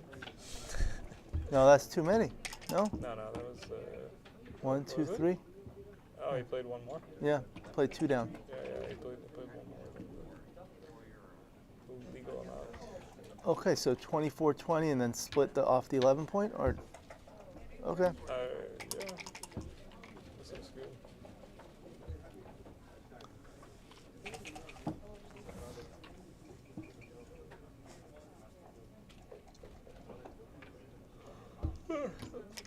So if he wins a gammon, it doesn't actually make any difference to the number of games he's going to win. But it gains him about 1 to 2% match equity because he loses the free drop. Yeah, you know, there's some minor considerations. Yeah. Double You 6. still have to win the same number of games, but Right. you know, maybe you get a chance to, you know, use the cube differently or something. Sometimes people try to induce an incorrect drop at an Ottaway Post Crawford score. Yeah. It's, I mean, you know, there's also an outside chance with backgammon.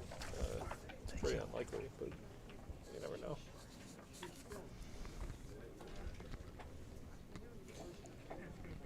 Never know.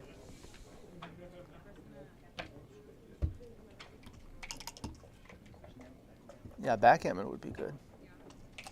Yeah. That's always Unlikely with possible. 2. Yeah, it's unlikely. 6-2, why not just 8-2,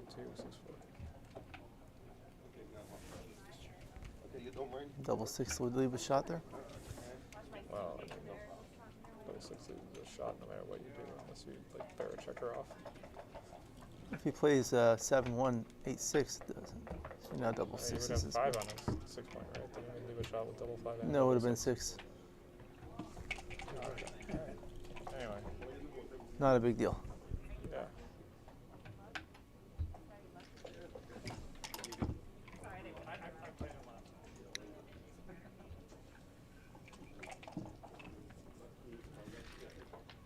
So the 5 is forced. 3 is 63. Yeah. Getting off the double jeopardy, whatever. Yeah. He's got a lot of gammons anyway. Well, he just wants to clear the 6 Yeah, point. okay. 6 Clear the off, 6 6 point, 4. Play safe. Yeah. You don't get hit, and then gammon is pretty much gin. You want to stay even on the top point. Yeah. And the I top mean, 2 You points. just want to clear from the back. Hope Right. he comes in behind you. Okay. And that's a gammon, so it's going to be 8-10.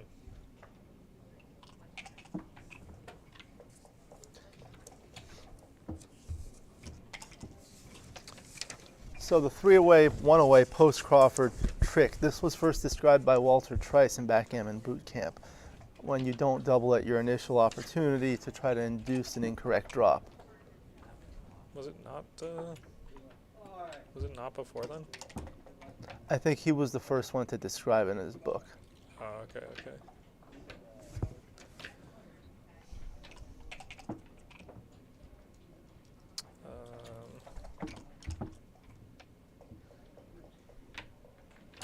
All right, I'll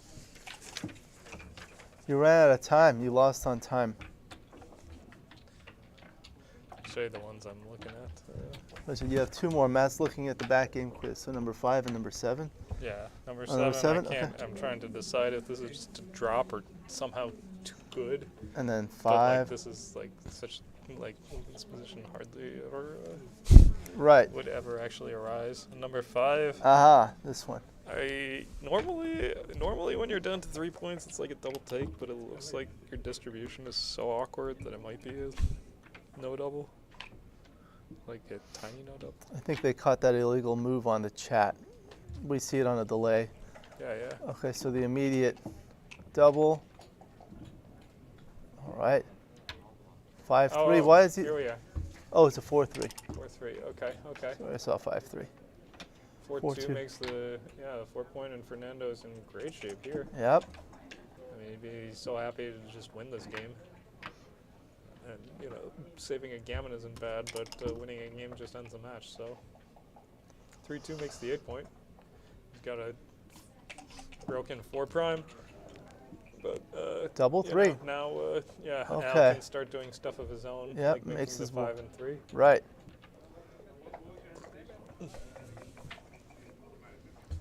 Okay. Fernando's That still evens not- out. Yeah, he's still not unhappy, Fernando. He doesn't want to split here, given that, 13-8. given the score. 2 down or I would play 13-8? 2 down. I mean, Really? Yeah. You want to make that bar point? So you leave 6-3, 6-4. And then the other thing is you're stripping the midpoint with 2 checkers on the 24 point, which is Yeah. yeah. Maybe 13-8. You play with no blots, so like, you know, if he does something, like say he rolls like 4-2 and you roll 6-5, you can just run next turn without having to worry about the extra blots, right? You don't necessarily want to make your bar point with a 6 if you strip the midpoint, or an ace. Maybe 13-8 was better.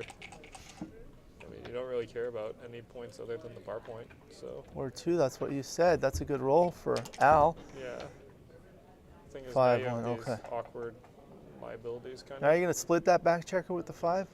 I With the think you 1 have with to. the 1 Yeah, and yeah, then play you- 10 to 5? I mean, yeah, you kind of have to. I mean, it's gammon saved, but you're behind a prime. And Yeah, you people don't get wanna just- scared, but the prime is flat, meaning there are no spares to attack you with. Well, you're gonna just lose a priming battle if you don't split. Yeah. So I think you should split. Oh. I mean, you know, you're in much more danger of him making the bar point than you are of him attacking you. Yeah, he's looking at it. Yeah, I mean, you can lose a gammon with the anchor also, you know. He just makes the bar point and then picks up another checker or something.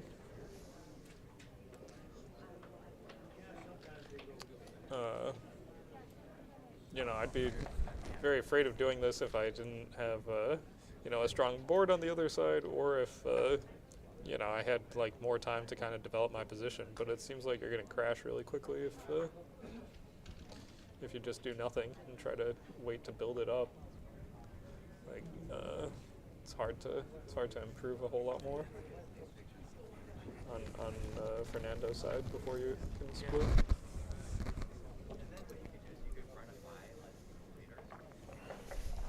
I think I like 13-8 with the 3-2 though. That would have made it a little bit, you know, easier for him to just, you know, not worry about the other liabilities. Rory says, please tell Matt that surprisingly his yawning does not add more excitement to the stream. Yeah, it's tough, you know. Might be my yawning. I had to drive home yesterday. I drove here yesterday in the morning. It's like 15, 20 miles, but it took me like an hour and 15 minutes to get here. But today on a Saturday was a breeze. I really think you should split here. I mean, I'm kind of surprised that he keeps going back to this. He's taking his time on this position. We can put it in. Yeah, yeah. I'm, you know, it seems like he doesn't want to split because he's just afraid of getting gammoned, I guess. But I really don't like it.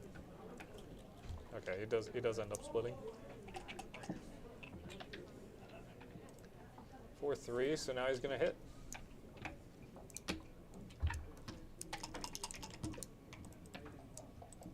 And a fan. Oof. Oh, and another 7. Jesus Christ. Now he's really unhappy that he split. But the ace-3, okay, he comes in, remakes the anchor. Okay. Just 2 more. So.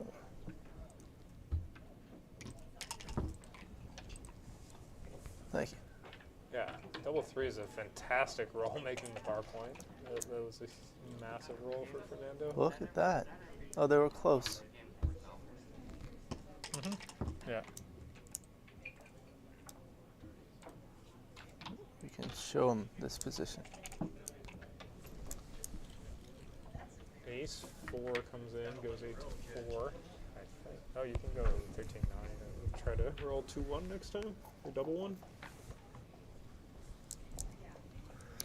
What has he played this far? He played an ace. He gives himself some time. Dice on checkers is valid here. It looks like a 2-1. I know there is a glare. Usually these dice work well. Okay.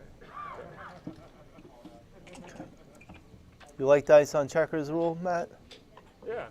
Anything that speeds the game up, it's nice. Yeah. Of course, sometimes there's some disagreements. Nice roll. Yeah, 6 is big for Fernando, and he's just a massive favorite to win this game. Oh, look at that. You can't move with the double 6. It's like dancing. That was a good roll for Al.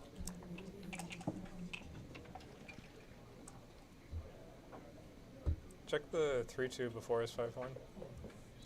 I think I like 13-8, actually, rather than playing the 2 builders down. Or at least that's what I would do, is play 13-8.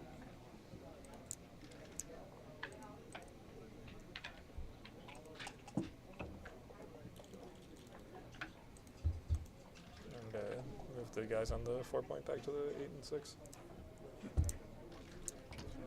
This 4-point. Yeah. It was like this. Yeah. Cube was here. Yeah. Close again. Okay. Yeah. It's pretty much all the same. All right.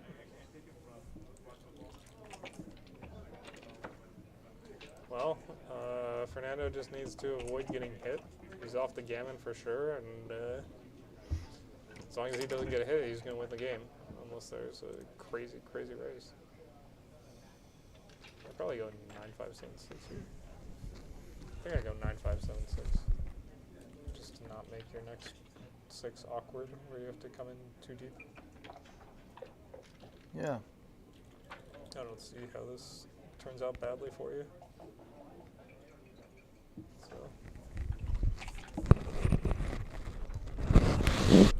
Right back. All right. All right.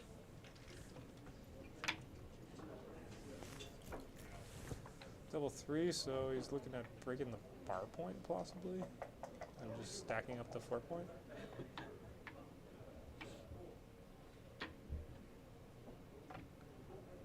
This seems feels a little bit weird to go to the deuce point and leave gaps on the 4 and 3. I mean, it's not totally crazy, but it just feels a little weird to create this structure.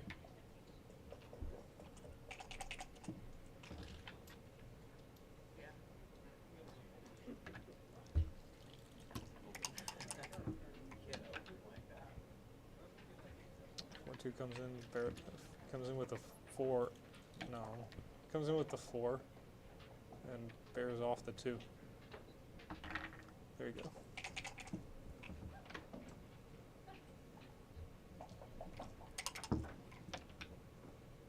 Five 3 is 5 off and 6 to 3, creating a position where you're even on the back 3 points and you have spares on the 3 point. It's going to be pretty easy to bring home if nothing crazy happens. Sure. Go ahead.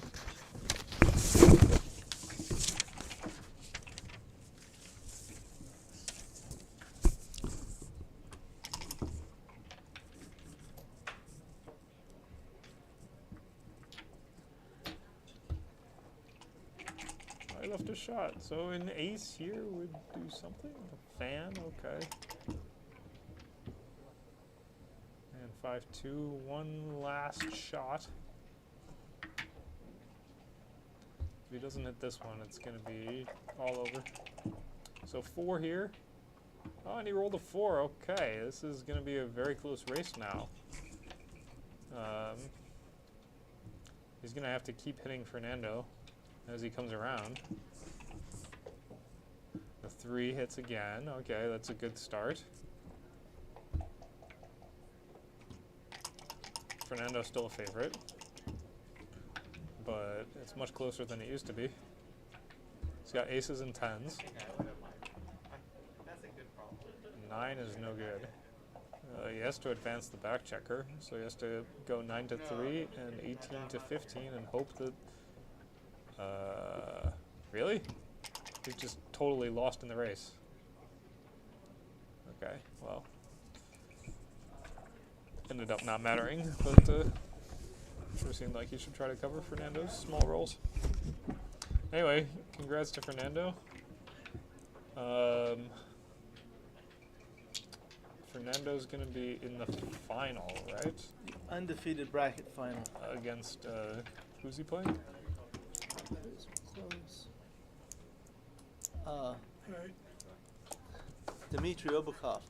Matt, who is the best player in the USA? Besides myself. Right? Besides yourself. Victor? Victor's very good. Yeah, Victor is probably a pretty obvious choice.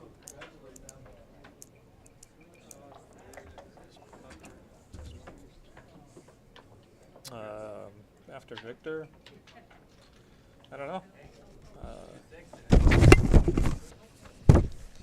There's a number of players who are, kind of decent, but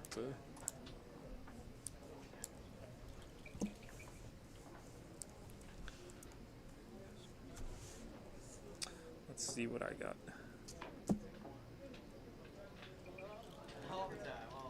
3, 2, 4, 1. Oh, you saw the 6, yeah. When I saw the 6, I was excited for you. It's fun. Yeah, but I still had a chance to get you back. So I wasn't like panicking.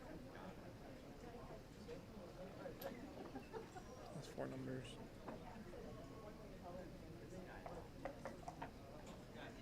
Double 2, double 2, double 4. That's 7 numbers.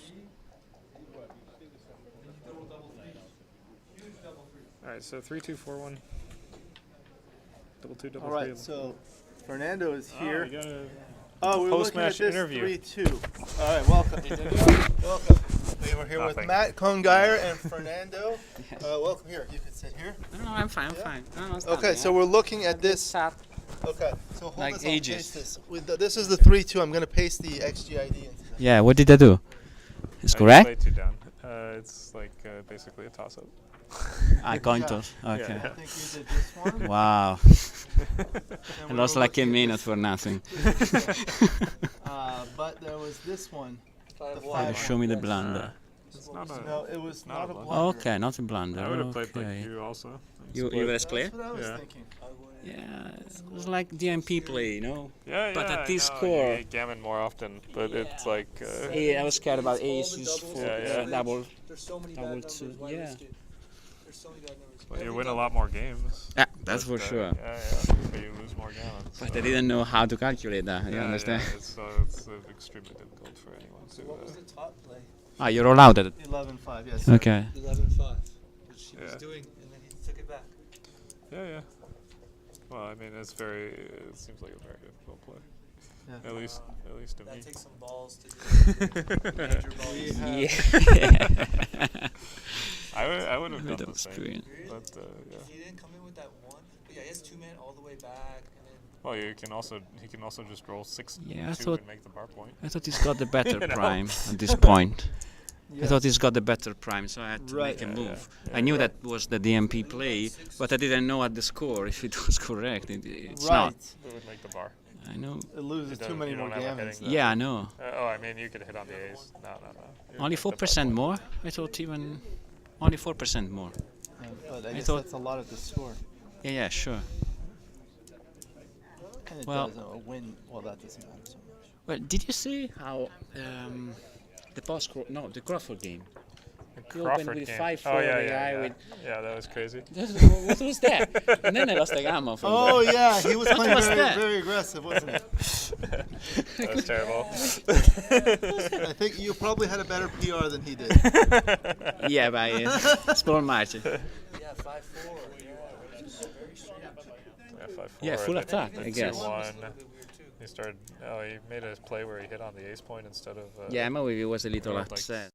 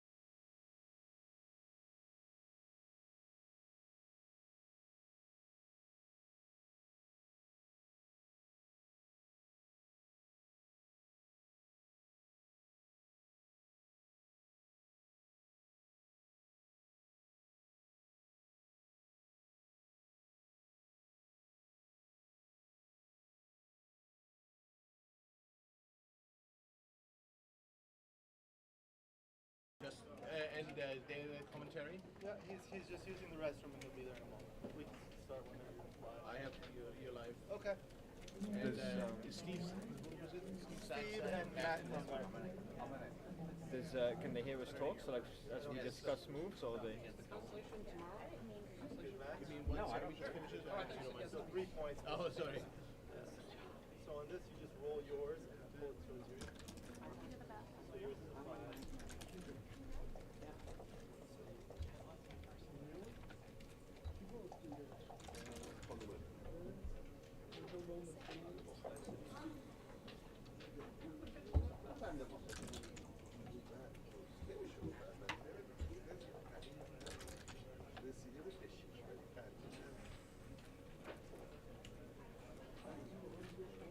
Peter, Amanda. Give me 1 second, please.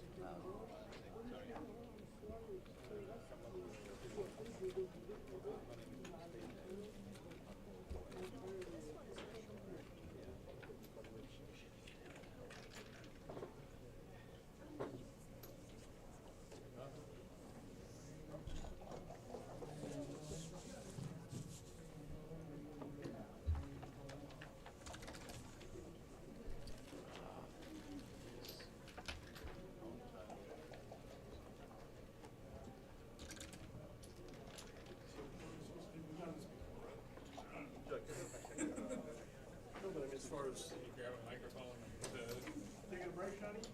Yeah, I've been in a chair all day in the back. I'm like really bad, but I don't want to believe it. But, all right, so All right. what are we supposed to do? Looks like you grab a microphone and This? clip it to your shirt. Yeah. What if I'm not wearing a shirt? Well, then you hold it somewhere not quite close to your mouth, but Okay, hope everybody can hear me. yeah, So this All right. is an exhibition match. I guess they've already started. yeah. Looks like they're just playing Three-point match. Playing a 3-point match. We got Steve Sachs here, and I'm Matt Cohn-Geyer. MCG to his friends and enemies. So let's see. Bottom player is Jack. Oh, is Nora playing? Bottom player is Jock, and top player is Alex Eshaghian. So these are As far as both. I can tell. I think they have the. I think they have it backwards. Backwards? I think Jacques is playing. Well, that's a shame. I have no idea. How I'm to pretty tell. sure Alex is playing the green checkers, and Jacques is playing. Well, we'll just have to print. Oh, Jacques and Nora. I think they have it backwards. So we can figure Looks this like out Jock here. and Nora are on the bottom. Maybe. Okay, then that would be accurate. Okay. I don't know for sure. Anyway. Hard to So hard to tell. Nora's an up and comer Mhm. at our club, and Jacques and Alex are both in the top 10 at the club. And this weekend, Jacques has really, outdone himself. I joke around with him. I say, Jacques, you're the most improved player at the club for 4 consecutive years, and he appreciates that because he's got a good sense of humor. He must be getting really good after. Yeah. Or he started out. Never mind. I won't even say that. It's just a little joke. But anyway, so yeah, this is correct. So it's Jacques and Nora on the bottom, Alex on the top. And by the way, so Jacques this weekend beat Giants Matt Cohn-Geyer, and he also beat Sebastian Wilkinson and David Wells. Wow. And I didn't do that. I just beat one of them. Just poor Matt here. So where's Strong the lineup. Alex? Where's the cube? Cube's in the middle. I guess Alex is playing for the gammon here. So this is. Yeah, sure. Yeah. By the way, the double fours I played against you right towards the end, which the spectators are like, "What? We don't care." But it was a slight mistake. Double fours. I was supposed to either just maybe leave the ace-6 shot. Okay. Anyway, so we got a 4-3 here. So I don't remember it, but okay. Alex could make the bar because. I don't think I would though. Like it seems like you get another builder just by going 8 to 5, and then this could. But this is 3 builders, and if you bring it in, you still. Right. So you but want to you could potentially leave a shot later on the Right. bar point. Right. So you want to give yourself maximum coverage, but you don't want to leave a risky situation. Well, I here guess double this 6 leaves a double shot. 6. Yeah. But I think a lot of the other ones would have left a shot anyway. And Right. it's not an absolute disaster to roll double 6 to get hit here because you know, the cube's in the middle, and Jack and Nora have a blot in their board. Right. So this is, you know, ideally, obviously, you'd like to make the point. Yeah. So take a checker off the 6, and then, yeah, definitely you want to protect against the bad 5, 4, 6, 5. Yeah, you want to maximize builders for the ace point. So there are no bad numbers here. 4, 3, definitely Makes close the the ace board. point. Even though there's some risk involved, you're going to do something else that have just as much risk or maybe more. Yeah. So you got to make that It's close way better board. to keep him out. Right. Rather than, you know, let him So come this in is and okay. So this, yeah, if he does the other play, it probably leaves more shots, and it doesn't close the gap on the ace point. right. And then There's you only- just have long-term danger where you Right. So 4 bad numbers, you rolled one of them. Double Okay, sixes here. Okay. Now a hit and cover would make it very interesting. Oh, okay. well, Hit that's- and so no cover. definitely So what hit. about now? Um, This seems like it's probably not good enough to double. yeah, I don't think I'd go all out. I don't want to get a double hit with the 4, 6. I think I would do, that coverage is enough. Right. I would have probably gone out to the So 17. this is, yeah, at least we got something exciting to watch here. Yeah. So Jack and Nora playing the green checkers. And he thought about it for a few seconds. Okay, so let's see. No, Probably I was make- thinking about it from Alex's perspective. Oh yeah, no, but I understand that. I agree with the no double, but I would Yeah. make the 9 and the 3 here. 9 and the 3. I don't want to coming out. I don't think so. I think I like this idea. Yeah, not for me. I don't want to give him a Joker double 4 or 5, 4. Yeah, I mean, there's a couple jokers in there, but you keep a more solid prime. Right. I mean, this is a great And shot. it has Okay, so better now long-term. we're going to start to think about when Jack and Nora might have a double. It's probably pretty close to when it's a closed board. There's 5 off. Yeah. So yeah, you got to be fairly close to a closed board, but not quite at a closed board situation. Actually, that's a This little bit of a doesn't- mistake. You this could play it doesn't to the 11 and the 15 for outfield coverage. Yeah. So now you have a triple shot. You would have had a quadruple shot. Right, but you also put a checker past the 7 point, which is the Yeah. point you want to make. Exactly. So this is good. But ideally, if they'd have left a checker on the outside, you could make a 6 prime slot on the deuce or even the ace. Right. And this is putting have another them. checker past the 7 point, but Right. at least you get a builder for the 2 point now. Okay, so let's see. You still got to roll because I think you should roll because you still only have a 4 point board and Yeah. you know there's some fly 7s that really hurt you. And as it continues, there'll be less. You know, as you make your ace deuce and then maybe the ace, you actually have less opportunity to pick up an additional checker. So ideally, you'd like to have made that bar point, slot the deuce, and then get hit with a deuce 3. It is a 3 point match. Take point is like really high, right? In a 3 point match, it's like Yeah, I've never- over 30%. I've never studied that. It's like way higher than a money game. So here comes. Oh, he's doubling. I like how he dismissively backhanded and flipped the cube. It's like when somebody hits a home run, it does the bat flip, you know? People don't really like that so much. We're all the exhibitionists. But he takes, because it is a take. Okay, so what do you Yeah, roll? I Ace mean, 3, excellent. Now you got a full 5 prime. I don't think that's necessary, but it's not horrible. Gammons are just, you know, lower value here, because this cube's already on 2. So, you know, I'd like to make the deuce, and the 8 would be really good. Okay, this is good, so now you're not getting gammoned anymore. It's a special tricky situation. If you could somehow make the 8 and then play 2 to 1, but it's really hard to arrive at. But it can help to create a situation where they come in and crack and, you know, give yourself an extra blot. Yeah. So this is fine. Give yourself an extra spare. Double 5s doesn't play too well. Double 4s is okay, but double 5s would be pretty weak. Okay, so 4, 4. Double Okay, four like I is said, not double the 4s plays greatest, okay. You but can maintain slot 6 the prime. ace, yeah. And slot the ace. This is. I Don't guess want to break your 6 prime. Yeah, there you because go. then the ace 6 is So just 1, a winner. Bing, bing, bing. Bring them all in and slot. Yeah. Okay. So I think they'll eventually discover that move. Yeah. So this is a 1, match. 2, Are they 3. playing with the clock, or they are playing with the clock? It looks like they have 22 minutes for a Oh. 3 point match. Yeah, enough to tell your life story. Okay, Jake Jacobs sitting in here with us. Author, raconteur, backgammon professional, or I don't know. You're some, about the playing room. something professional. I know you are.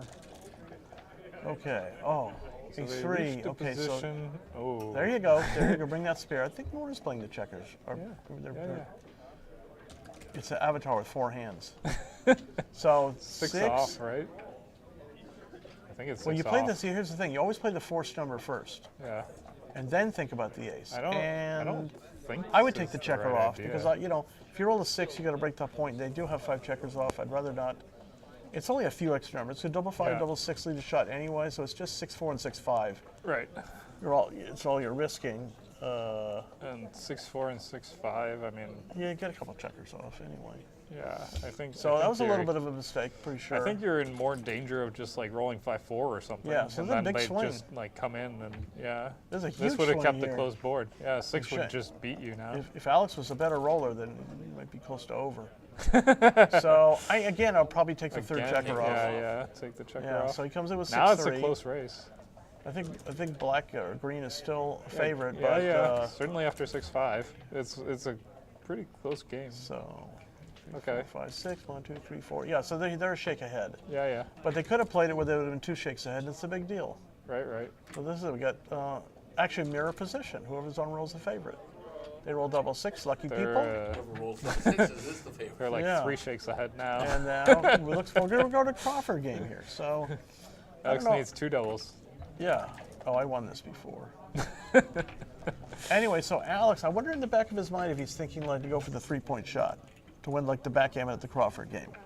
I would be. I would like immediately be thinking about how do I win my 0.5% backgammon equity and win the match here.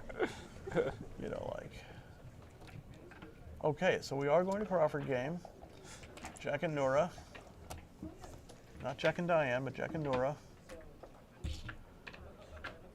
Okay, so from the 3-away side, you kind of treat this as DMP, or Yeah, pretty much. I mean, the gammons are worth a little bit. It takes away free Yeah, pass yeah. from them, and you're Gammons unlikely are to win a backgammon. So, Occasionally worth a little bit, and it's Yeah. just very hard to win a backgammon. so But what do you do? You Like one time split with the 2. Yeah, that- freeway Crawford, and got hit in the bear off and closed out, and then won a backgammon anyway. Yeah.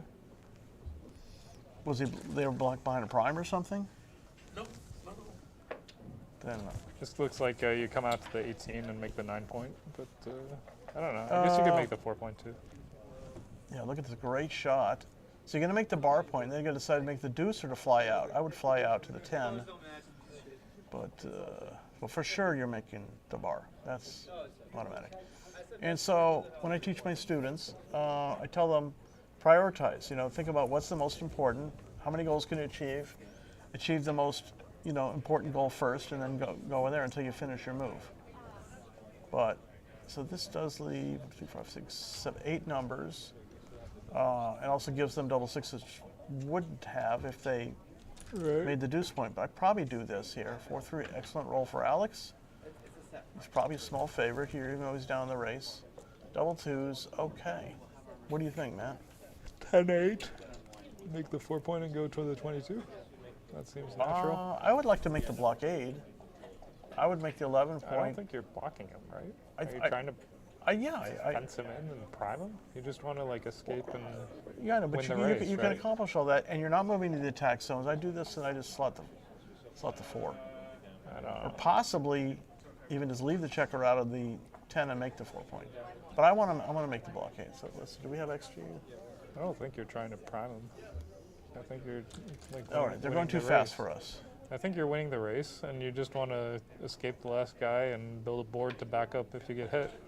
So that let's would be see. my idea. What is the race here? 10, I don't know. It looks 14 crossovers. Looks like Jacques and Nora are ahead. 9, 11. It's pretty close. Alex hit, so there's no real harm in getting more checkers set back if you're not going to be able to escape. Could potentially make a back game. Although you do have a better board here. So he rolls a 5-4. 3-4. Oh, was it 4-3? Yeah, so 21. Coming on the 21 and what hit is with he, the what is he 3. trying to do? Okay, so it hit. Yeah. He can, Alex wrote the book, Backgammon Strategies, and Yeah. he might be. It's the first book on back games. He might be employing one of his games, right? As we speak. Employing one of his strategies. Right. So 3-5. 3 comes in on the. I just probably play 20 and 3. you coming on the 3 and make it No. make it with the 8 to 3, or are you coming on the 20 and make it? I with 6 would. to I 3? mean, I would just come in. But I don't know. I would just come in the 20 and make the 3-point. Leave the outside double slot. You're so far down the race that. Right. This doesn't look like the right idea, but it'll be fun. Yeah, this Yeah, is. all right. This would be fun for the back game, even It's though all I don't about- think it's the best play, but it'll be certainly the most interesting. Yeah, Okay, yeah. perhaps. I mean, you know, we'd Look like at this to shake. we'd like to see the. It's not perfect. Well, I mean, at least you got the contact with the 4-point and the 20-point also can't get to safety. Come out, and then you could make the 3, or you just make the ace. I was thinking making the ace, but I think I come in and out and make the ace point. It is Yeah. a double shot, but he's double slotted his board, so. right. Like it seems like you want to keep as many points as you can. Yeah, so this seems like it's more contact than they really want, but it's not terrible because the gammon doesn't really make a difference. So double 4 backgammon. Yeah. That's the way to do it. Oh, look at this. We have the computer here. It's earlier. Good. So we can go back in time and bet on this. Oh, nice. Okay, so let's see. I probably would just make the ace instead of the 3. Yeah, I'm inclined to agree. You're not super happy if they come in on the ace or deuce, and if they hit with a 4. I mean, you know, you've broken up your 8-point also, and Yeah. you have 3 blots this way instead of 2. Okay, so they're considering all of that. They have plenty of time on the clock. I think they've already made the 3-point. They're just deciding on the last one. All right. 2-6 comes in and makes the deuce. You would think so. Sure. Builds a board, and you know, if they can't cover the 4-point, oh, he's going for the full back game. Okay, Yeah, okay. well, they have to cooperate too. All right. Yeah, they have their choice of whether to hit or not if they roll a 3 or 2. Right. So this 6-5 is not exactly good. So just play to the 9 and hope to get Play to missed. the 9 and hope there's no 3s or 2s on these dice. What would be like a super joker? Super double joker? 2, double 3. 2-5. Depends on what they play. I Yeah, guess that's double true. double 2. Double 2 looks nice here. Double 1 looks pretty nice.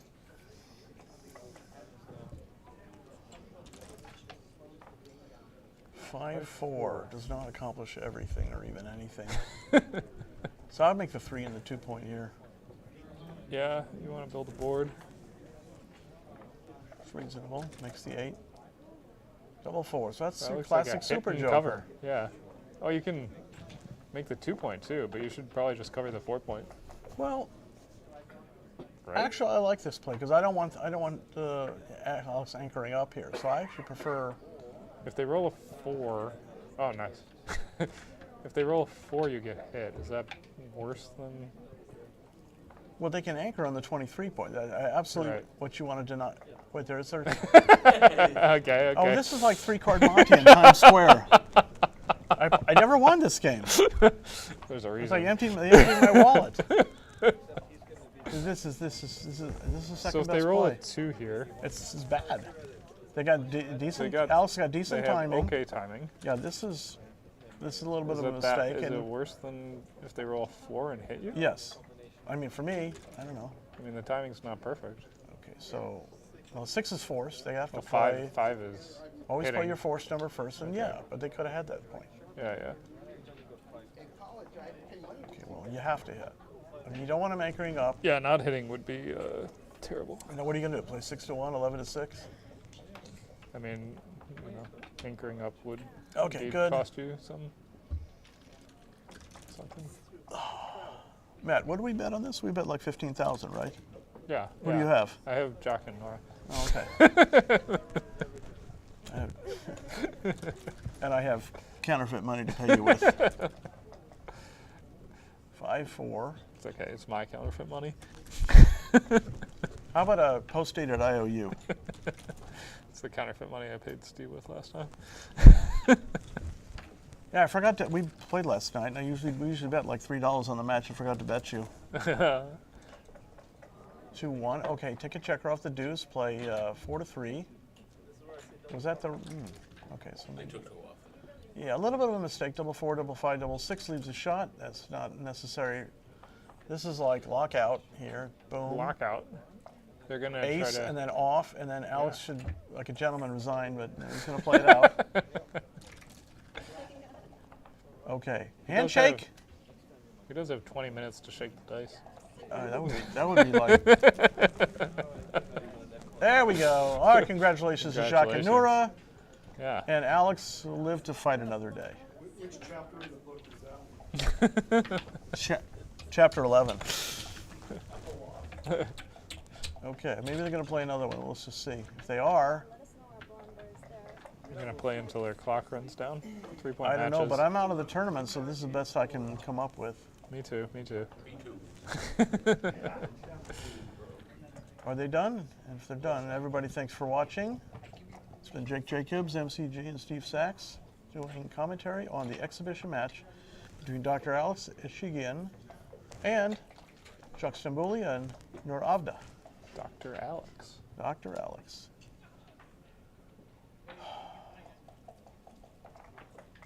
I'm presuming this is done. So, all right. That was fun. All right. Yeah. Let's have a post-match. I did some of the plays. Oh, we didn't have time to put anything into XG, but I would have made the deuce point. I would have made the deuce point with the double fours.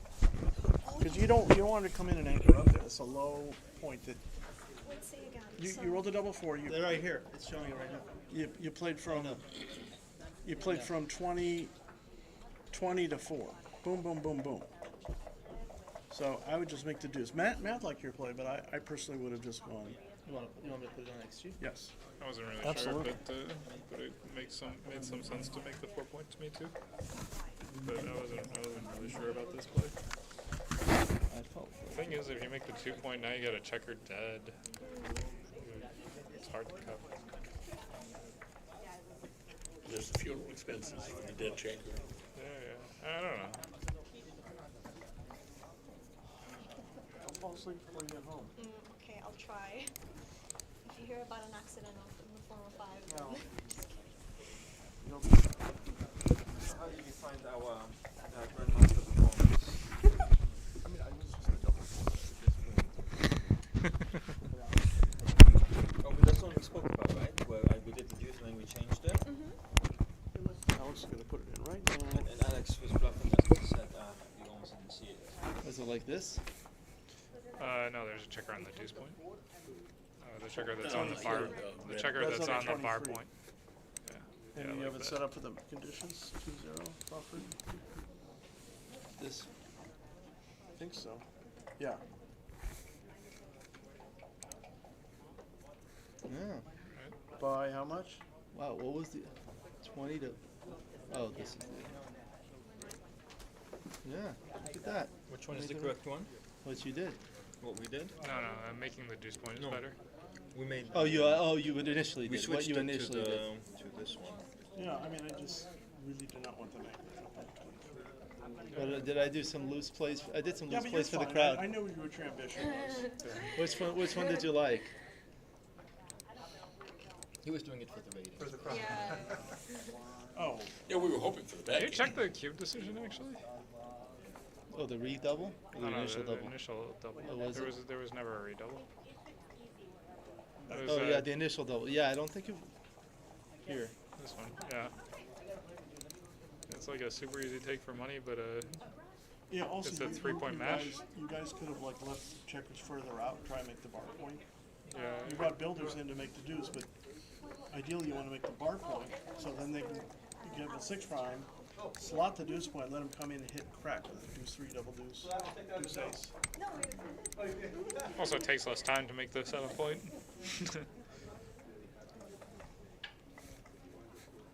This is a little bit interesting to me. Okay. Yeah, I didn't think it was a double yet. Yeah. So what's the Let me We wanted you to Can you take see though. cube information? Where's that? Analyze Oh, so this wasn't. cube information?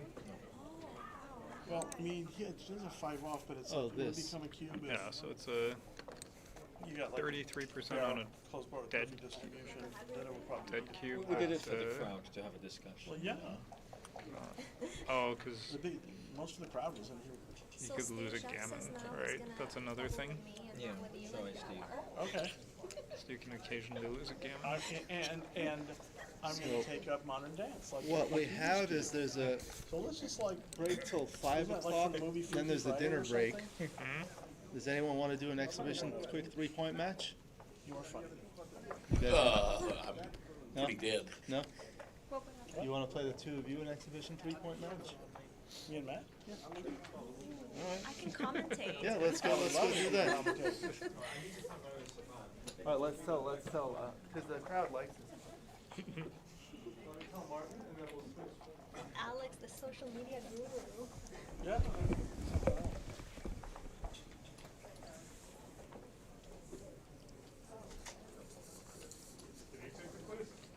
Not yet. Oh, where's, do you have a blank one? I'll do it later. What's this? Oh, you have to answer.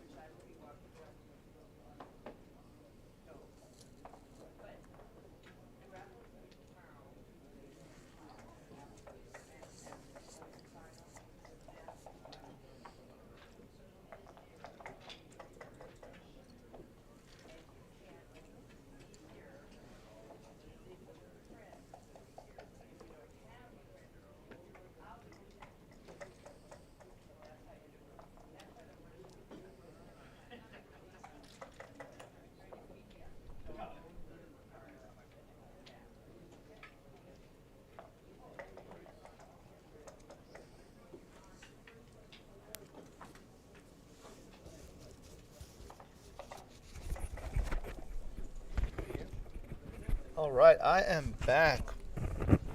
Hello, everyone. We're still streaming. Let me just refresh this here. We finished the exhibition match that I played against Jacques and Nora. Now we have about 50 minutes until the dinner break, so we're not going to stream anything. And I have Jake Jacobs here. Welcome. We're going to have another exhibition match between Matt Cohn-Geyer and Steve Sachs. We'll do a 3-point match, see how it goes. We should be done within 50 minutes. So they don't really have to use the clock because it's an exhibition match. It looks like Matt, by the look of his fingers, is playing the blue checkers at the bottom. Steve is playing the red checkers at the top. It will be a 3-point match. I know there's some delays and breaks, so we're trying to fill it in with some nice matches that people will enjoy. Yeah. Yeah. And Steve and Matt should be fun. Too bad we can't hear their comments that they're making to each other during the match, because I'm sure there's a lot of joking going on. I believe when you're watching the stream that is audible, so that will be good. Ah, okay. And it looks like they are going to use oh, he's just fiddling with his phone. All right, so we've got 51 people watching. Let's get some likes in. Please smash the like button. While we're waiting, I want to thank Patrick Gibson and Candace Maron for running this tournament. It's the 46th California State Backgammon Championships in December. You've been coming to this tournament for a while now, Jake, right? Oh yeah, I think my first one was almost 25 years ago. Yeah. I haven't, I've been here every tournament because I was living overseas. But I did actually. I remember one year they were at an airport, and I mean not this airport. The Airtel Hotel. It could be in Van Burbank, Nuys. I think, Yeah, right? Or Van Nuys, and sure, and yeah, and I remember there were some young players that I'd heard about but never seen, and one of them was Matt Cohn-Geyer. He was about 8, I think. Yeah, go ahead. We're ready. So yeah, Maybe he was about 20, but yeah, he was very young. Yeah, he's an outstanding. Stick Rice, it was the first time I met him. Yeah, I remember that, and I really like that venue because it's close to where I live, and it's a matter of blocks from where Steve lives. Not Steve, Patrick lives. Patrick lives within a few blocks from that. And that was really nice, but it was a little challenging for the people that were coming from out of town because it was a drive from the main airport, LAX, to there. Well, they should have flown to that one. Yeah, it's a smaller airport. That's not John Wayne. No. Which one is? You're not going to fly into you can fly into Burbank, but not to Van Nuys. That's just like a little municipal airport, like a very small airport. But you can fly into Burbank, which is not far from there. But what happened was they changed their fees, and it turned out to be way too expensive. So they're shaking hands. They decided not to shake hands. So 3-1 for Matt, standard play. So Steve's going to split with the 6-2.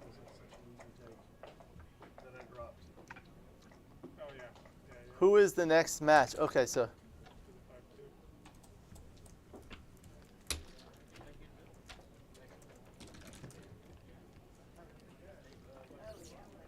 Okay, they're playing fast, but it's all pretty rote here. Yeah, I'm just putting this in here. You can go ahead.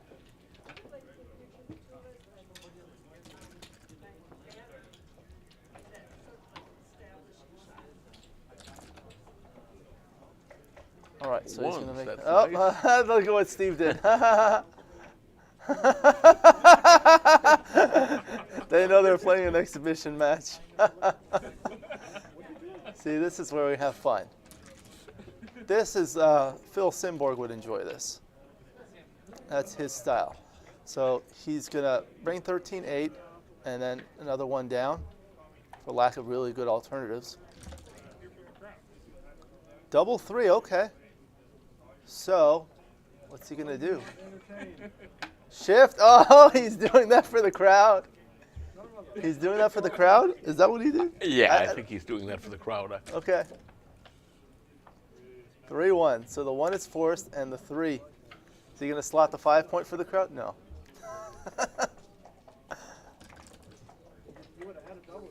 All right. 2-1. He's going to step up.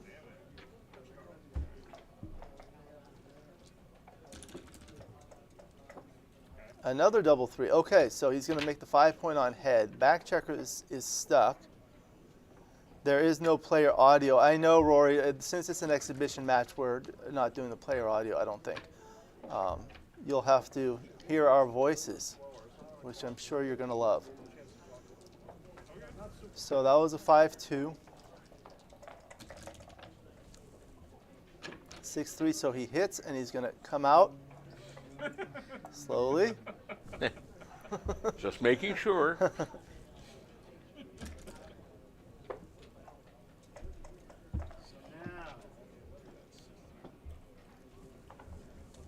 And suddenly this game has turned around. Does he have a double? Okay, so he's looking. What's that, 78, 80, and 80? Well, it's 16, 125. Yeah.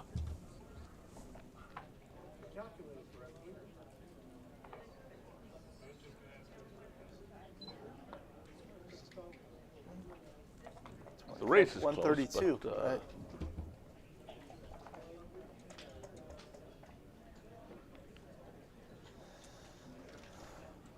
So after the dinner break, we will probably have the undefeated finals, which is Fernando Bracconi from Italy against the winner of Frank Lay and Scott Kelland.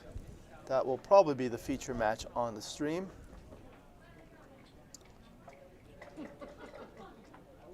So he's still looking at it. Maybe I can put it on the XG so we can talk about it afterwards.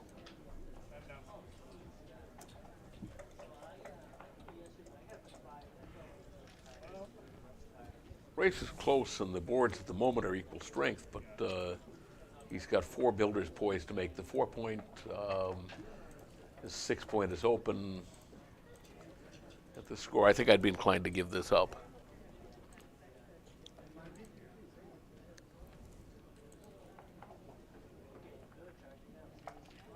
It's actually a And double and a it. take. Oh, no, he didn't give it up.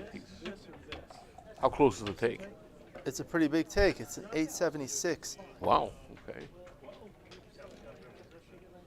The race is close. Now notice they moved it back. They So moved- talking about, okay, this would probably be a take if it was back there. Oh, yeah, they're yeah, probably we certainly talking- agree with that. So I think, yeah, he decided that because the open 6-point, which Yeah. is what influenced me. Okay, I'll keep this open so that we can look at it later.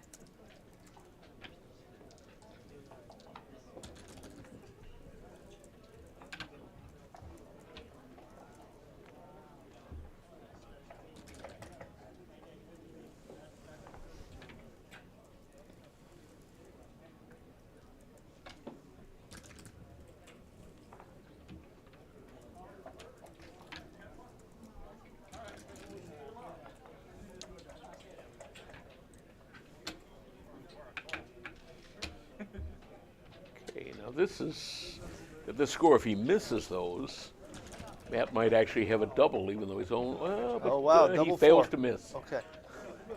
Another one. I wasn't paying attention from, oh my goodness, he hit everything. That's all you can eat. All right, well, we may have a back game for you to comment Well, on. maybe. We'll see. Matt is very good at back games. 6-1. So now, play on. Double 5. He's going to cover that immediately and just come out. One time, I was playing double 6. He dances. I was playing Steve a local tournament match, and I needed a double 4 joker. And I said to Steve, I'm thinking of a number, and it rhymes with bubble whore. And I rolled it. You rolled a bubble whore? I rolled a bubble whore. Oh. 6-2. All right, what's he do? Sorry, I think I'm confused about the chat feature, Rory, because there is a little bit of a delay. So 5-4. All right, this is the exciting back game, maybe. Once red already has made the bar point, the back game is not quite as strong. Ed Corey says he feels like Steve Sachs is a baseball coach with the hand signals. That's right. Steve Sachs does enjoy baseball. As a matter of fact, there was a very good baseball player on the Dodgers named Steve Sachs. Did you know that, Jake? I don't follow baseball, don't follow so no, I baseball. didn't. But So I know that there was a baseball player named Jake Jacobs because Was there? he passed me on Google as the most, you know, at one time I was like the search #1, and then suddenly here was this dead baseball player named Yeah, Jake yeah. Jacobs. Now I don't think I'm on the first page anymore. Oh, no. People need to search for me. 4-3. Okay, so this is thematic in a back game. He doesn't want him to make the 3-4 structure. See, this is what I call a double gap back game. You see how there are 2 gaps between the 1 and the 4 on the other side? Those are weaker when there's than when there's a single gap. He's hoping to make that 2-point to give a 2-4 back game. That would be much stronger. So Steve might hit loose. He's just gonna play like that. Okay. 5-4. He wanted to. So maybe he'll hit and continue. No, he doesn't want to recirculate. Okay.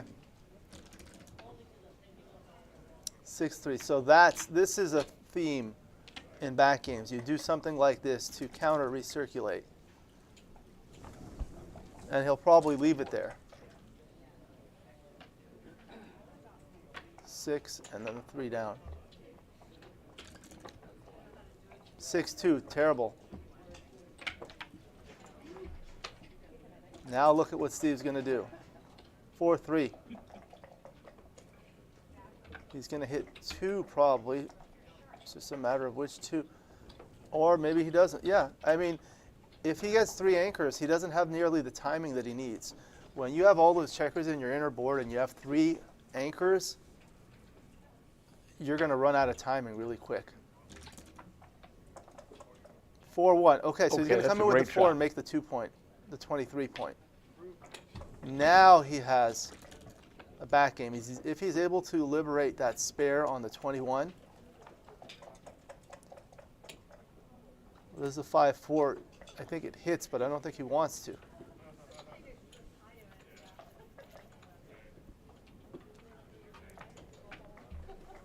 Steve wants to get hit on the 17-point.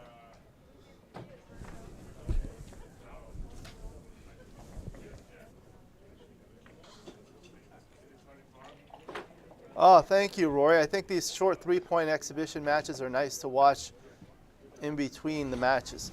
Now, at this point in the tournament, there's longer wait between matches, so maybe we'll do some of this. Alternatively, they were considering streaming some of the intermediate matches. Tell me what you guys think. What would you prefer? I feel like I would probably prefer watching.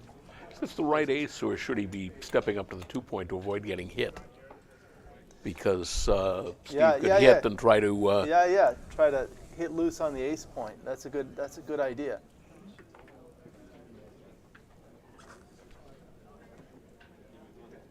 I mean, I think Matt is thinking about leaving the blot there, hoping to get hit and then fan. But at the moment, I don't think that's a good strategy. I think he's better off not being attacked back there on the 1.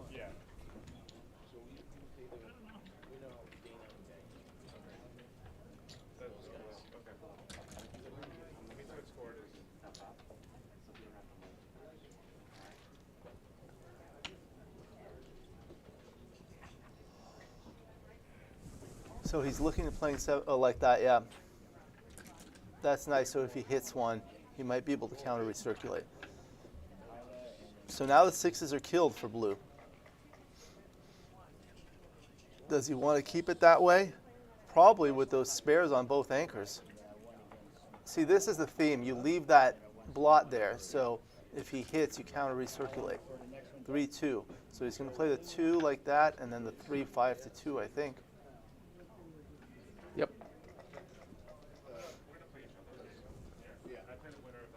Rory is watching. Rory, I understand you're going to go to Copenhagen, Denmark for the UBC. Is that correct? Let us know in the chat. Now notice how he switched so he could block. He did that exactly for that reason, so that he would crack. So now the 5-4 is not good. But it leaves a shot. It's okay. 6. Mobility is key here. So 6-4.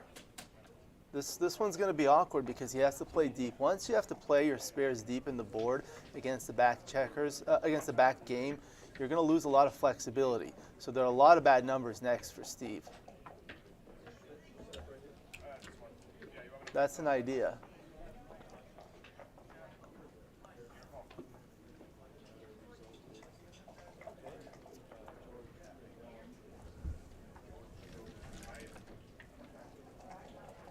He would have liked to roll a 5 to get that spare moving. 5-1. He's got to go from 8 to 3. Otherwise, he would have to break his 6 point. Double 1. Okay, so that's 2. And then maybe 3 to 1. What do you think, Jake? Yeah. That's why nothing's out of play. Yeah. In back ends, you really need to play pure, avoid killing checkers. Double 1. Oh, wow, that's a great roll. All right, what got him he's gotta out? bring It's just that a little more out than he and he's wanted. got to bring another one. Yeah. 3. 1, 2, 3. He's going to make his board. Okay. 5-1.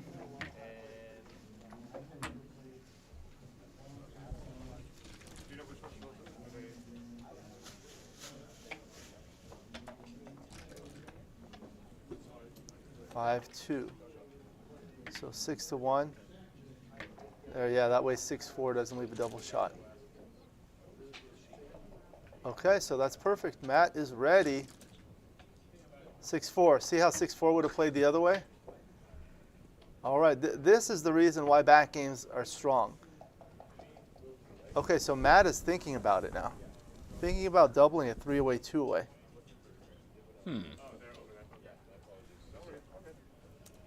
He's probably a favorite. I mean, he's definitely a favorite. He's got some repeaters coming up. Cube is dead.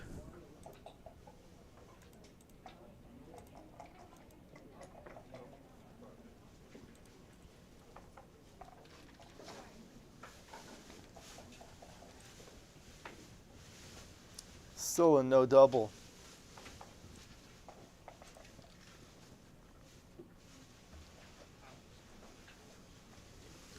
But he's doing it for the crowd. For the crowd. Easy take for Steve.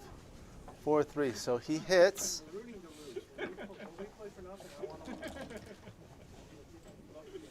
Yeah, and he's already saved the gammon, as you mentioned. Did you mention that? Red has already taken off a checker, so he can't be gammoned. Right. So Matt cannot win the match on this in this game. He can get to gammon save, which is probably the most likely thing. 1, 2, 3, 4. No, he's thinking about his double sixes. There you go.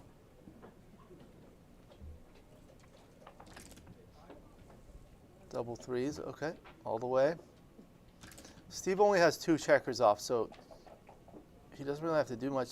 So he can play 6 off, 6-4, and that just pays off the double 6, or he can do that. I like this. Wait, yeah. Okay, so double 5 is forced. 6-1, okay. Now it's a race.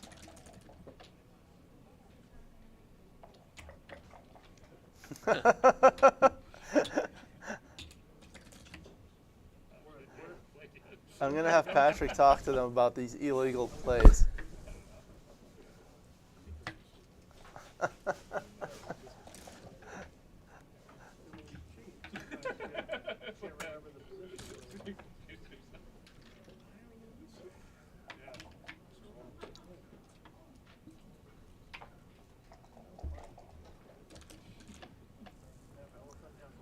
That's the right idea, because now 2s can fill in the gap at least.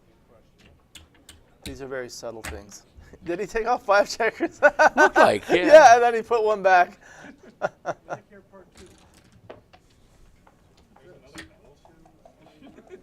Double 2s was not a good one.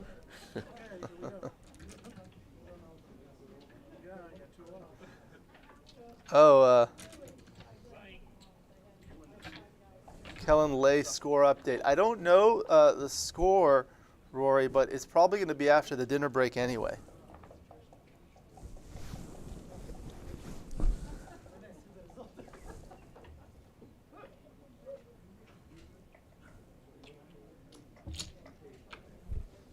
All right.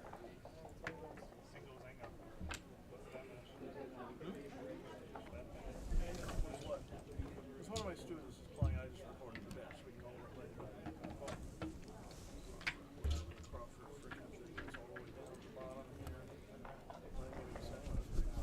here.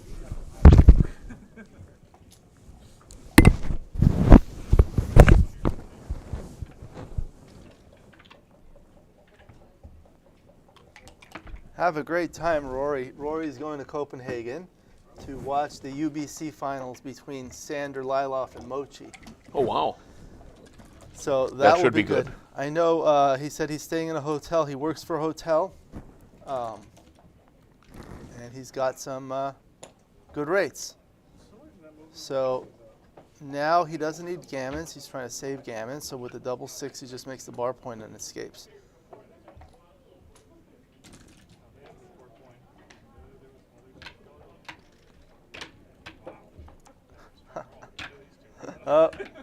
They're having fun.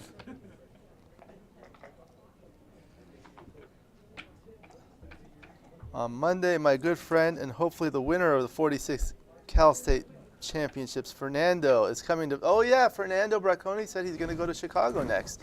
So he's going to visit Rory for his birthday. So Rory turned 50 recently, and I told him he doesn't look a day older than 49. You know, Rory lives in my hometown. You're originally from Chicago, right? Well, but I'm from a suburb of Chicago, suburb and what? it's called Des Plaines, and he lives in Des Plaines. Phil Simborg, welcome. This is an exhibition match between Steve Sachs and Matt Congeyer. Exhibition? Yeah, they're not wearing having any fun. pants. Oh. They're not wearing pants. You would like this. What are they playing to? Crawford. It's a 2-away. three-point match. And we're talking with Rory Paskars here on the stream. Hi, Rory. Phil Simborg says hello. You know, I have a theory. I like to hear what Jake thinks. Do you want to come and get the microphone? No, they can hear me.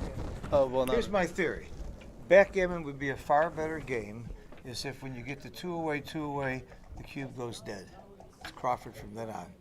It'd be a longer match, but think about how much more interesting the end of the match would be instead of just turning the cube and playing one game. I think that's the rules. By the way, I play that way privately when I play my matches now. It's much more fun. You got all this gammon go and gammon save stuff. It's okay. It's a better game. What do you think? Two-way would be two-way gammon go and gammon save. Yeah, but but then the next game would be two-away, one-away. You get to those kinds of situations that you wouldn't have if the way we play now, because everybody just turns the cube. They'd have to probably do some adjustments in terms of scheduling for Yeah, tournaments. well, instead of a 9-point match, you play a 7-point match. Things like that. I agree that it would be, but this would be for tournaments that aren't under time pressure, like Monte Carlo, or places where you play 2 matches a day. But why not have a better game, a more challenging game? That's my opinion, which is never wrong, by the way. Did you hear what I was saying about the opinion? No. My stepfather-in-law said, well, I said this yesterday, but an opinion is like an a-hole. Everyone has one, and most of them are full of crap. I like that. I'll tell you one of my favorite quotes that I've been using lately. 42.5% of all statistics are made up. I thought it was closer to 43. Yeah. So why are they playing an exhibition match? Are they both out of the tournament? They're both out of the tournament, and the next match that we're going to stream will not start until after the dinner break. I see. So I played one against Jacques and Nora. Uh-huh.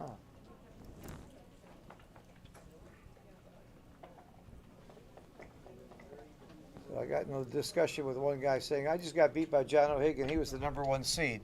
He said, he might be the #1 seed on paper, but who would you take in a match, John O'Hagan or Matt Congeyer?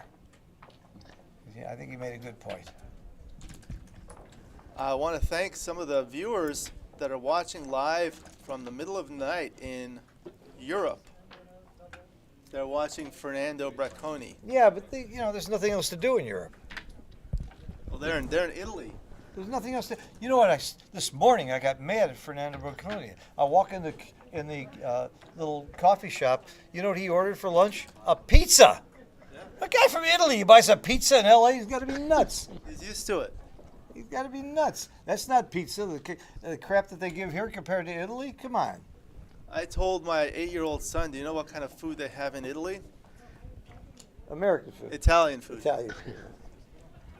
So I heard a story about some people that had gone to China on business, and they went to a restaurant for lunch, And they said to the waiter, because, you know, they didn't know, they wanted something. They said, you know, hey, tell you what, we're not going to order. You just bring us what you're having for lunch. And so he came back with a couple of Big Macs. That's great. So I went out to lunch. My son married a chef from Peru. He took us to a very fine Peruvian restaurant in Chicago with this young lady who was dating my nephew. And she said, that food was fantastic. Where's Peruvia? I said, it's right next to Argentina.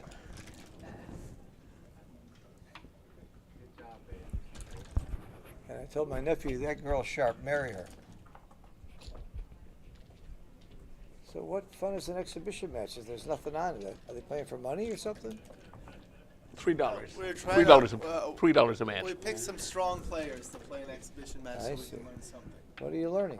You're learning about food in Peru and China. Learning about Peruvian food. Yeah, perusing.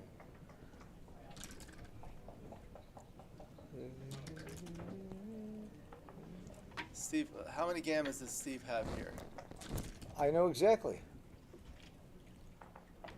The stack and straggler thing, it's 12%. All right, now it's less. Much less. Matt's going to have to win in the race now. David Rockwell worked out a really good formula. About every 8 pips is worth 10 gammons. It's really very good if you memorize it. And it helps you know whether to run or stay. You need that stuff. It's possible. No. If you misplace it. All right, it's DMP. I gotta go check out my matches. Okay. I'll be right back. Of us are still alive. Yeah. I'll be back. Okay. All right, we're at double match point now.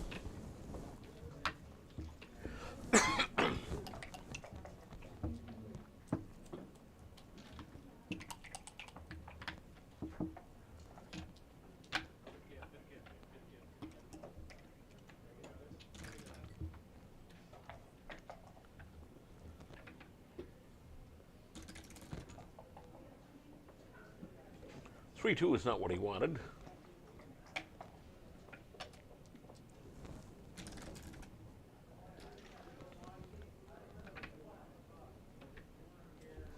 Make the DMP play.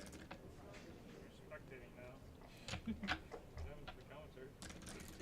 Take us there until Silver stops by. Okay. I just want to make sure we have time before the dinner break at 5. But there's still 20 minutes. This game will be done within the next 20 minutes. Oh, right, yeah. I gotta put my stuff in my room. Double ones, what a shake that is.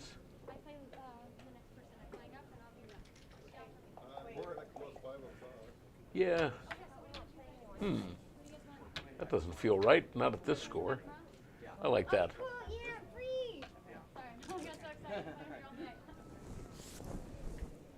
I know he could have made the bar, but I like this broken 5' structure better.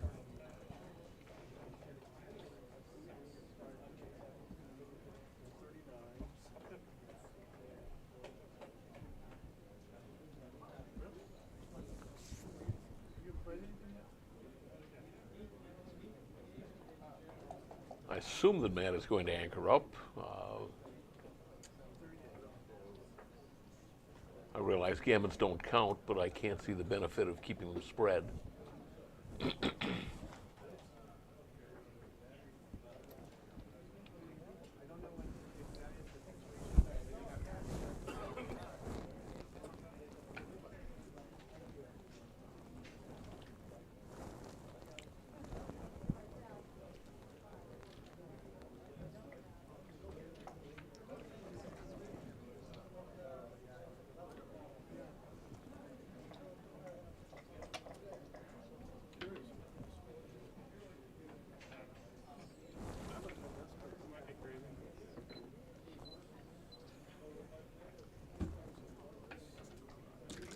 Well, now that's interesting. I certainly would have anchored up.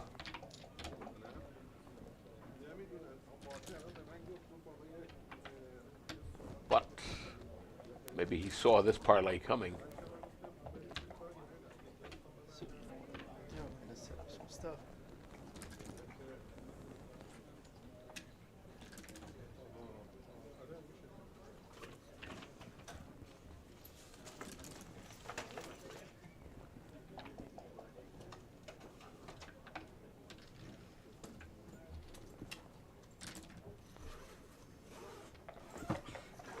Oh dear. Suddenly, a shot rang out. But he doesn't have to worry because he's got the prime.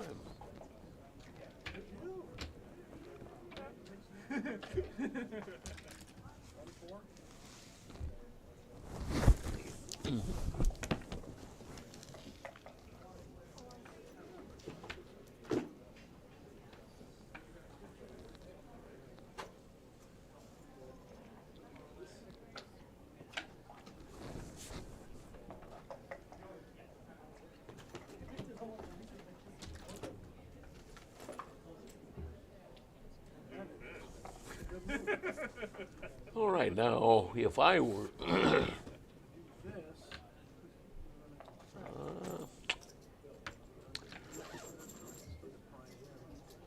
I would just hit. Come in one and hit, yes. Matt's a favorite to come in, and he's not going to, well, that's not bad. That is a good shake.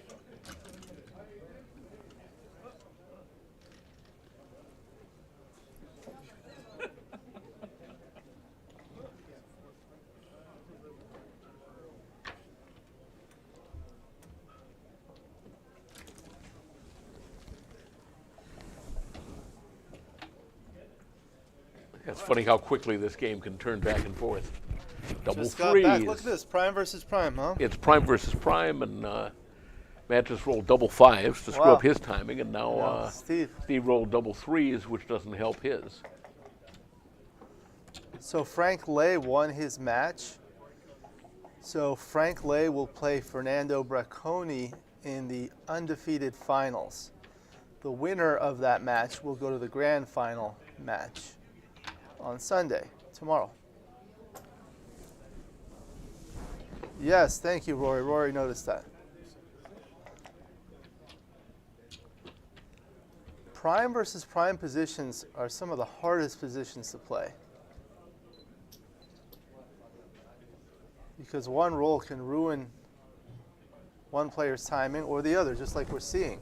That's one of the things someone was asking. We were talking about that this morning.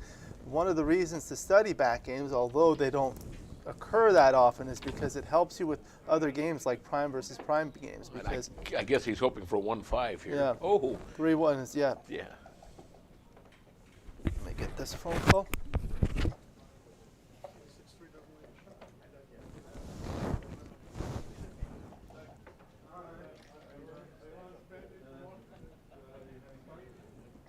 Right, now if red doesn't roll a 6,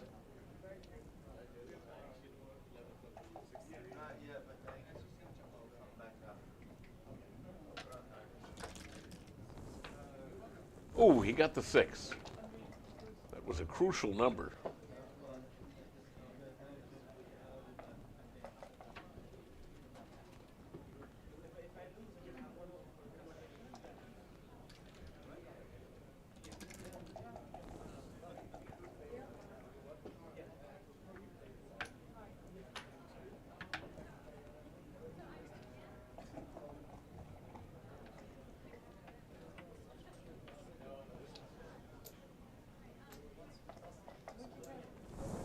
I think I would do this.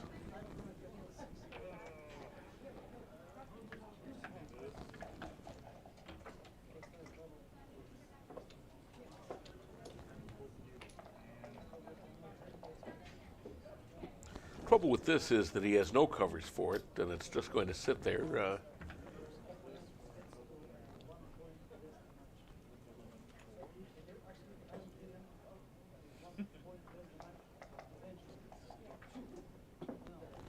I think this is the play he's going to go with.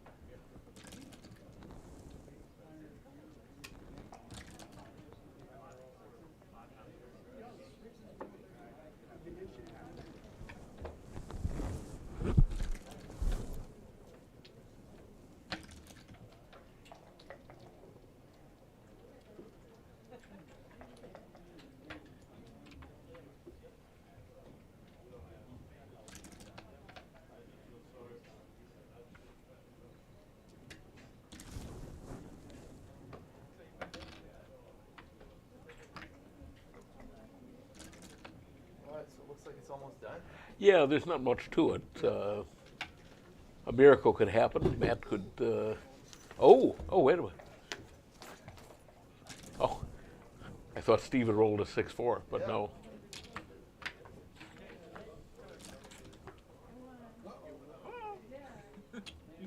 Ah. Oh my. What do you roll? Backdoor angle here. John?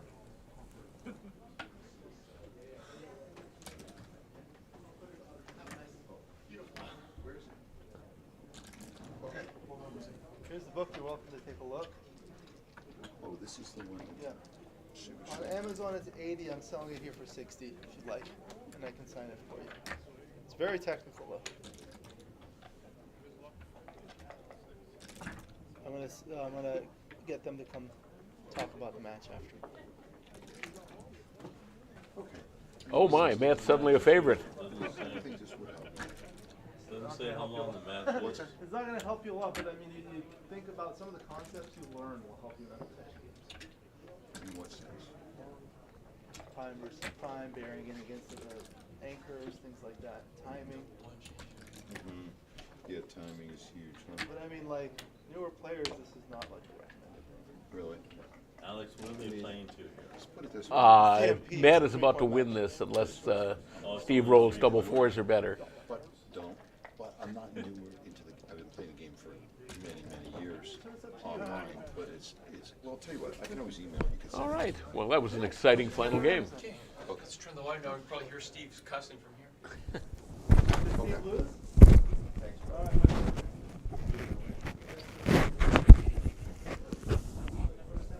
See you all after dinner.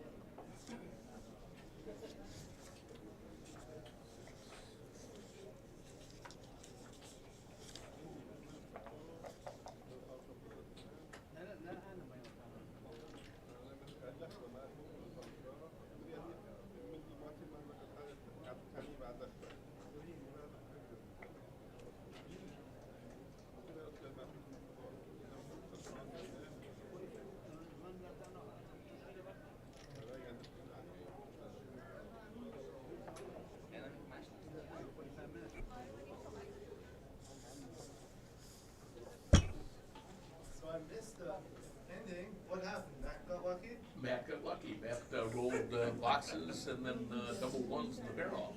So, yes, it was the backdoor failed holding game. Here we go. So there were a couple of positions I had pulled up. I was wondering about your not anchoring up on the 3-point earlier. You kept your men split. This one. Did you double here? Yeah, I did. I thought it probably wasn't. Yeah. Wait, he had 2 men off, not 3, right? Yeah, he had 2 men off. Oh. Yeah. I thought it probably wasn't, but decided, it's an exhibition match. So Yeah, for whatever. the crowd. Okay, it was a Yeah. borderline note. Yeah, borderline no double, whatever. All right.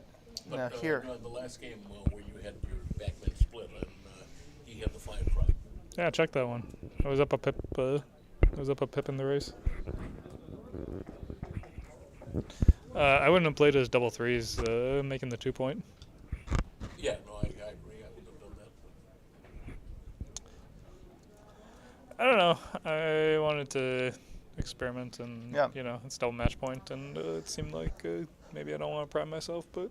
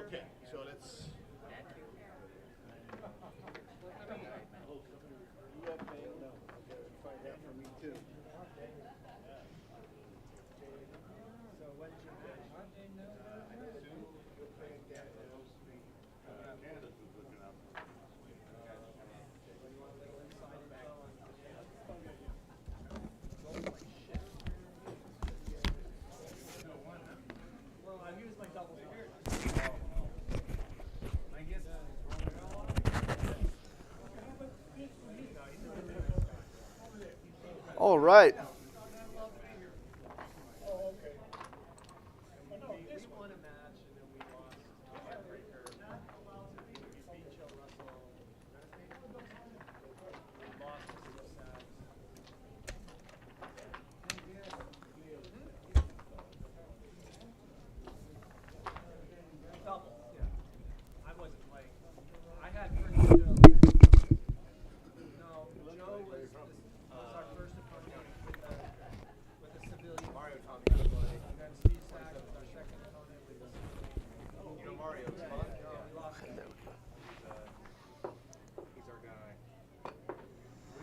All right, welcome back to the stream. Thank you for joining me. I hope you enjoy this video.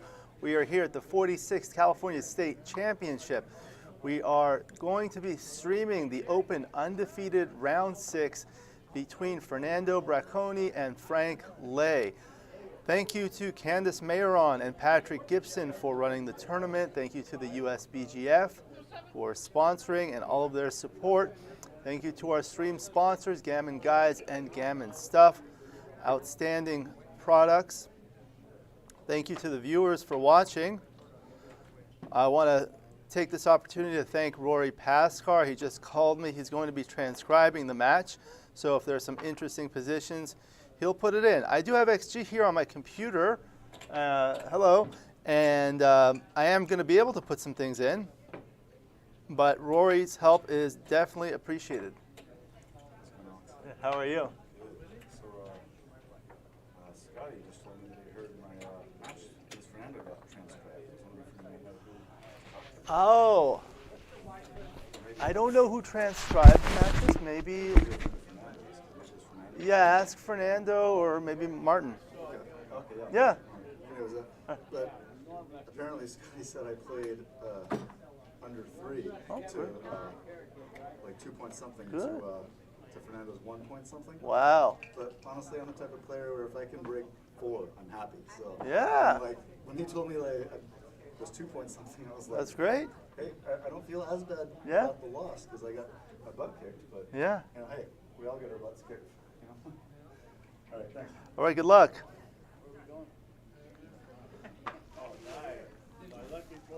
So we were watching some exhibition matches. I played one just to fill some time between the matches. The winner of this will be in the grand final match tomorrow. And the loser goes into the, I believe, fighters bracket or second chance, whatever they're calling it. The winner of that bracket will play the winner of this match in the grand final tomorrow. And it's just going to be one match. I believe the winner of this match is going to get some extra prize money to account for that, so they don't have to play 2 matches. So we've got some people watching.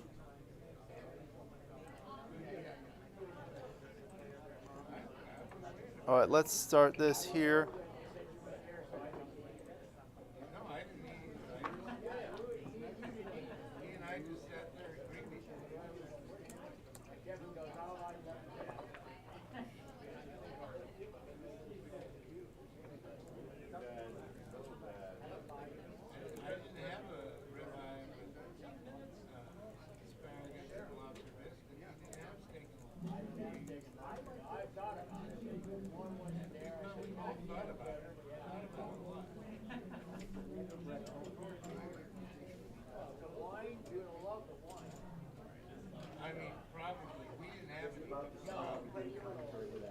All right. Very good. All right, so California State Championship, find the stream and watch. It says USBGF, so you can find it. I know you can find it. It's youtube.com/USBGF64. youtube.com/USBGF/what? No, USBGF64. USBGF64. Okay, so YouTube, USBGF64. All right, you can find it. Okay, have fun. All right, bye. let me edit this. All right, boys, let's get playing.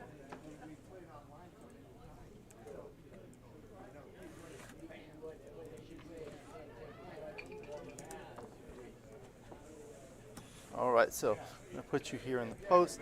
So here's a microphone. And it's my pleasure to have a guest commentator, very own Neil Kazaros. This just you can clip that on.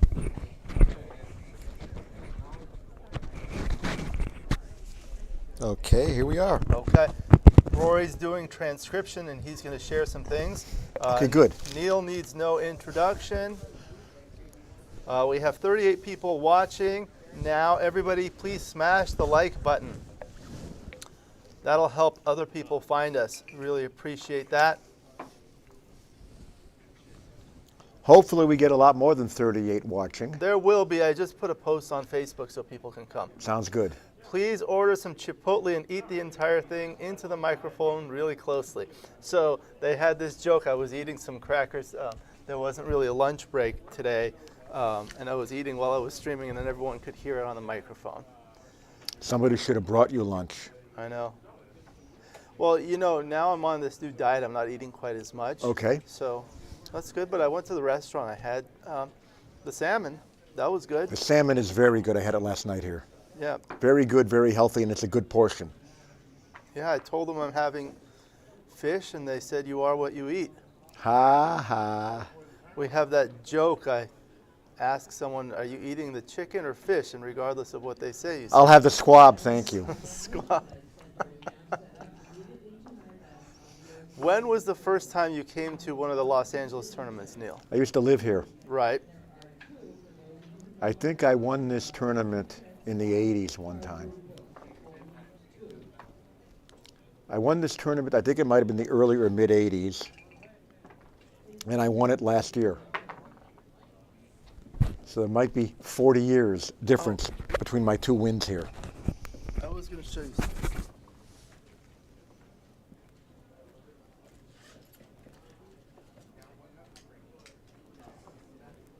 This is the camera I use.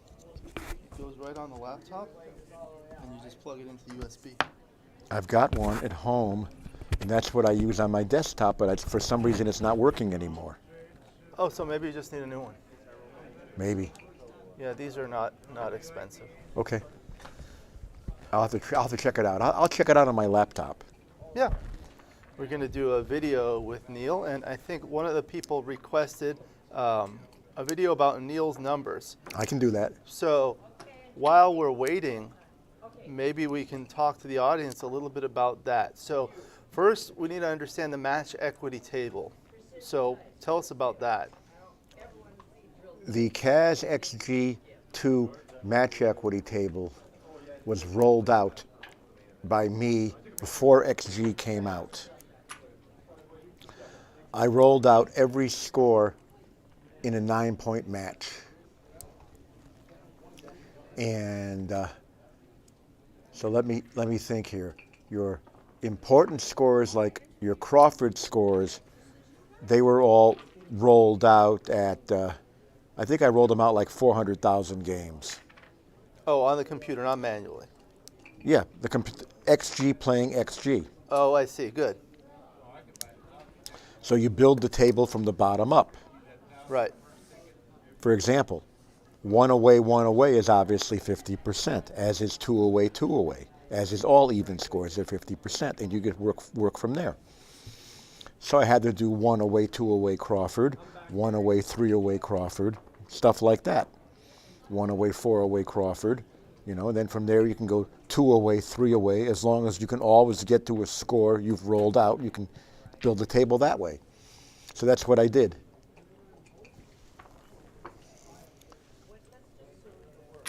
There was some setting in XG for these rollouts where you just start the game as normal. You can't, in other words, you can't start with a double or anything like that. So you start from scratch. Your opening rolls come. You get one of the 15 possible opening rolls as often as you should, etc. And I built the table that way. I stopped after 9 points because there was very little difference between that and the Rockwell-Kazaros match equity table at that point. And what was that? That David Rockwell started rolling out with GNU a couple of years prior. And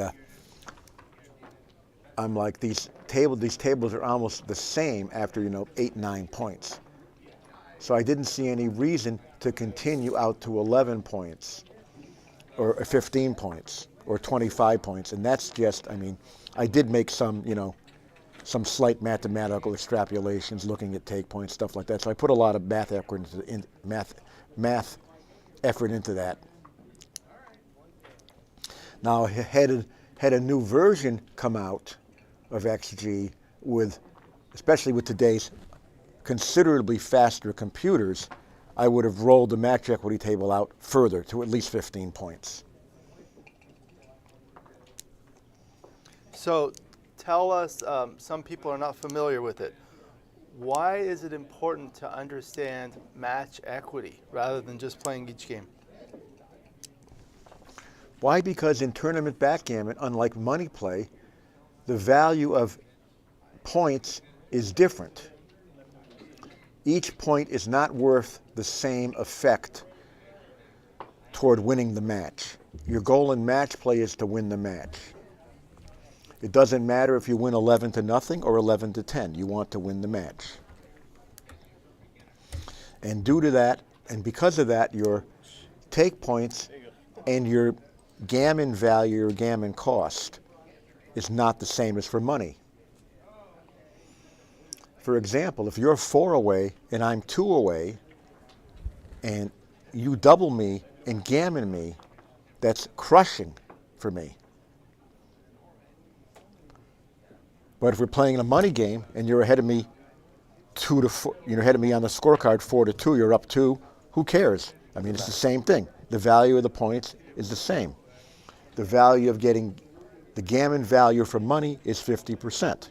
If we're playing for money and the cube is on 2 and you win the game, you win 2 points. If you lose the game, you lose 2 points. That's a net swing of 4 points. If you gammon me, you win 4 points. But that's only a net gain of 2 points for between winning the game and gammoning me. So 2 divided by 4 is a half. So the gammon value or gammon cost for money is always 50%. That changes dramatically in tournament play. Because instead of adding 1 or 2, you're going to the match equity, the difference in match equity. Correct. That's what matters. It's all based upon your chances of winning the match. I did a video on dead cube take points in a 5-point match, dead cube double points in a 5-point match, separate video. And I did another video with John O'Hagan. We looked at 3 different positions, and we saw the cube action for many different scores in a 5-point match. Let me see if I can pull this up for you so you can see it.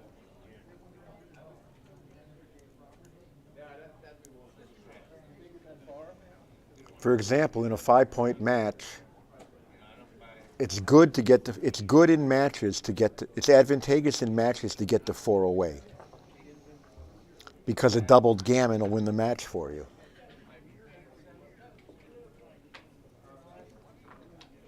Or if you take the cube and then redouble, you win the match outright. So in a 5-point match in a race, you can take a little deeper. You can take with a slightly less percentage than you can take in a money game. So we looked at this position. This is a double 5 blitz position, 5-4 split double 5 fan. And for a money game, this is a take. It's actually barely a double. It's a trivial take for money. Right. Now we look especially with no other blot. Right. On white side of the table. So now we have 5 away, 5 away. I did this with John O'Hagan, but it's the same thing. It becomes a stronger double. Yes, because gammon puts you to Crawford. Yeah, so that's very good. John was going through the math. So we looked at, now we have all these scores. So now it's 5 away, 4 away. Okay. So what's the cube action? 5 away is doubling 4 away? Correct. I would say double take. Yeah. You're never going to pass this. Now it becomes a stronger double. Right. Next is 5 away, 3 away. So we did this whole exercise. Still a take. Yeah. And we went through all these scores. And When it is not a take, it's going to be 4 away, 2 away. right. That won't be a take because the gammon is crushing. This is a table I designed. So for money, it's worth 616. Mm-hmm. If it's green, it's a double. If it's red, it's not a double. Okay. Of course, if it's less than 1, it's a take. If it's 1 or more, it's a pass. So you can see for money, it's worth 616 millipoints. At 5 away, 673, and so forth. When you're 5 away and the opponent is 2 away, it becomes a pass. It's a close pass, yeah. Did you roll that out? Or is that SG++? This is all plus plus. All but right. These are pretty well commonly known. Yeah, that's going to be a close. That's going to be a close pass. In fact, these tend to roll out a little bit. These tend to roll out a little bit worse for the taker at these lopsided scores than plus plus will tell you. So we see at 3 away, 5 away, and 3 away, 4 away, it's not a double. But Right. at 3 away, 3 away, it's a strong double. Yes. At 4 away, 4 away, it's almost a pass. Right. That's because the gammon wins the match. Right. In spite of how much recube vig there is at 4 away, 4 away. The Right. gammon wins the match. That's the main overriding factor. We did the same thing for a holding game. And then I have this other one.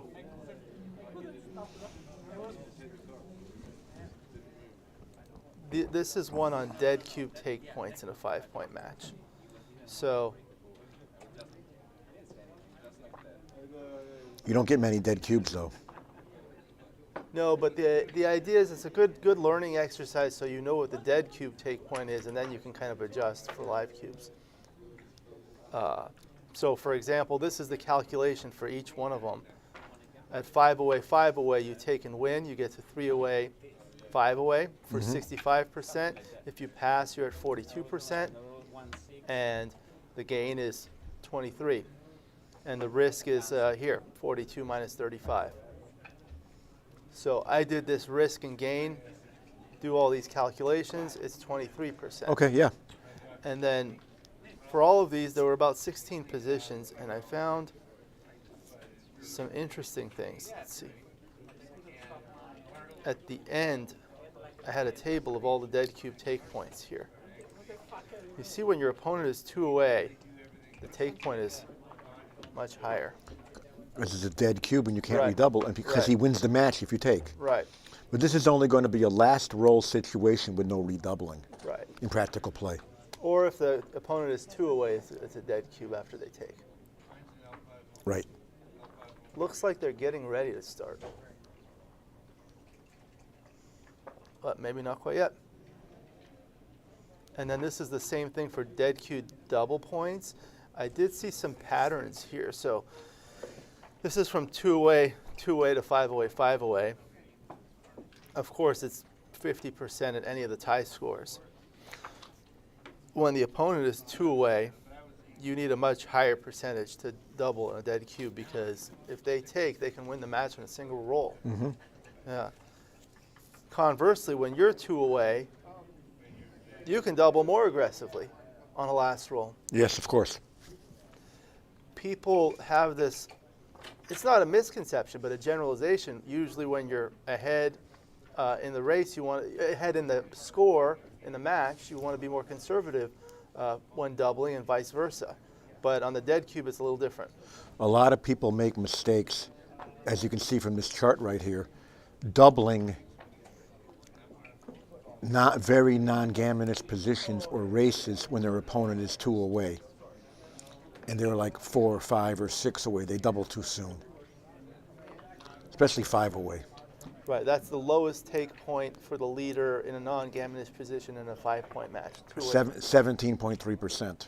Is it 17.3 or 17.5? Something like that. Anyway, Well, if you do the exact math to the decimal point, then it's it becomes- 17.3 yeah.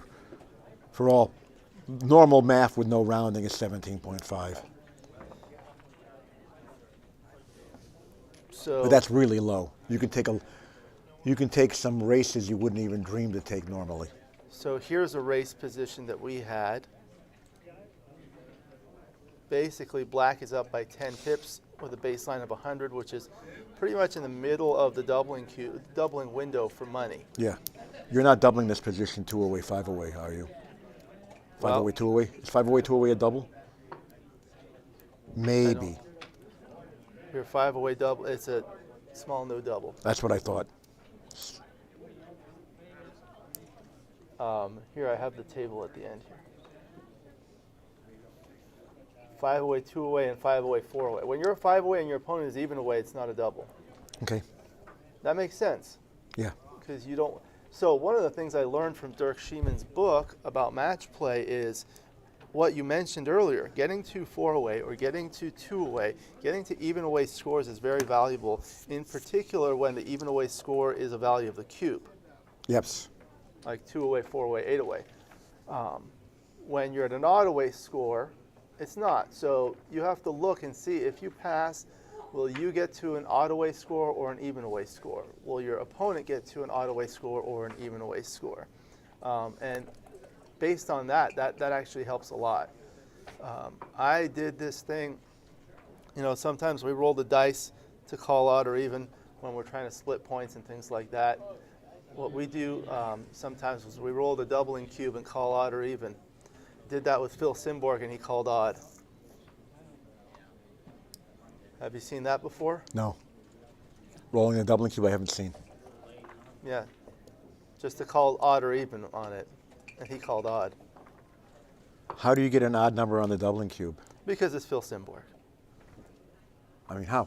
That's his humor. Oh, I get it. Okay. All right. Let's see who's on here now. We have some people chatting. Oh, Thomas Rebello is thanking Matt Cohn-Geyer. And FBFL. Oh, Fernando Bracconi, Frank Lay. Okay. The Atrifix is not MCG? Oh, I thought he is. Atrifix is MCG. But it says here I'm not. It's the Atrifix. Well, that's somebody different. Oh, that's somebody different. Okay. I don't know who that is.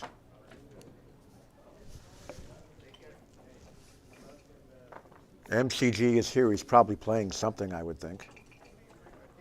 He told me he was out. Let me go see what's going on, because they should have started by now. This is ridiculous. They should start on time.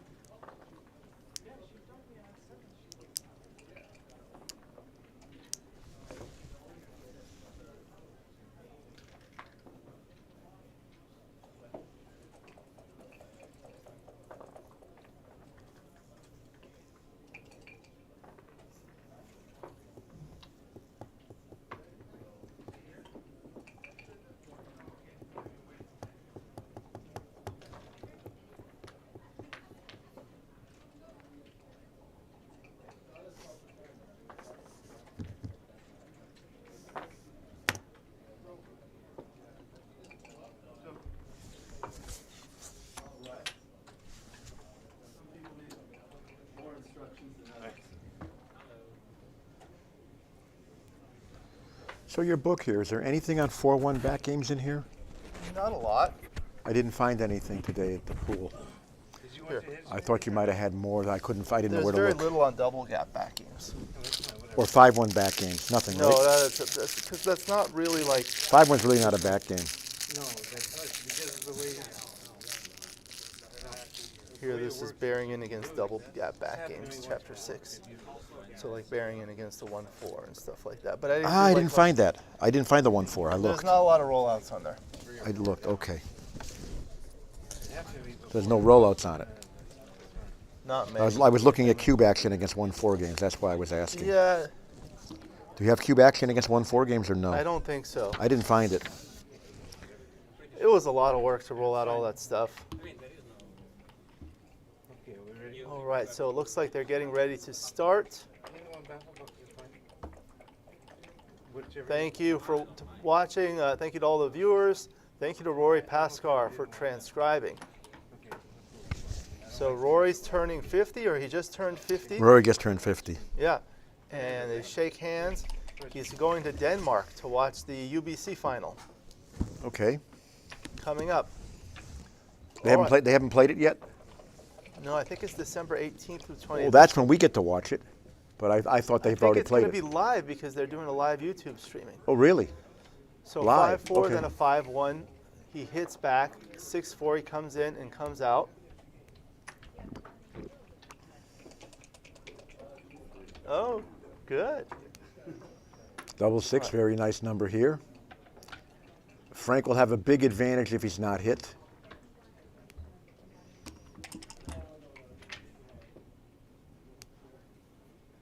He's not hit. What do you do, the double falcon? I get out. I run out. The midpoint stripped, I run. Yeah. When you see a stripped midpoint, it's not as dangerous to Well, leave blots. the danger is getting primed back there. Right. 4-2, so hit and cover, or make the 4-point. You're well ahead in the race, but I'm inclined to. You're well ahead in the race, so he's playing safe. I don't know. I might have hit and covered. I would have hit and covered and counted shots. Yeah, we'll see what Rory says. He's doing the transcription. Thank you, Rory. I would have counted shot. I would have hit and covered, looked at the play, and counted shots. I can certainly see why he didn't hit, because he's well ahead in the race, and Frank's just waiting for a double to get home. And there was also no guarantee that Fernando was going to be able to clean up in the outfield out there. Now he's going to run now. 6-5, so it's safe. That's a good with those play. 2 blots in the board. That's a good play. See, now can he afford to hit? Well, if you want to get doubled out, you can. But I think you might get doubled out anyway. What's the pip count? I know I would double as Frank. 116. Yes, how I count. 60, 67, 60, 72, 90, 32, 40, 56, 86, 99. 110. What was the difference in pips? I think I got it wrong. Let's see. 60, 72, 98, 116 for blue. Yes. Uh-oh.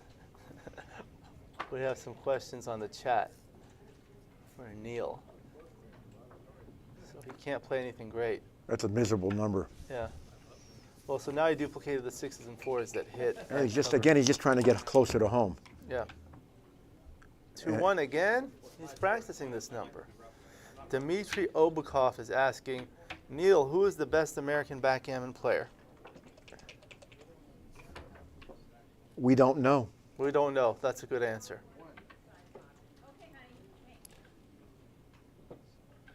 American born? American born or American residing? Let's say residing in the United States. We don't know. Who's at the top of the list? American born, it's hard to argue with MCG right now. Yeah. As being the best. He's playing the best right now out of anyone who's born in America. Residing in America, Victor's very strong. Marty Storer has been playing great. He hasn't been playing sub-3 all the time like he was a year ago though. Where was Wilcox Snellings born? He was born in America. Louisiana, I believe. Yes. He's up there too for American born, but I think MCG is playing a little better than Wilcox. Maybe Wilcox will start playing some more these tournaments and prove me wrong. Well, I suppose. Or maybe I'll start playing well again and prove people wrong too. You play well. Wilcox said he's going to retire in a year or two. Really? Move to a different area of Costa Rica and then play more backgammon. Okay. He said he would watch this stream if there's a good matchup.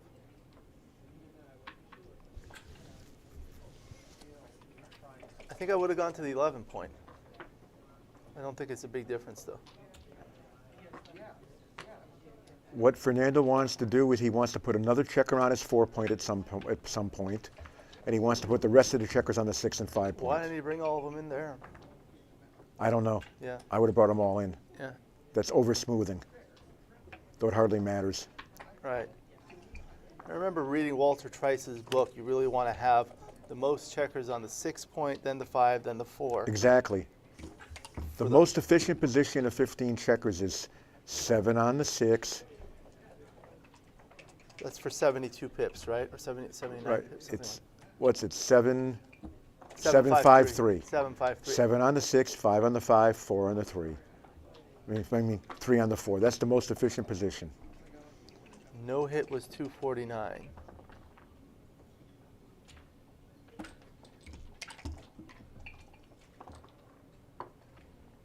Yeah, UBC is December 18th through the 20th. Okay. Well, Fernando is starting to catch up. Has he borne off checkers? He's not putting it in the rack, so we can't see it. Looks like he has. Fernando needs another big double. Frank 6-5 was a big number there. Fernando, you need a big double. Not big enough. You need to turn those dice over. Upside down, right? Yes, it was. That's about over now.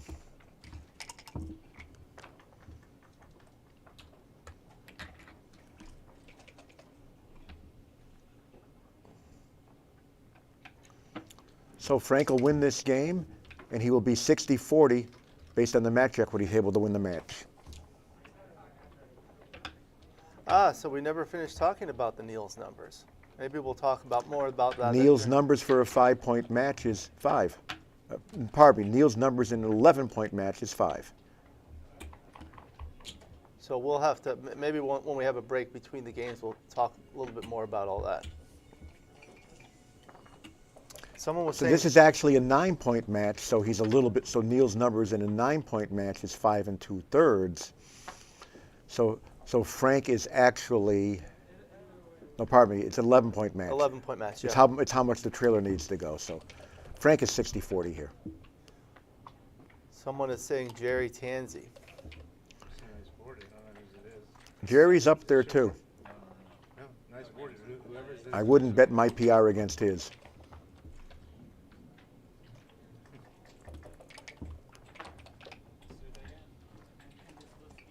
All right, 2-1. One way to kind of tell is you can look at the guys that win the PR and the BMAB. I didn't play BMAB here. I was too tired. Yeah, I remember you mentioned that. I had a bad night's sleep at home and a bad night's sleep when I got here, so I did not play.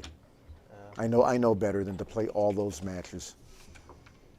I was talking to my friend Bob Wachtel. He was telling me how I improved. He's darn strong too. Yeah, yeah. He's fully capable of winning BMABs. Yeah, I told him my biggest weakness is just when I'm tired, you overlook obvious plays. Here's a 4. Now you're gonna.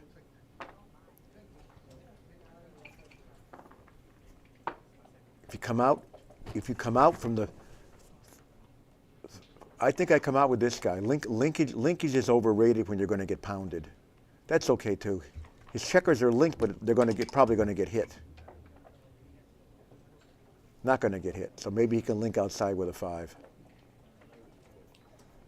So he'll cover with the ace? I cover with the ace, and I then do I make a quadruple split in this board from 24 to 21? I think so. I was speaking with Bill Roberti. He said he calls the triple split the McGreal split. I've heard it called the O'Loughlin split as well. And what's the quadruple split? Right now, it's going to be the Bracconi split if he makes it. which is That's what I would do. That's me.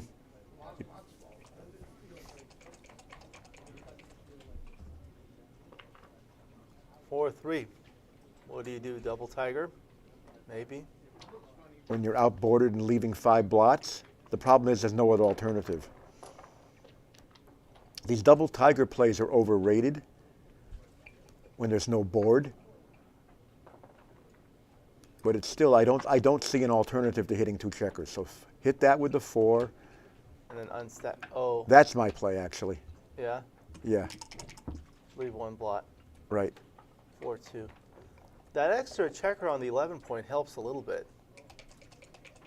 Yeah, double tiger was probably close. This is a nice roll. Clean it all up. Frank gains nothing by getting involved in a hitting contest here. That's a nice number because now he can hopefully play safe. Okay. Oh, he's getting ready for the 2-4. We were talking about this one time. Well, is this a back game? We don't know yet. Not really, but he has 2 anchors. It may develop into a back game. This is another miserable shot. So you have nothing to play here except 13-7. So just play it. Yeah, red lacks the timing for. Or do you leave 2 blots? Do you leave 2 blots? Do you Double play unstack? 13-9, 13-11? Only 5s and 7s, 5 7s and 9s hit. So that's a lot of shots There's too. the liability of that other blot on the ace point. Yeah, I prefer 13-7 here. I only want one blot. And I don't need to strip the mid yet. That could be okay. I think I would have played 13-7.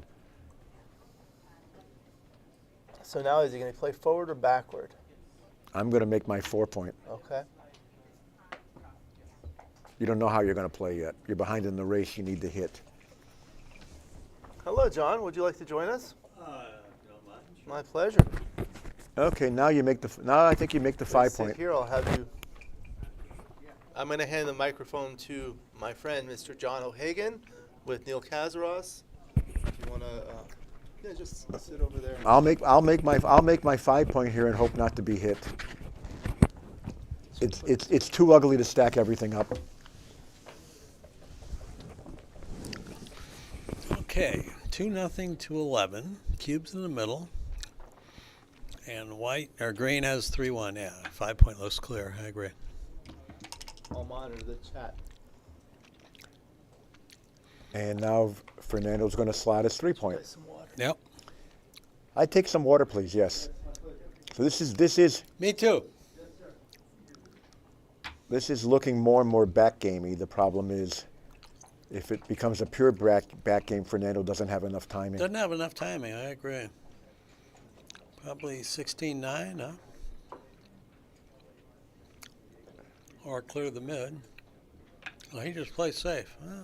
That's okay. I think I'd probably try to clear something. No.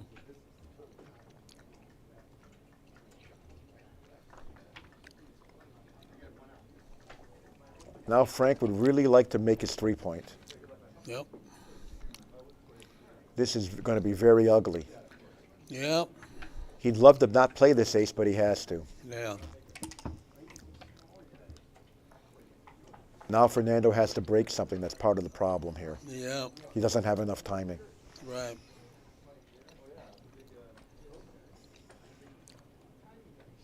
I think I would just play 2 checkers off the midpoint and try not to get hit.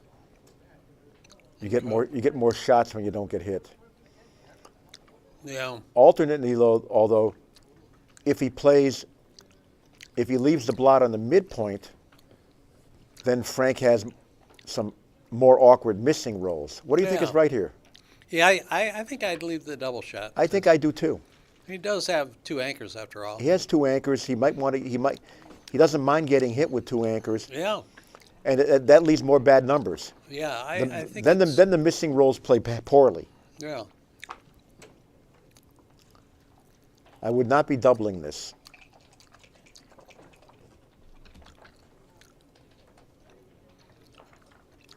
Probably just make the bar, huh? I don't see a reason to hit. I make the bar. Yeah.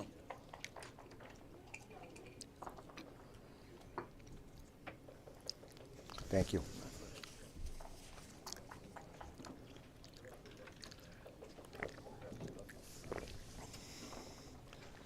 So you can't hit without leaving some kind of return shot. So, and that would be 2 blots also. So if you hit, you probably get hit back. You probably lose.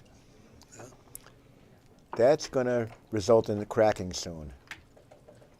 Rory said Neil was right with 6-4 by .009. What was right? With the 6-4 earlier. There's a delay of about 2-3 minutes on this. Oh, Okay. double pass, right? Is there enough inflexibility with 2 men buried and no 3-point to make a take out of this? I know if I was Fernando and I had my 2-point covered, I would take. If I had a 5 prime, I would be taking this. Okay. So shift the blot on the ace, back 1, and shift the spare on the 3-point and make the 2-point. I would take this cube. Okay. Here taking is doubtful. Debatable. Okay, look at this. This could be still a take. Here it is on XG plus. What's the answer? 951. Okay, I believe it. Small take. I believe it. Move. What did you want to move? Make the 2-point. This is easy take. Oh. Trivial take. Might not be a double. Yeah, small no double. Okay. He takes. All right. He does take great. Again, even at this score, the score makes you take more easily than for money. Let's put it in for money. It's a borderline pass for money. See the difference? I can believe that. So, let's keep it going to the 6. I don't see why you want to pay off Yeah. any jokers out there. Right. I don't see it. Turns 6-5 from a bad number into a good number. And turn a 6-6 into a real, turn a 6-6 into a virtual game winner. I wouldn't do that. Yeah, I agree. I don't think it's terrible, but I don't see why you want to pay 3 numbers. It is more flexible getting home, but having no spare on the 6-point can be bad as well. Would you like to join? Now you come to your 6-point. Yeah. You want spares on your 6-point. Yeah, for sure. Instantaneous play for me when I get to my 6-point from there. Yep. Out you come out and cover. Yep. And hope. Yep. Sometimes you don't get pointed on. Right. Sometimes you get pointed on and win the 2-point game. Yep. And sometimes you get gammoned. You got to cover, cover, cover, cover. Yeah, we cover, yeah. In spite of the lack of duplication. Yeah, Could be wrong, because this does dupe 3s. Yeah. Maybe he's right. And he wants to cover his 2-point. I think Fernando was right with that 3. I take back covering. He wants his 2-point, not his ace point. Get out of there now. Yep. Yep. Hard to fill in those gaps, isn't it? Yeah, big time. Yes, it is now. This is takeable. Yep, for sure. It gets more to anytime a checker gets buried behind the ace point there. Yeah. You see how this position, that ace point is a magnet. It's going to attract more and more checkers. That's right. And anytime the opponent has an anchor in your board, if you don't have the point directly in front of that point, it's very shot prone. When you have 2 gaps in front. 2 gaps, even more so, yeah. Here's a shot. There's a shot. So 3 and the 1, that's all you can do. So this is only going to be 12 shots. Yeah. Yeah. Sure. It's forced. Almost forced. Why leave more shots? I mean, the guys in the 7 are blocked, right? So. The other play was more shots. Yeah. So this 2 more down to the ace. Yeah, the other one would help this situation. The other one was 14 shots. This was 12. There's a hit. And now Fernando has an instantaneous play on for a gammon with 0 risk. You don't get many gammons, but it doesn't cost you to play for it. Right.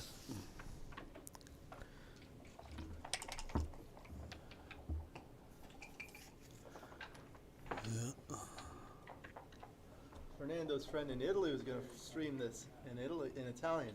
Ah. Well, good. Let's hope that's great. I hope that's happening. Is it? It's something like 4 a.m. there, so maybe not live. They can stream it in the morning. He was asking my permission. I said it's fine with me as long as it's okay with the USBGF, which I'm sure it's fine. Certainly would be.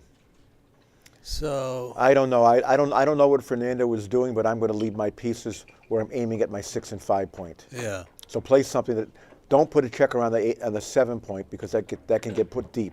Yeah. That can get forced deep in the board, which is going to give you fewer chances to win a gammon because your spares aren't well. That's fine. This is not the UK BGF. They're more strict with their rules. Is he stealing pips? I wasn't looking where he came from. I assume not. I assume not, or Frank would be correcting him.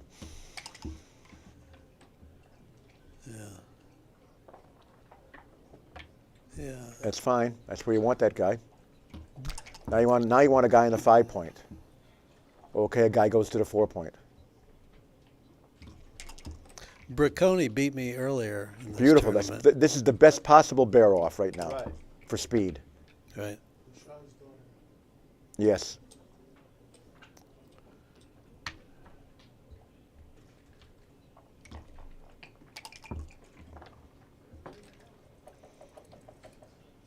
All right. Yeah, so you take nobody off. You don't take 2 off? Maybe you do. Yeah, I take 2 off. Actually, I do. Because Frank's board is such garbage, if Frank ends up hitting, Fernando probably cubes him from the bar. Right. Right.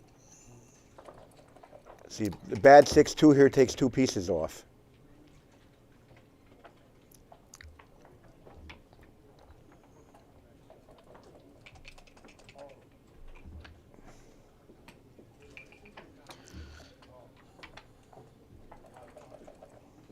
I think you just run, right? And make sure you're off the J.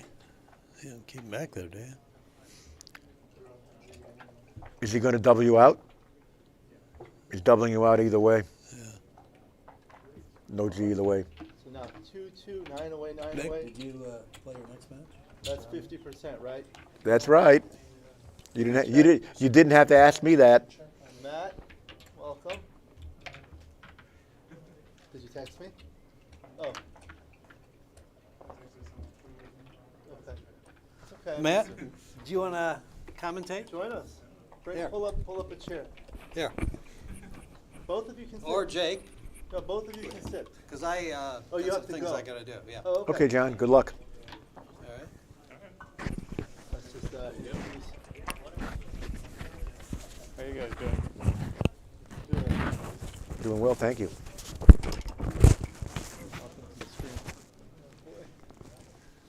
Okay, is he going to play this one right? Most people know this play by now. 21 and 8. 21 and 8 is correct. This is not correct. Yeah,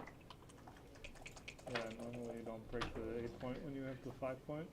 Maybe if you had a deeper point. Yep, exactly. Or bang away.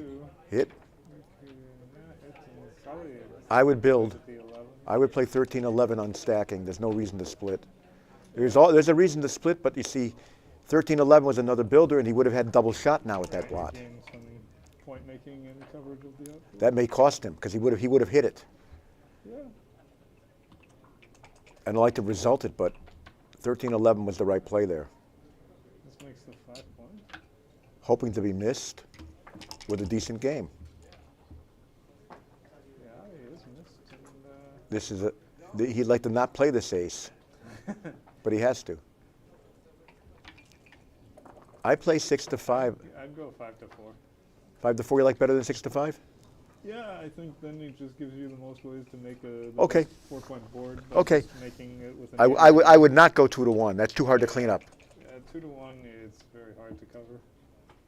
And the 4 point, you have the gap even if you Yeah, 5 to 4 is probably better than 6 to 5. Okay. Yeah. I haven't studied that that much, but I simply know that 2 to 1 is awful. Yeah, yeah. Now he cleans it up, and he's got his ace point made.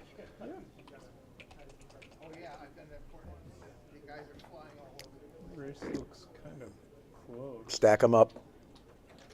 Looks like a pretty close race. Yes to me.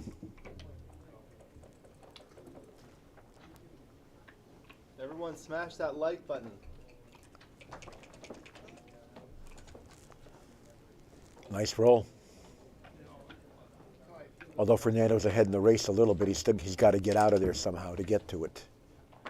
Yeah. Being 4 primed on the 4 point is a lot worse than being 4 primed on with the 5 anchor. Sure. But it's much better than being 4 primed on the 3 point. Which is almost a double. Which is almost a double. This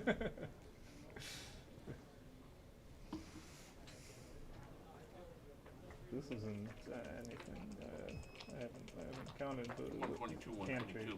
Yeah. Okay. So even race. Can't be anything close. In an even race, Frank might be, I don't know, 63, 60, probably 63. 4 prime has value. Yeah. I would bet on 62.5, 63%. Okay. If it was 64, it wouldn't shock me. I don't know the numbers, but sure. Double twos you can clear the midpoints safely, but you're not like really winning the race. Or you can make the 3 point, which normally you want to clear when you're ahead. he wasn't ahead. Right.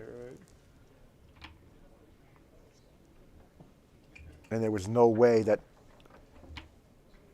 Fernando was going to have enough timing to make clearing the midpoint a problem. So I don't know.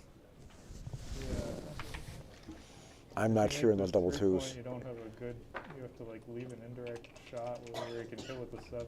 You don't leave an indirect shot to make the 3 point, did you? I thought he could have played inside. Maybe he could have had to play like 7 to 3, or the other thing would be to kill another checker behind him or something. Yeah, I think he could have played 7 to 3. Yeah, but that might be why he didn't do it. I would not have left an indirect shot. No way. So he probably played it right. Didn't matter much.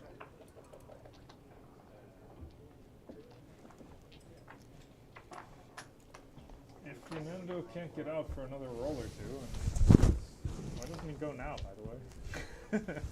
Seems like this would be the time to evacuate. I think he's probably supposed to go here. He's ahead in the race. Yeah, the blot on the ace. That blot on the ace means go to me. Yeah. The blot on the ace with a 5 point board this means and go. You can't get out for another roll or two, you're going to get doubled. So this seems like not the right idea, in my opinion. I mean, he could. And what do you I do don't know here? What he would have done if he had run. Here?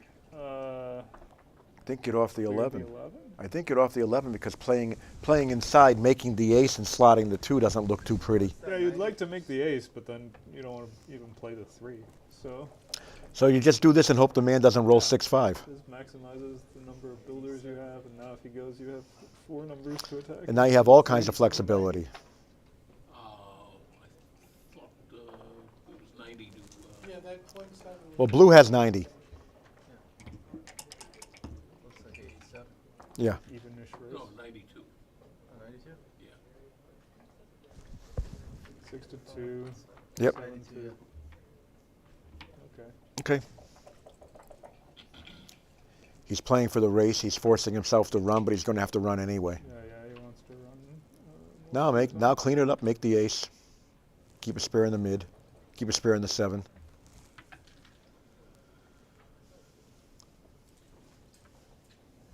Normal enough.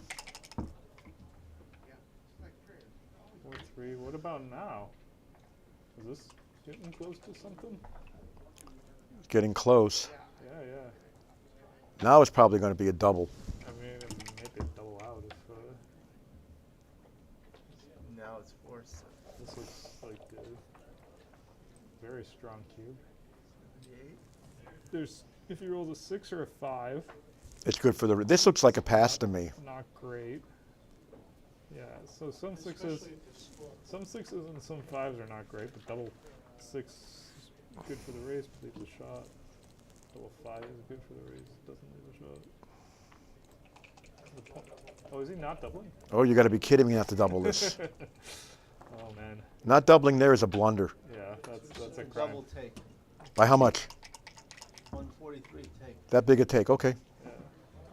He's a bad 6s and 5s. This is probably not a take. This is a huge pass. This is almost too good, I think. You don't win many gammons. Yeah. There's one guy in the outfield in the 10 Only point. many gammons. You're dreaming to win a gammon from there. Win the game. It's like practically Jim.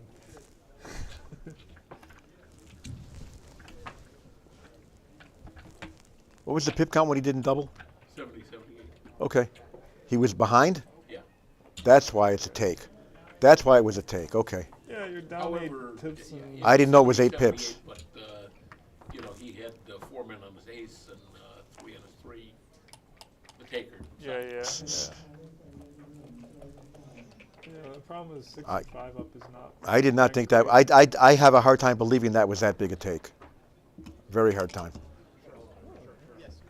I guess because it's a 5-point board, you might roll a 5 or a 6. Okay, fine. And you got to hit loose, and you don't like that. Yeah. Or you don't hit loose, and he runs away. Yeah, I can believe a take.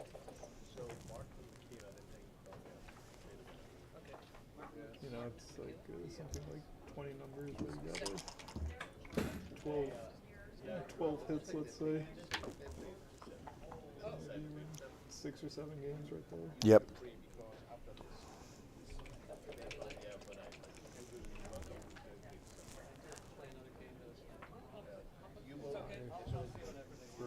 Now you just run from the back. 24 to 21 is for sure. And then what? Do you come out? Or do you hit on the ace point? I would probably make this play. I think this would be my instinct to come out. My instinct was to come out. I mean, if you get missed, you're kind of happy. You got missed because he anchored with it. But you're still. Now you roll a 6. Now you roll a 6. You're quite happy. Yeah. There you go. Now you're quite happy. I'll be back in a minute. I don't know if I was quite happy playing this match.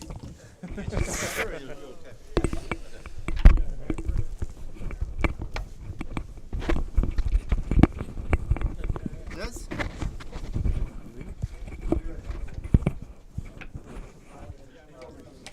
Jake Jacobs is here taking over. My favorite thing about Jake Jacobs is all his wonderful stories. And here they come. No. Got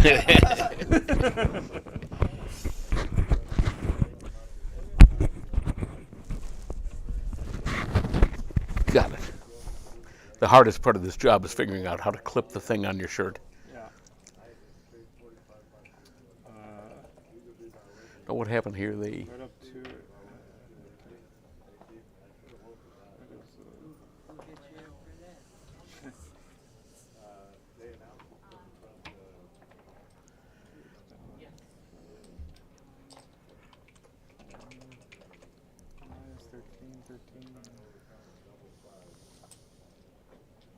Is he up enough in the race to do that? Yeah. Stuff like 12 pips or something? 123 and 123, isn't it, for blue? Yeah, and 132. After the play. After the play, yeah. Okay, so 9 pips. Going in 9 pips? Okay. I mean, it seems like a pretty clear play to me. I don't see why you want to get stuck there.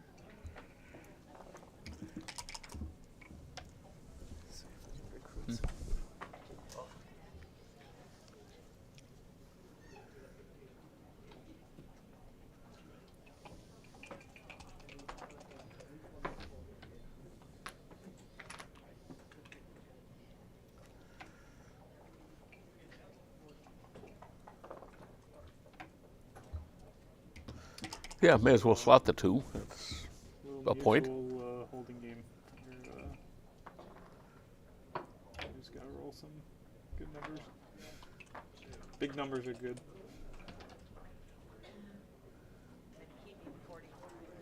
3 goes to the 6 point. I mean, I guess you could create some other play, but.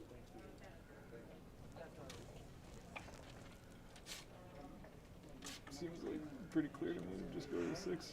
Yeah, there doesn't seem to be any, any other play that's attractive once you look at them. Yeah. 6-5.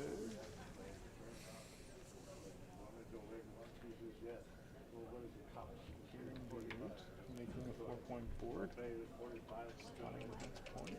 Let's see who has to blot first.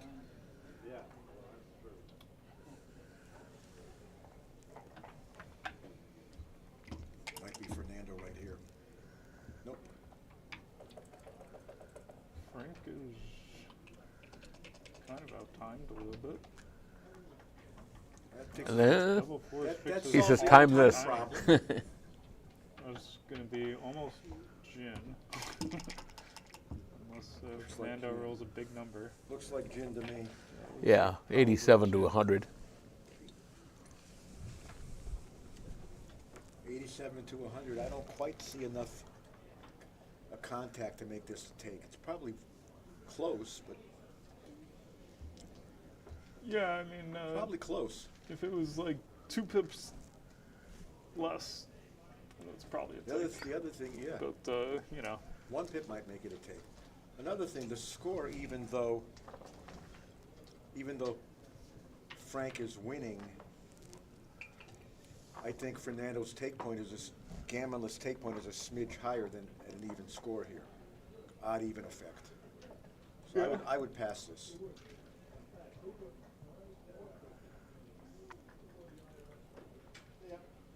Not sure that the contact favors. Not clear who the contact favors, right? Like The fact that there is slight contact just makes it more volatile than a straight race. yeah, that's true.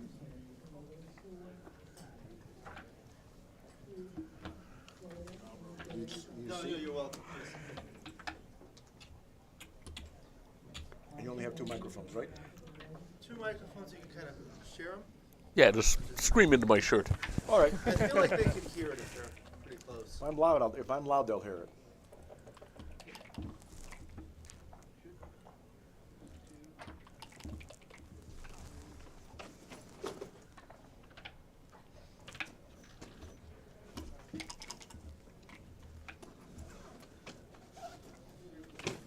If you should split. Packing up to head for home. This is over. No, well. Or you're staying here? No, I'm going back home. I assumed you would. Hey, Alex, is this okay? Frank doesn't like people watching his matches. You'll have to ask him. We're just gonna sit by the computer and monitor the chat.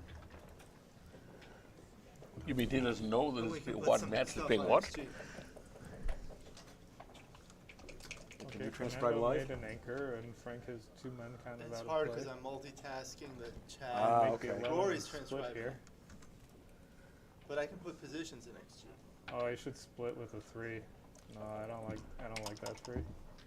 You would split in front of 10 checkers. Yeah. Because he needs to get going. Yeah, this is just stripping. Because he the doesn't mid. want to play a prime versus prime with his ace point made either. Yeah, he's just gonna lose a priming battle. So you gotta move the back. Gotta try to get going.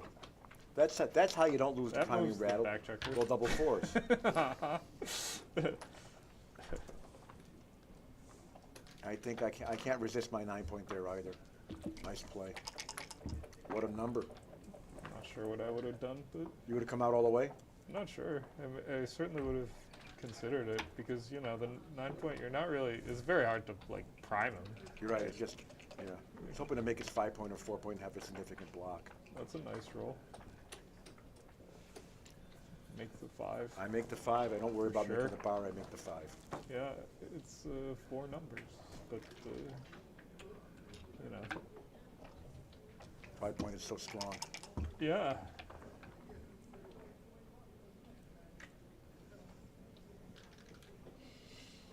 Well, this is not a pretty shot, so you have to leave it a 7. Yeah, and I'd go 8 to 6, I guess. Would you slot and You strip pick the a 6-point? Or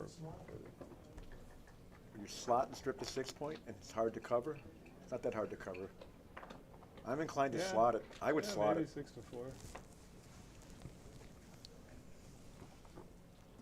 I don't know. My natural instinct is to do this. I don't mind that. If we were playing doubles, Matt, I'd let you play the 2. 4-3 is a hit, right? Yep. Yes. Yeah. Hit him. Well, he's looking at the prime, I guess. That's very scary. Oh, this is very scary.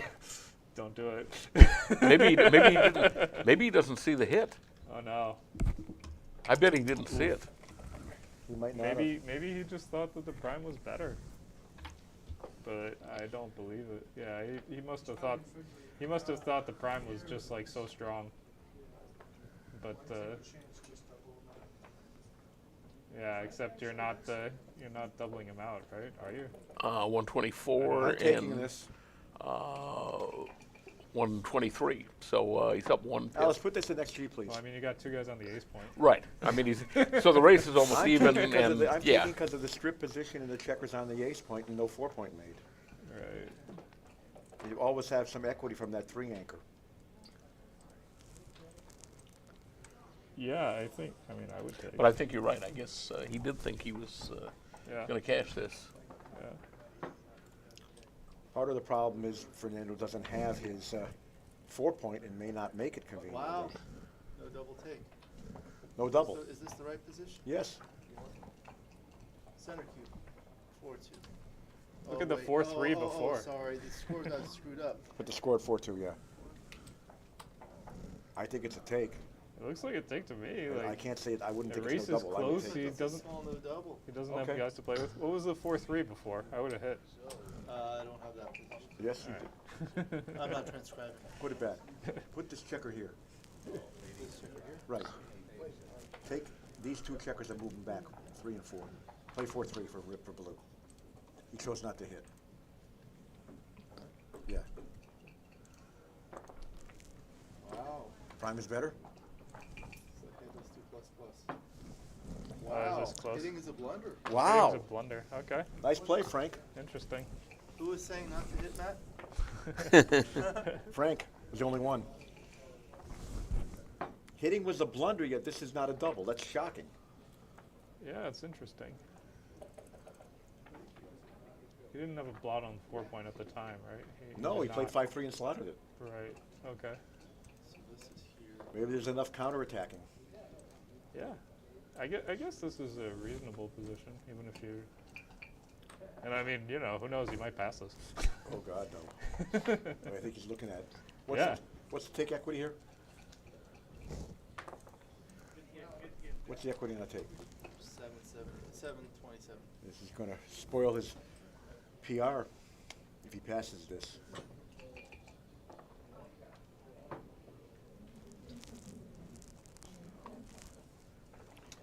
I know if the 4-point were covered with a 2 playing 6-4, I definitely would not be cubing this position. Yeah. So when I see that, I'm scooping this cube. What's this for money? Probably a double for money. Small no double. Still, okay. What if you? Still, Oh okay. no. He passed. Oh my, no. Yeah, that's The two guys. That's a good question. He's going to be stuck with that 3-point, and I grant you there's oodles of equity there. That's the What thing. makes There's this such there's an easy oodles take of is the equity two guys there, on the ace point. and Frank can have problems coming home. It's very hard to come home. I've with looked no at these checkers. positions, and I think like Nick did. What makes it such an easy take? And I roll it out, and it becomes an easy take. You know, You want to go back to that and do a quick roll up? Yeah. It makes an extraordinary difference with that 3-point usage where, like a 6 to get out as opposed to a 6 to get out. Yeah. Yeah, in most positions, Well, not being at the edge is like you a just disaster. sit there and wait for Frank for blue to try to bring the position home. Right. That's the problem. Is you know, it's very hard for blue to come home. And with the two guys dead on the ace. when he has to leave the 20-point anchor, you can wreck him. If you're not at the edge and he has all the men in play, then it's like you know, massive pass. But Those 2 dead checkers hurt a lot. yeah. And they're not dead checkers on the deuce point that could conceivably be moved with an ace if you're in trouble. They just can't be moved, period. What if you move like one of the checkers back to the 6-point? That's a huge Can double. you check that? What's the roll say? You've done enough for it to get an idea. No double or double? No double? Still. All right, let's put the new position in. Let's put a checker back to the 6 point. Okay. You got a nice fast computer there. We're doing some rollouts in the background. Okay. What did you want? Take a checker from the ace point, put it on the 6 point. For blue. This Yep. Is that a? And plus this. I'm guessing that's like a reasonable take, but not a bargain. Now it's borderline. Yeah. Okay. Borderline double? Borderline take or pass. .006, no double. Oh, Wow, okay. Small double. The score is having a slight effect too, I think. Oh, sorry, that was unlimited. Let me change it to. On a short break. Still. Same? Yeah, .009. All right. And if you move one more checker back somewhere from the ace point, over from the ace. 5. Yeah. Or the 6 or whatever. Put You it on see, the as you 6. move those checkers back, the race is getting worse. Yeah. What's this? Oh, now it's a strong redouble. Is this a take? Strong double, you mean? Yeah. A strong double, yeah. This is a take though. Yes, 41 take. There's a few. Yep. Those checkers on the ace point, boy, what a difference they make. Yeah. Yeah, I tried putting them on the 2 point. Doesn't make much of a difference. I have to admit, I would have passed with all the men in front of the anchor, I imagine. I wouldn't blame you. But I guess the gap on the 4 is really hard to fill in. And everything's stripped. Right. Well, I mean, yeah. He would have some spares to play with if you put the 2 men on the ace back somewhere. Yes, you do. That's very important. This is still a no double. What's this? Moving the 2 from the 9 to the 4. Oh, yeah, sure. Now he sees daylight. Right. It's just these are 4 back. Oh yeah. So.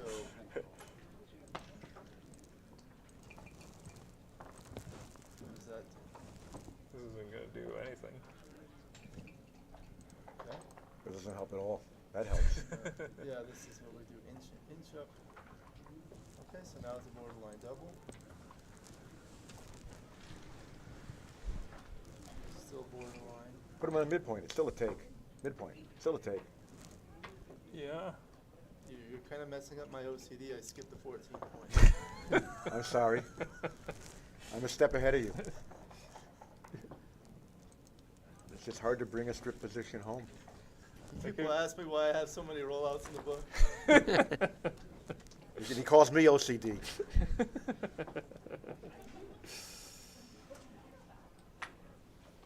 When I was in medical school, one of the doctors said, be compulsive. Do the same thing every single time, every time. That way you never make a mistake.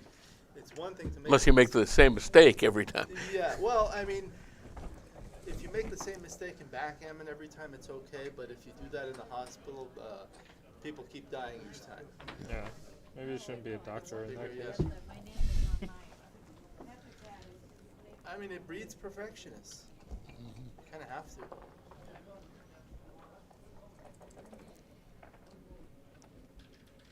All right, so we didn't finish talking about the Neil's numbers, right? So we were talking about the match equity. Well, we're going to do that in an interview, aren't we? Yeah, we'll do a video. This is a preview. Okay. So Do you know Neil's numbers, Neil? I might. So you develop these numbers to estimate the match equity. Yes. How did I first develop these numbers? You want to know the history? Yes, please, if you want to just hand it the mic.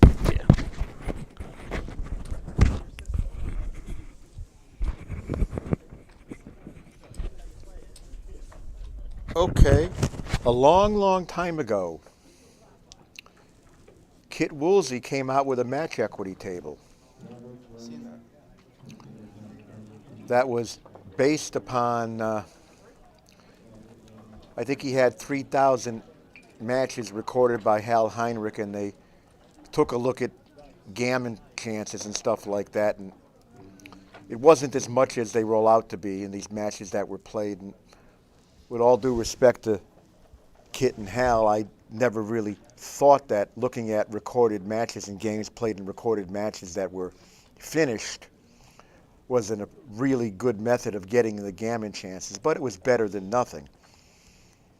So when this match equity table came out, that Kit then calculated, and it was published in Roberti and Goulding had some magazine, I forget the name of it.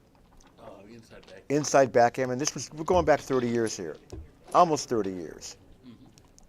Actually, my daughter, it is 30 years ago, okay? And I took a look at that table, and I took a look at that table, and I took a look at that table, and I said, aha. The value of points in most of these matches, each point you win is darn near the same. So it was easy for me to come up with Neil's numbers looking at this match equity table. So Neil's numbers was born.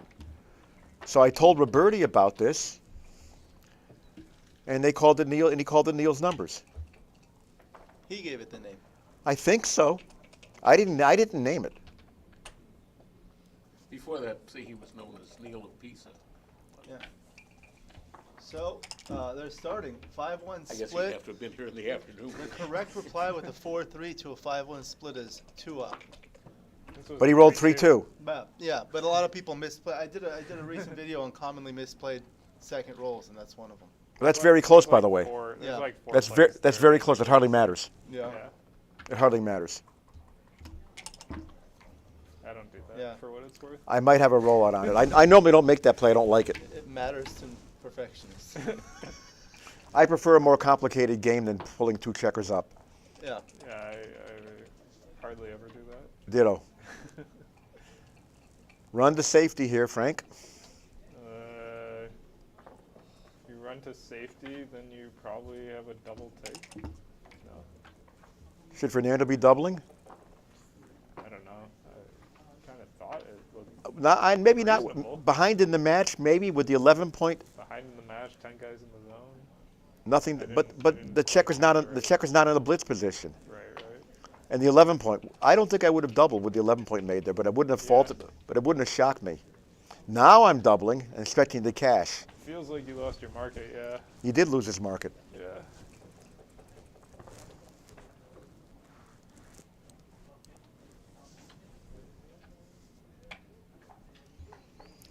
I'm not taking this. No, I would not. But he's got to think about it a little bit, just to make sure that everybody knows he can't be pushed around. You won't be pushed around. Wow. What's this? 0.0152 good. So it probably. Then he was missed a double last turn for sure. What was the position? He rolled 6-4 and he rolled 5-1. Yeah. Okay. It seemed like it should have been double take. Put these back 6-4. Roll before. Yes, put those back 6-4. And these two were. Make the 11. Go back to the mid with 1. This is probably a double. Matt was sure this was a double. Double take.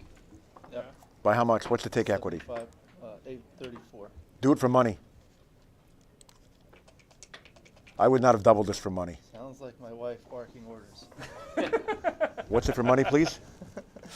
It's a small no double. Aha. See? Yep.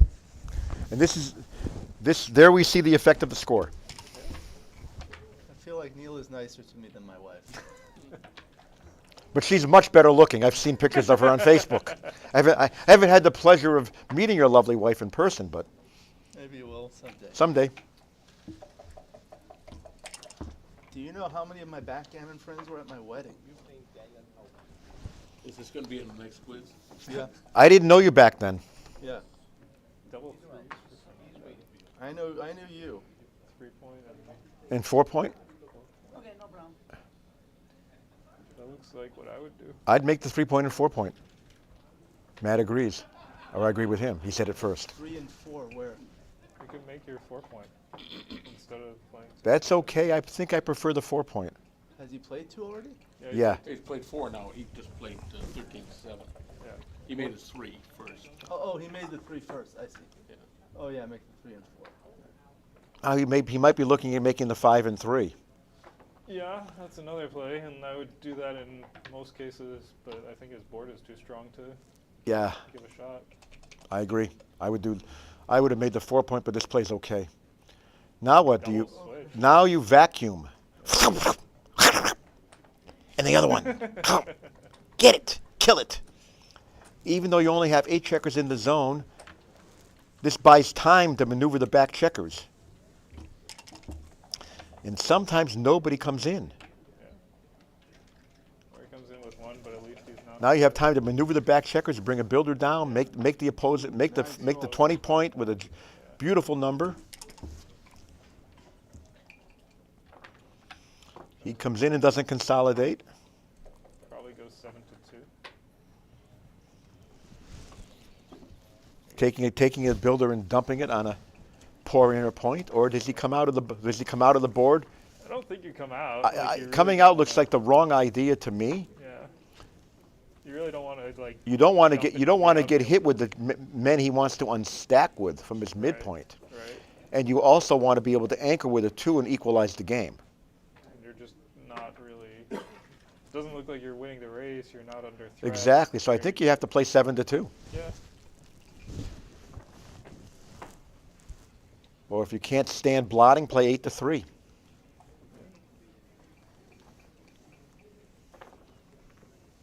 rather slot the 4-point, but. I think I play 7-2, and he agrees. Looks like the natural play to me. Or 1 is just bringing another builder. 13-8, waiting. Unstacking, plenty safe. No shots is better than some shots. Yes. Yeah, when you don't want to get hit, don't leave any blots. Now you're getting hit. That's a nice number. That's gonna hit and leave some returns, but at least you But put when him they, on the bar. but when he dances 9 times, then what's going on? That's a good question. Trouble's going on. Don't have to worry about it. I did a study in my book. I found you're more likely to get hit when you have blots than when you don't. That's true. You're going to get hit now because you have a blot? Yeah. I'm hitting. You have to leave a shot anyway, so you hit. Yeah. That does not hurt the position. It's the best 6 you can find. 4-3 comes in and safe. That's a nice roll for missing because you saved the blot. And now Fernando has a slight advantage in this position. Yeah. If Fernando can safety his back checker, he's going to be 5-1 in cubing position. I guess make the 2-point here. Since I have no play, I want to. You make the 2-point, Matt? I make the 2-point. I guess so. Well, so you can slot the bar.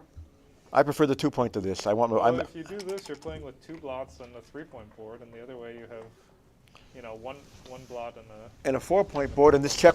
The other way, this checker would be under pressure to get hit. Right. Now it's really not. Right. Barring a few jokers. 4 is. Oh, that's a nice hitting roll. It was cocked. Landed on the bar. Oh. I wouldn't hit with that.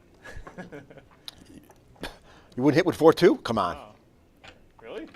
Pick and pass. What about just 24-20 and 7-5? I didn't see that back there. I didn't even see the guy on the 24-point. Yeah. It's all the way on the other side of the board. This looks like a monster position. What's happening here? Fernando is in tremendous shape. And What's the race, Jake? It's relevant. 110 and and a lot more. 127, 131, 21 pips. I think that's a pass, huh? That was my first thought. I mean, he does have the back guy that he has to extricate, but you got 3 guys back, and one of them's not on the anchor. Now that guy comes up, but now you're just losing the race. Now you're just probably losing this holding game because of the race. Yeah, I mean, you don't mind this so much. Slot the 4-point here. Yeah, I should slot the 4. You're not getting to be left in indirect that matters. This is what is this? It's really fun. Make the ace point? I would. Would I consider leaving a shot here? Of course not. Of course not. Okay. Plays it safe, he wins. All right. How does leaving a shot help him even? This doesn't really hurt him.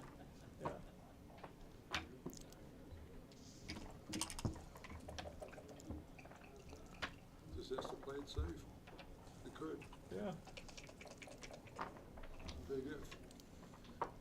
Come around. Nice roll. You want big numbers. And you want to get that spare around without leaving any shots. What are you thinking about? Sure, if you want to get the spare round, but I know I am. yeah. I mean, Are you don't gonna? wanna- Is he don't gonna wanna- bring? Is he gonna bring it out and dupe threes? The problem is that doesn't gain much because the midpoint is not stripped That just leaves 3, 6, and double 3. for nothing. Yeah. Not to mention 3-1 and 3-2, which can hit you and gain pips and leave only a few shots. Now I don't slot the 4-point because I might be shooting an indirect. Though probably not. Okay, let's make a point, Frank. There we go. There we go. Need something. Now Frank has a winning board if he hits. This is gonna leave a shot, I guess. I leave 5 numbers. I would leave a shot because you have. It's bad to have nothing to land to. He's going to play that 5. Yeah, true. It's bad to have nothing to land on, so you have to leave the 5 number 8 shot here. Yeah, I mean, you have nothing to land on, but also you have a blot on the 4 point, so you can just like come out into your outfield and sit there. That's the other problem. And, yes. Then you roll a 6 and leave a direct shot. You know.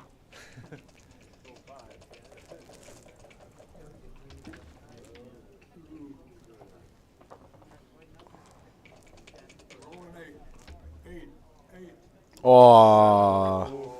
Close. So close. No cigar. Sometimes this checker doesn't get the safety, and usually it does.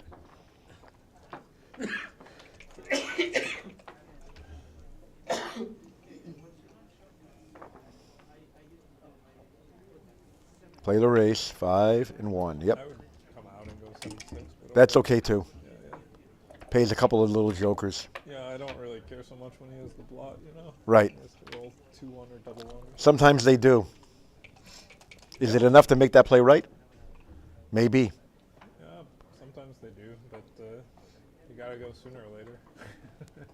He's going now. Stay there? Yeah. Yes, I do. I agree. If you come out there, a race is dead. So at least this way you get 2 shots. I mean, he's gonna pick and pass, and you'll have 2 jokers from the bar. Well, you might get shot. You might get a shot, possible shot equity later. Yeah. But 2 jokers is better than no jokers.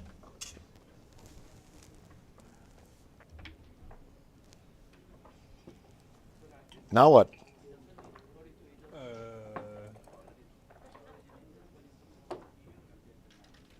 6-5 3 times. Yeah, slide them all over. Yeah, because if he takes something off, it's going to leave 3 Thank on you. 6. This is a little bit awkward. This looks worse. I mean, you could go 6-3, right? Yeah, 6-1 and 5-1. I think 6-3 was better than this play Yeah, I agree with that. because there's 4 bad numbers. Because you had 3 big doubles. Now you don't. Now there's only 4 bad numbers because he came in. Right. And it's going to be I wasn't sure about. I wasn't sure about any of those little plays. I think I would have shifted off the 6, but 6-3 also seemed like kind of reasonable. Anything to put into XG? No. Shifting off the 6 is 9 bad numbers if he dances. Right, but 11 times he comes in and then you have no bad. Exactly. So it's really more like 6 bad numbers. Mhm. A little more than 6. Oh my gosh. Can he catch up? He just needs one more. One more will do it. One more will do it, but Fernando's got to play dead.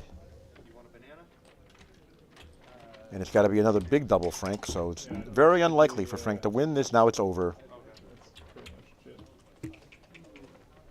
Not rolling dead yet, but he will be next roll. After this roll, he's rolling dead. If he doesn't get a big double. Nope. Dead. 5-5. Was that double? Yep. Point match. 50% match equity. I looked it up. 6 away, 6 away. The new roll is have it at This genius sitting next to me over here is cheating by looking at the XG match equity table. Yeah, but I can pull it up. Put in the Jacobs. I'm not going to need it. Don't worry. Which one? I won't need it in a match like this, short match. Yes. I played a prop in this position one time. How'd you do? Not bad. Down 100.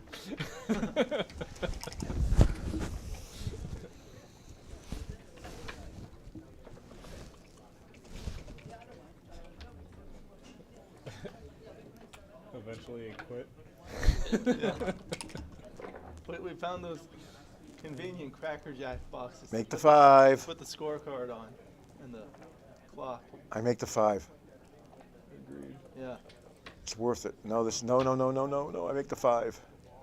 Yeah. XG that, please. Splitting is nice against the prime, but the 5 point is so much stronger than the 4 point. Yep. 6-1, 6-5. 6-5. 3-1. 3-1. 4-1. You can come in on the 20 point? Yeah. That would Do be my threes. instinct. Yeah, I mean, you can like close. You can do Close? triple I believe it. split or something else, but it seems like kind of natural.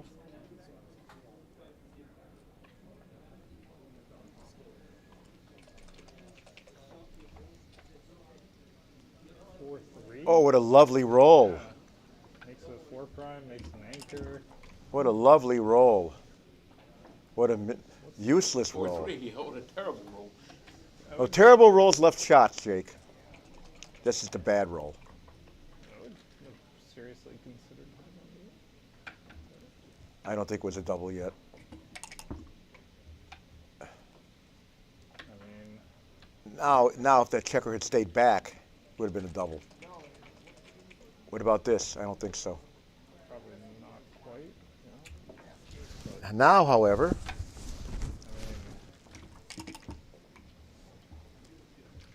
This is it's like a double pass. I pass. Did he? I don't know.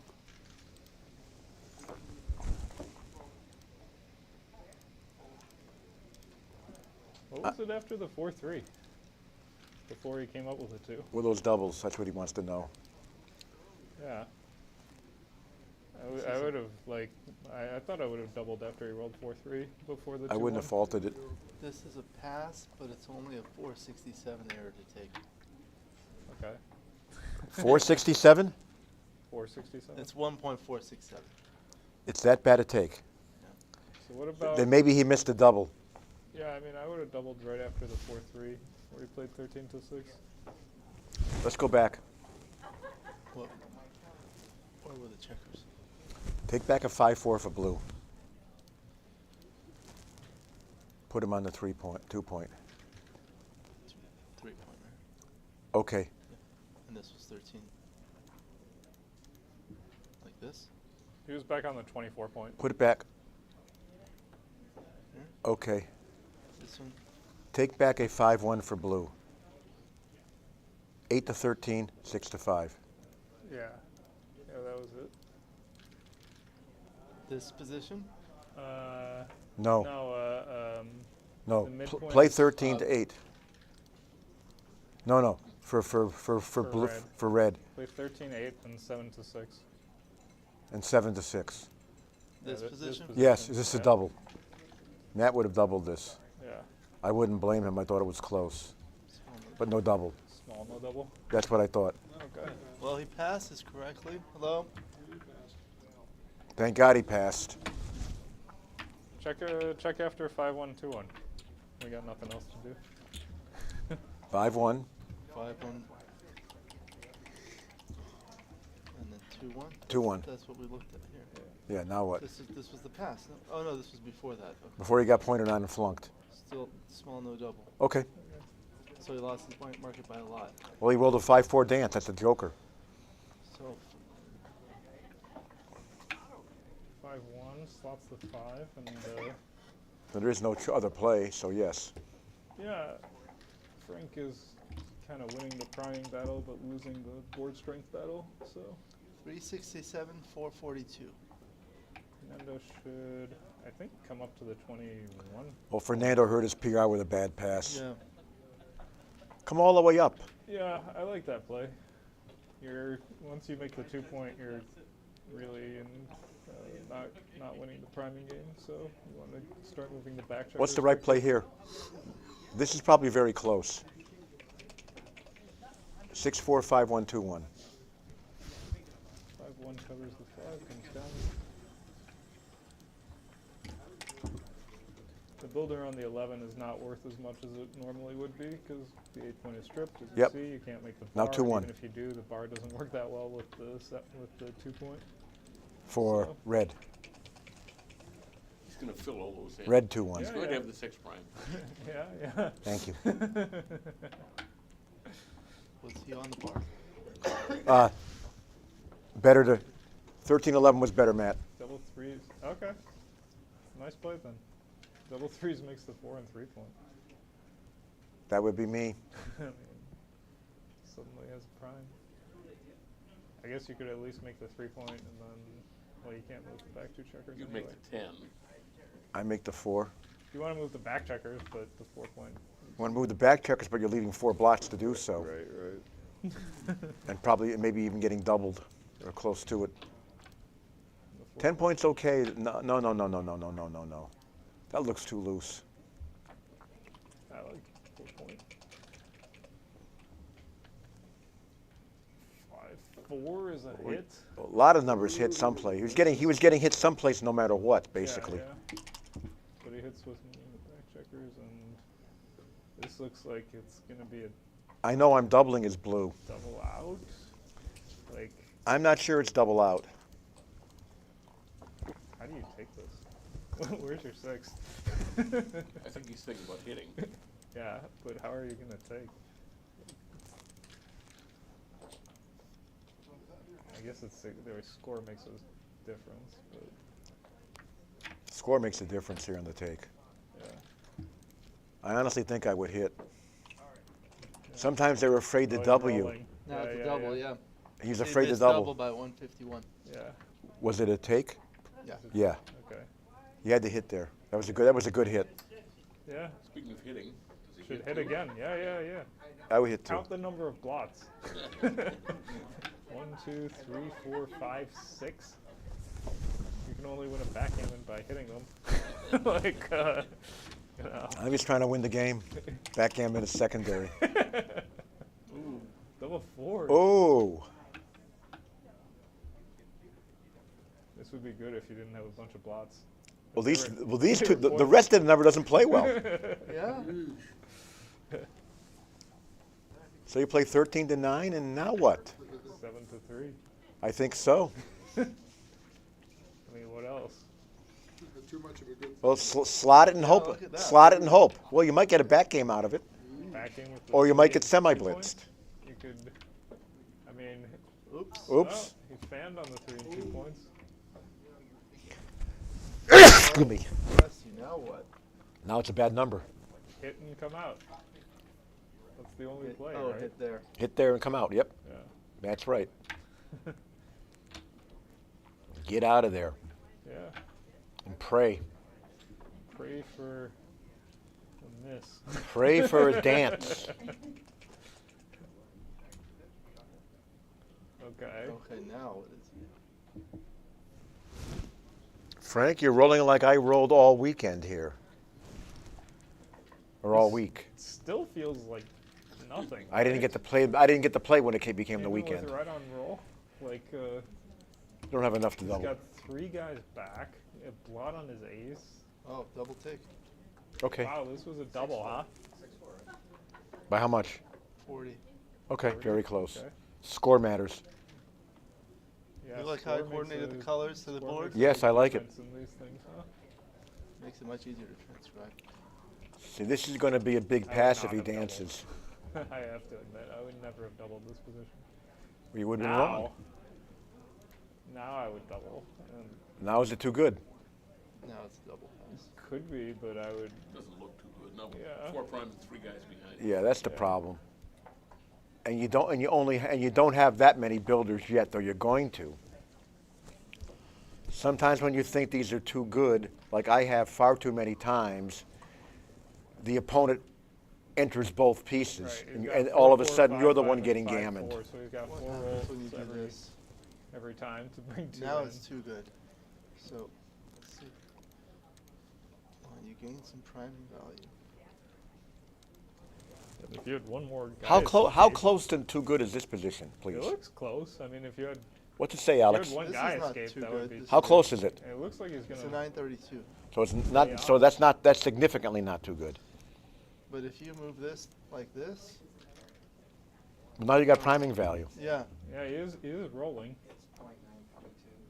So 6 comes out, 3 hits. I don't blame him for rolling, but yeah. Yeah. But you're leaving, you know. You see, it's also a very good score for him to win 2 points and get the 4 away. Yeah. Getting the 4 away is very important. Yes, we were talking about this. Now it's way too good. You know.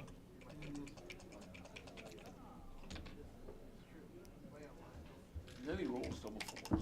It's amazing. Red had 6 blots with 2 on the roof, and he's going to close out 3. What? Well, he didn't come out with 5 because he had no 4. Correct. He made some big plays that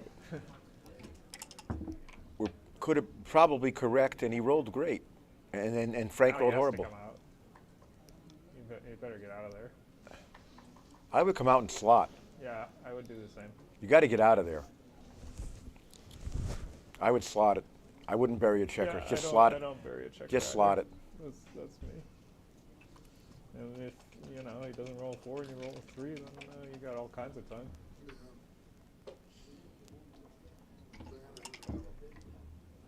Double 4 would. There it is. 3 and a 2. Perfect number. Yeah. Still got the double 4. Now it's too good.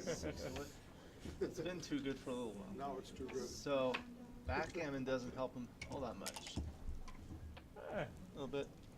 3 points is 3 points. Backgammon is not likely. With only 3 closed out.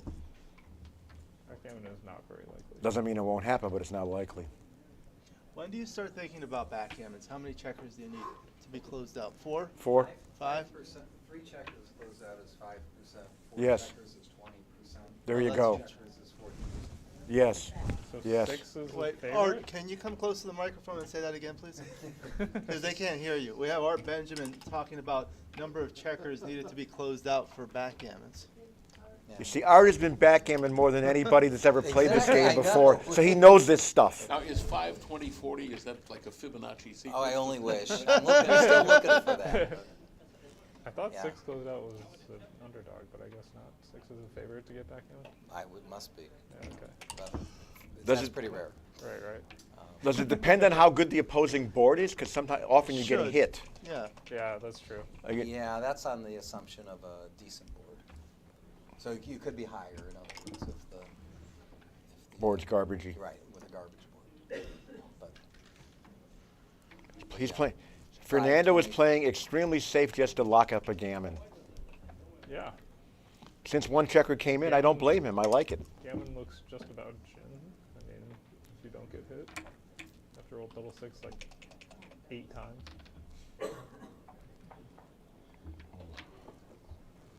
Now Fernando wants a small number.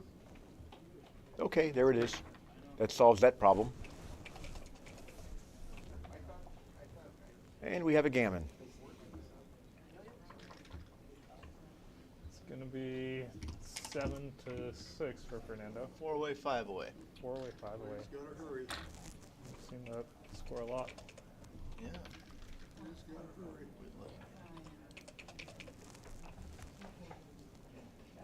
Ooh, First double 6. double 6. You need about you need 3 more. Would 3 more do it? Might need 4 more. If you get to roll 4 times from here, you probably do. I once had a position where I rolled doubles almost every time. I had a position like this, and I came came down to the last roll, and I rolled doubles again, and I got all the guys on my board, and he had 3 checkers left, and he rolled double aces, and he gammoned me. Aw, no luck, Matt. I think the only way Frank can win this game is in the race right now. There was a position in one of Chris Bray's books where I called it the unluckiest roll of all time because the guy on roll rolled double sixes, and that dropped his chances of winning by 21 orders of magnitude. What? Yes, I didn't follow that either. 21 orders of 21 orders of magnitude. He had a 2.5% chance of winning, and then after he rolled double sixes, his chances of winning were like, minus 10 to the 23rd, 1 over 10 to the. Oh, what did he zero. enter 4 pieces or something we needed to hit? He entered 3 pieces, and then he won anyway. Huh? What, he rolled all double sixes to win a impossible Well, race? the other guy had to average like under 3.9 pips roll for 10 rolls. That really happened. I don't know if I believe this. I don't think I believe that one. Well, there was a couple This of is like, reliable, witnesses. I mean, known commodities from England. I forget now who the witnesses were. It was like if we ran the universe simulation an infinite number of times, how many times would this Well, I happen? remember Walter Price. Okay. Hey, Matt, how do you play started 2-1 quoting here? David Hume. 2-1? Do you split? Wait, is there a checker on the bar? Yes. No. No. Yeah. Oh, okay. it was in his hand. 2-1. Okay. Do that? It doesn't seem like the right idea. Right, to go 9-8 Yeah. while he has the bot. I think I would have done something I different. would go to the 22, but I would have gone to the 22 also. you know, Now you can make I the like anchor. I like picking up the 9 to 8 sometimes, but when he has a bot on Or his the other 4 point- alternative was just to anchor and play down 13-11 because of the blot and try to make your own board. Yeah. When he has the ball on the 4 point, you can be a lot more aggressive because you're just not going to get hit in the outfield. Right. Especially when some of the numbers the 9s that covered, they're going to cover your 4 point and not hit you. Right. He just would hardly ever hit you. With a 7, he'd try to cover the 4 point, you know? Okay. It's a little mutual holding game. But slight advantage for Fernando. Yeah. Score also favors Fernando in these, Yeah. both on the doubling side and the taking side.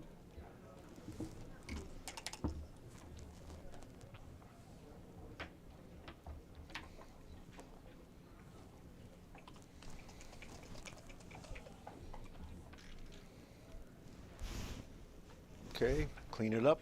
No blots. Bring a builder. Nice roll. Better than some awkward garbage you could have thrown.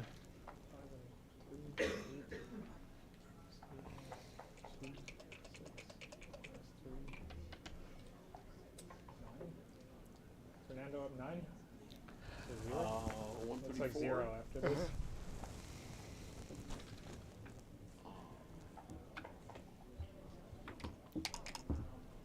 I think at 8 pips, maybe I did something wrong. Matt, what do you like here? What do you guys like? 3 point, 2 point, or 13 to 6? 3 point looks something. That's very stripped. Yeah, it's pretty stripped, but it is the best point. And normally you make you make the best point. Yeah. And so you strip. Distribution, but I kind of like this idea. I think I make the 3 point. Yeah. Looks good. You've got a spare. You've got spares that can probably play. Yeah. You're never really in danger of lotting. Right. 13 to 6. This looks. That's okay too. Reasonable. Yeah. It doesn't. I honestly think I do. I think I do this. I don't like the strip 6 point. The strips. I don't like all strip there. I do 13 to 6. Yeah. I don't like this one as much. You could also go. You could go 7 to 3 and 5 to 2 is the other play actually. That's okay too. 'Cause I don't think he's like too inclined to run. No, he's not. That might even be the best play. Right. Now I slot 2 points. Oh, 8, 5, 4, 2. Pretty clear play to me.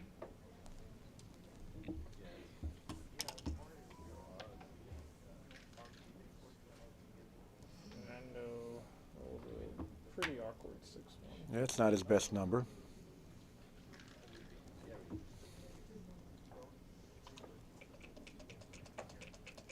So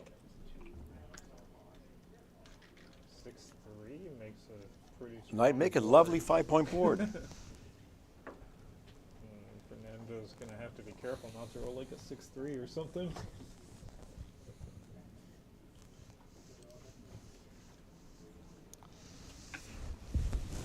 I'm not sure what he's thinking about here.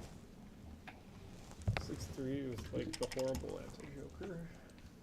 6-2 is okay. Until you're hit by a 7 with a 7. Or until you don't leave, or until you. I mean.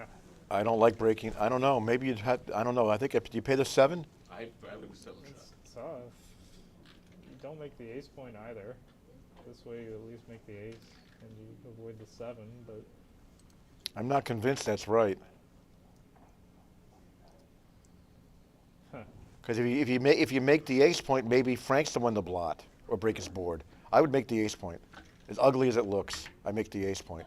Yeah. Getting hit with a 7 is a disaster there when you get gammon because of it. I would also do this. I'm doing this, and I would bet on it. 6 shots is just like way more than I want to. Six shots is probably 4 too many. Yeah. This is the most flexible, but like you're super unhappy if he rolls a 7. All right, 3-2 goes 6-1.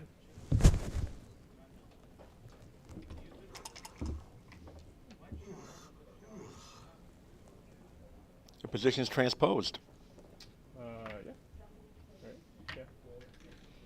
Transpose.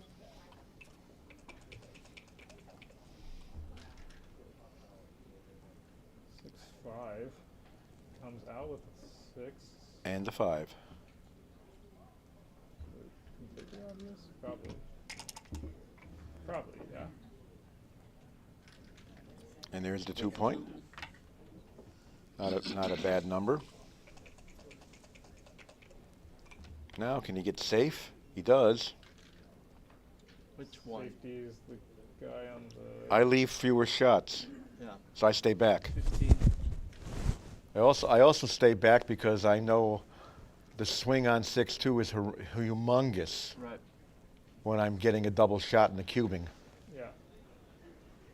So you stay back. So you play 15-5. Stay back. One fewer shot, and more bad numbers, and worse number. The 6-2 is a disaster. Yeah, 6-2. Ooh, 6-3. So that's better. Better than 6-2. nothing you can do about that. You know what's better than better? This. This, also known as more better. Back at you. Now it must be too good. Way, way, way too good. Not even close to a double. Okay. I know people that would take this. You do?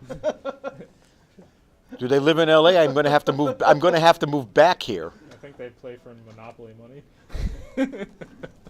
I'll move. I'll move. Sometimes they pay. I'm going to move back here if people take. Look at this joker! Oh my God! All right, now it's a take. Because some hits just got cubed from would get cubed from the roof. Oh boy. So what now? This? That's easy. And you go to the 3 and 2. Okay. Yeah. Okay. So I just love how these guys can enter. Magic. Frank's a pretty sizable favorite, right? Yeah, especially after that. This is gonna draw the cube out. I would cube. 17 rolls and some of them win gammons, and you might win when you miss. Blunder to roll there, in my opinion. Yeah, I'm not even sure that Fernando would have taken, but I guess he would have taken.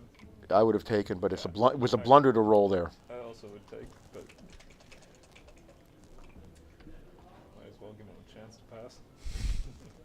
I mean, failure to cube that may cost Frank the match if he wins the gammon here. 10-7 Crawford is delightful compared to 8-7, which. Okay, now we have somewhat over 40% gammon chances. 7-6. Because Those gaps. the board is broken. So the board is not good. So Frank can take some chances bearing off. I would play 13 to 5. That's where I want that guy. That's where I'm going to put it. I don't worry about blotting with double sixes. I actually, I like the other. I would risk double six. I agree.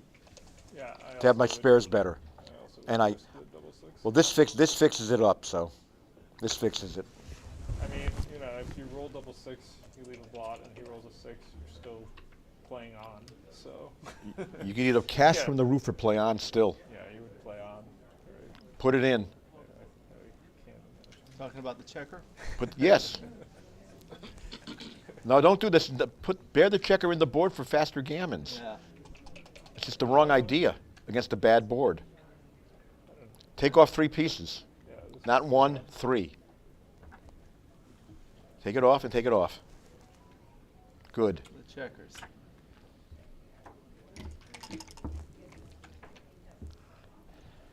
Yes, Alex, I'm talking about taking the checkers off. I'm not talking about take it off, take it off. We're not in a strip club here. No, some people. Just in case, do you need any dollars, Neil? Some people in this room. Oh, did he roll double six? Yeah. Yes, he did. That saves a gammon. Probably. In all likelihood. Now it's saved. I don't know. I'd still be rolling. Yeah, I mean, you could, you know, theoretically roll You two can- doubles you and can- he rolls 2-1, 2-1. You can win a gammon white cash. Yeah. I mean, There's we've all seen worse. 2-1, 2-1, and 2 doubles would be a gammon. Or roll something awkward and miss with double 4s or miss with a 4-3. All right, they're taking a short break. My friend Bob Glass used to say, "How's the missus?" At least how the miss. I have a bad back. Thank you. Take over for a while. So you guys are welcome after this match, but I'm gonna watch the I'm probably going to, after this match. Neil is so much fun to listen to. He's like the Howard Cosell. He's the Howard Cosell of backgammon. Isn't he? This Howard kid, Cosell. I said don't double because he's still too good. He's still winning gammon. You should roll 2 big doubles. Speaking of backgammon, what it means in Farsi. Didn't see you win a gammon. he said he's the Howard Cosell, and I No, said, but there's a word in Farsi called Khar Khoseh. Oh. Which means like motherfucker.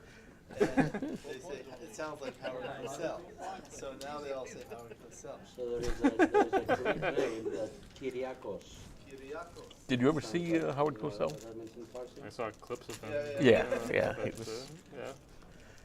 Yeah, he He was. interviewed Muhammad Ali a bunch of times. There is a Woody Allen movie, Bananas, and Howard Cosell used to have this show called Speaking of Sports, and he did a lot of commentary on football games, on boxing, different sporting events, and so at the end of the movie, Woody Allen and his then wife Louise Lasser, she plays the girlfriend in the movie, and so they're on their honeymoon. And Howard Cosell is doing the play-by-play of their honeymoon. Nice, nice. Oh, it looks like he's got her in trouble now.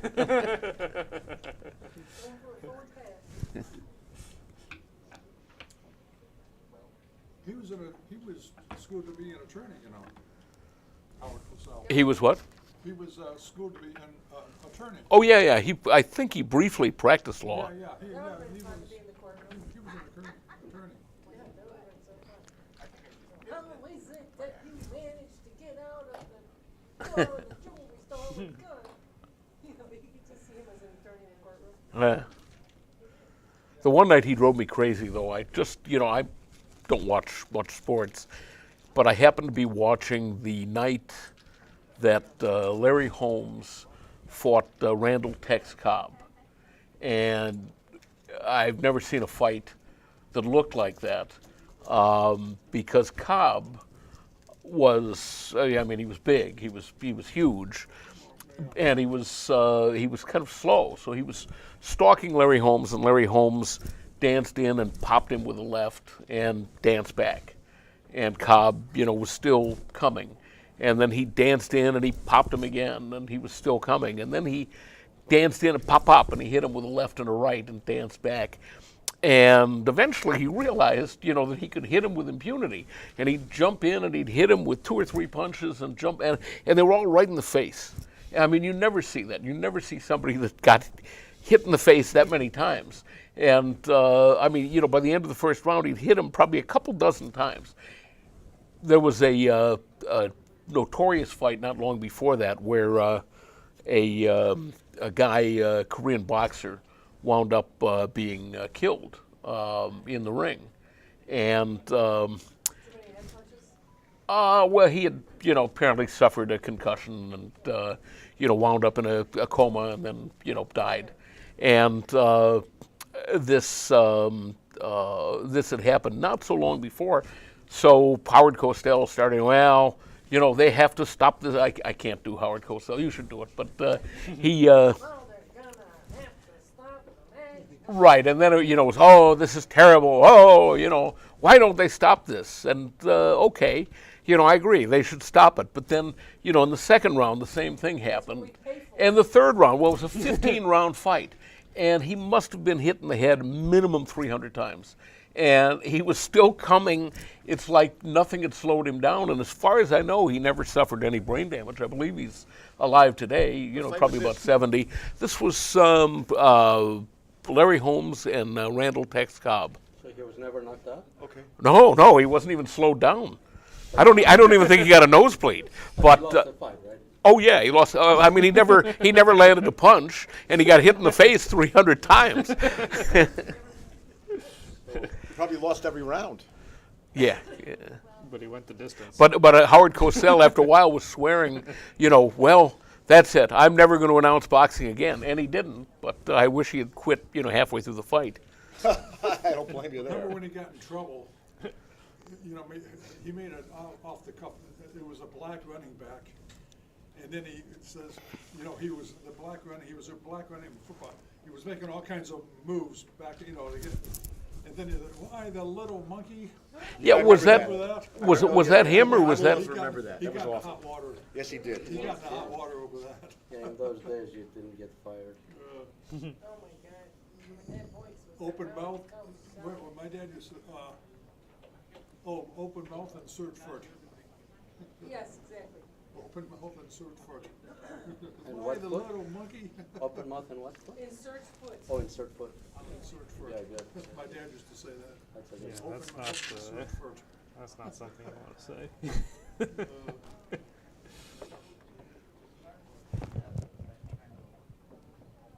He claimed, as I remember, that he meant it affectionately.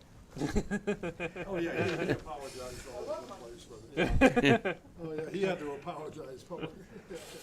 They're my favorite. Inadvertently, I just wanted to. Yeah, he got in the hot water. I'm sure he didn't mean anything racist by it. Yeah, he probably I don't didn't. think he But did either. I watched that game. I was watching that game when he did that. That was Monday Night Football. which I Yeah, used it to was, watch all the it was a time. football game. Yeah, no, I don't think he meant anything. He just. He's a fancy little monkey. Yeah, that was not racist intended. That was just the fact that the guy was scampering all the time and getting away He with was going back and jigging. back and forth, zigging and zagging, Zigzagging, yeah, he Not- was zigzagging all over the place. getting away with stuff. Yeah. Yeah. No, I don't think it. No part of this. But the media had fun with it. Yep.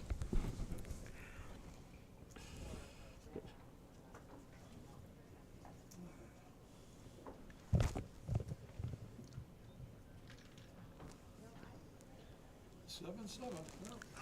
That sounds a good score. Close match.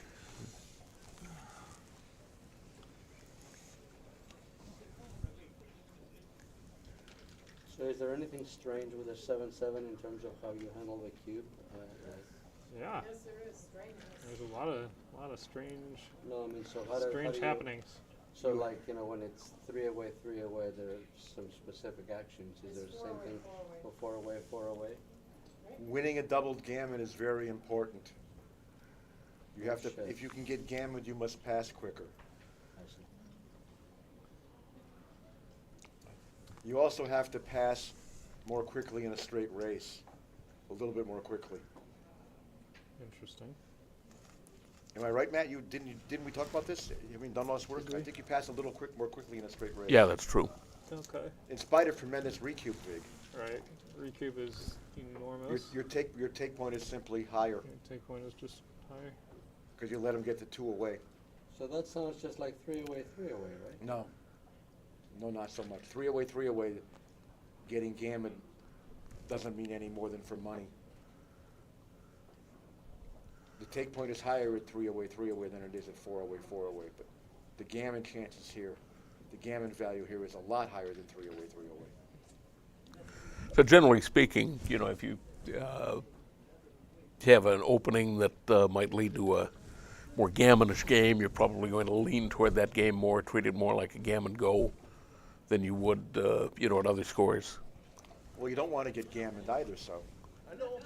That's a good question. I know. I don't do anything. It's not. Yeah, I mean, it's obvious not to me a priori. But stretch.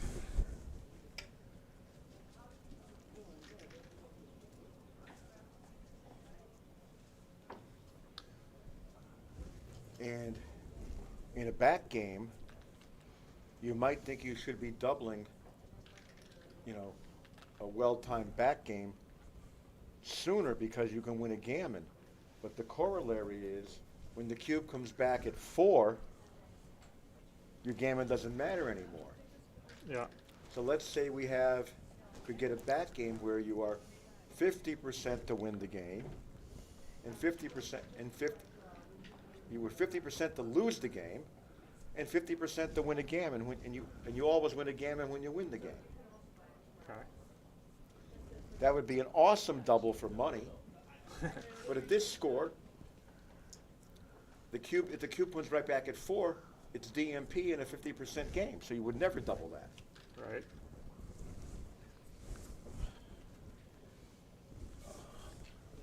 a shadow has fallen on the board.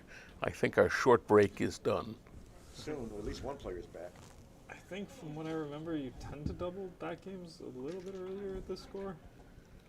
Maybe ones that aren't developed yet, or maybe back games, but I think.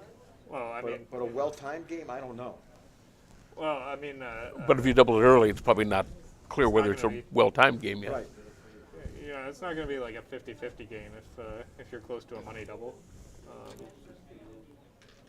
You know, you don't want to double too early. It's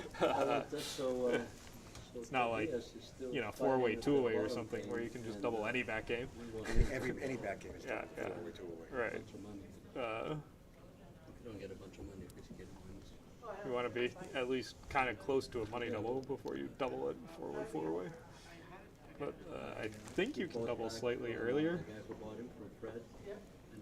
In spite of I the think if we recube. grabbed Alex's book and looked at some of the back games he has, which are very developed back games where the check guy's bearing off, but where you have high chances to lose them as well, you might not be doubling those. Right. He's playing with bank money, so he should buy dinner. You also don't care if you win a backgammon, so. That's the other problem. Right. And that's a lot of your doubling against a 1-2 or 1-3 back game is winning the backgammon matters a lot. Right. They don't matter at this score with the cube turned. Also, there's there's more recube vig here because the take point on the recube is 33.16%. We'll just say 33%. That was very accurate. I can remember. I'm He was capable of, one time he was at 33.17. At a table with 4 digits and memorizing them without even thinking about it. Really, I have that ability. If I had more abilities, I'd be a better backgammon player. Should come down with the 4 here. I think. No, actually, that split is slightly correct. Is it? Against Yes. the 6-4, it's correct. Yeah, against the 6-4 for sure. The split with the 4 is slightly correct. Okay. Interesting. Definitely against the 6-4. Against the 6-3, put it in, please, if you don't mind. I think it's slightly correct to split.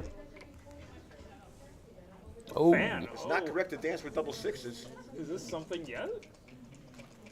Probably not, right? It looked close. It looked close. Like, it's close. Yeah. You definitely have market losers. Yeah, for sure you have market loss. If you fans again, you lost the market.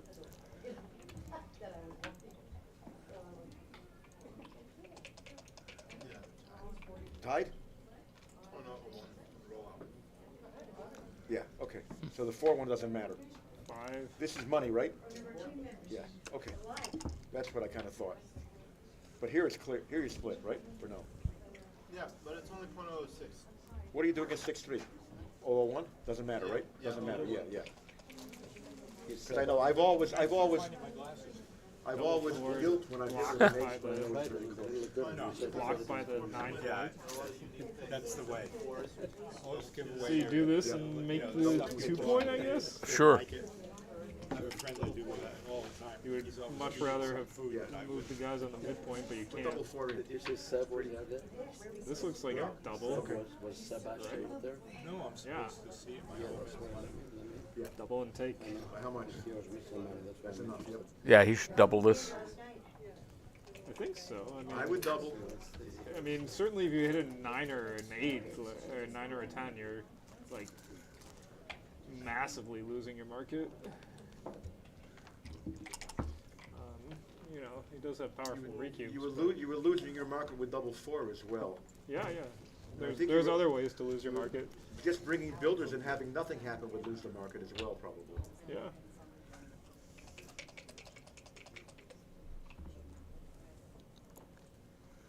Slide 4.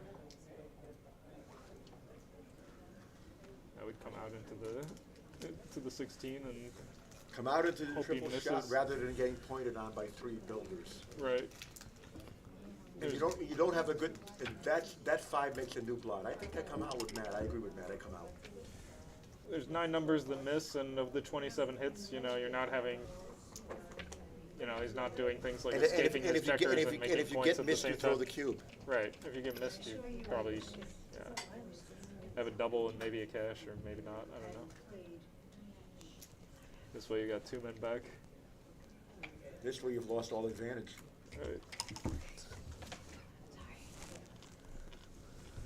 6-5. You can Make the 5 point. Oh yeah. I don't see an alternative. 5 point is the 5 point. Exactly. Until further notice. 4-3. This is a big dud. This is terrible. Yuck. He can. What can you do? Give up the 10 point. Make the 3 point. Give up the 10 point. Yeah, that's better. I don't think I make the 3 point. I don't think I want to leave a direction. I just give up the 10 point for builders. You can. You don't have any way to hit.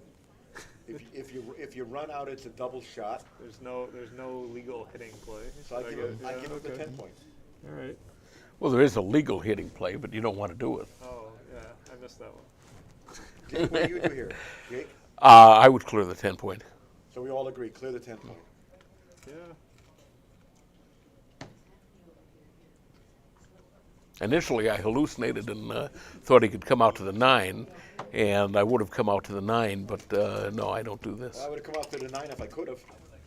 This isn't like crazy. It wasn't crazy, but I would have given the 10 point up. Yeah, yeah. I want 2 feet down to make an anchor. Right. Okay, now do you hit outside or do you make the 2? No, you hit outside. I hit out there and step up. Yeah, come up. And Fernando will soon be cubing. Yeah, if he Like doesn't now. roll something Oh, good now he here. gets hit. No, this is probably good enough to stave off the cube, right? I think so. I mean, yeah, if you double, you could win a gammon, but you could also just have the cube flip back on a dance. So Slow down, Frank, and look at this. I like the gammon chances. I would have doubled here, Frank. He didn't double again. I think that was a double for sure at the score. I didn't get a chance to look at it because someone walked in front of the screen. But, you know, it... What do you do here with a 6? Out. I make the bar. I make the bar also. I can get out later. This looks like a market loss. This has to be a pass. Yeah. This is probably close to too good. But I don't know if things could turn around fast. Yeah, I would send this over. I would not play on. Yeah. No chance.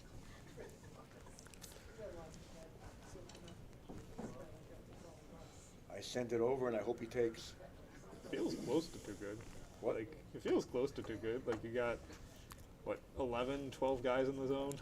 Like, yeah, well, it would be too good. It would be too good if the check around the 10-point were on the 9-point for another active builder at an open point. Yeah. That would be too good. Yeah. I don't know. Gonna have to cube better than this, Frank. Right, now this is one of the best scores in backgammon, 4-way, 3-way. Yeah. Because there's so many weird things that can happen. This is very tricky, you know? The trailer's take point is much higher than money, but, you know. But the recube is it's very also strong. much lower than money. So. See, he hits. Okay. Good start for Frank. Frank wants it. What Frank wants at this score is an advanced anchor. I thought you said he said no Rachel is here. He's got a girl. With an advanced anchor, Frank doesn't have to worry about getting gammoned. Oh, that's a super joker. Yeah. It's twice, makes a point. He's gonna get. He may get something else advanced. He's creative. You need to make sure you're saying. If the scores were reversed, you'd be doubling. But Frank would be doubling. What about 0-0? At 0-0, would you double? I would. I would grab it in midair. Yeah, I agree. It would be like a. I wouldn't double this at snooze of a 0-0. take. I hit with the 6 and bring the 3 down for a builder.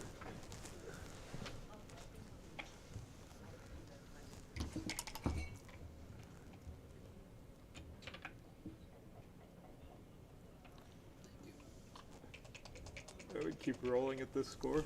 Yes. Whereas if the scores were reversed, it might be a pass. Oh, for sure it would be a monster pass if the scores were reversed. Yeah, of course. Well, you hit and go 13-11. Oh. No. Hit! Not this one.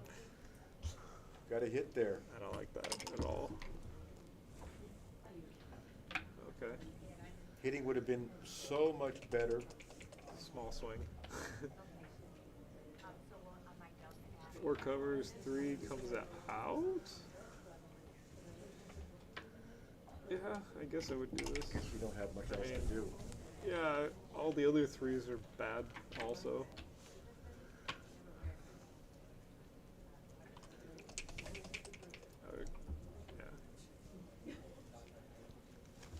He's rolling well. 5 hits. Keep going. 18, 15. 18, 15. Yep. Nothing about to think about there. 5 in, and ace, do you go this? Or 6? No, you do this probably. I think you do this. Yeah. Duplicate some 5s and just try to avoid getting bar. yourself gammoned right away. Make that bar. How do they say it in Boston? Bar. Make the bar. I was getting accused of being from New York by dinner crowd. I guess they have somewhat of an accent, huh? Is Rhode Island similar to Boston in terms of the accent? Very. I can tell the difference, but I lived there for a long time. So It's providentially similar. Probably come out with the 6. Yeah. Come out. Jake, my wife It dupes enough numbers, and you're going to want to come out anyway, so you come out now. I mean, you leave some hidden covers, but if you do this, you're going to have to come out next roll when he has his 5-point, and that's not what you want. So. If you can come out. Right, if you can. This one he would have had to choose. Yeah, okay. No, he could have hit and covered. Yeah, he would have hit covered. covered. Yeah, you wouldn't have liked that, but still, I think it was probably slightly better to come out.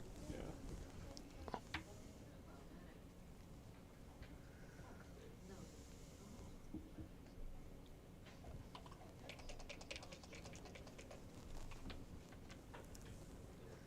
It's not Four is bad. a pretty good roll. You can just come out to the 14 and make the 9. That's what I would do. Yeah. 14 and 9. Make the 9. That's nice point because the 9 point also helps you get home and bears on the 3 point. What you really want here, as Frank, is to make a 4-point board at some point. You clear the midpoint. Then you'll have an easy time beating the 5-1 back game and maybe winning a gammon. That doesn't look right. Yeah, you still have the midpoint. You got these awkward stacks. He's only got a 2-point board, so leaving a 2-shot is not like the end of the world. He's only got 7 checkers in the zone, and it's not like he wants to hit you with a 9. Right. That's clearly wrong.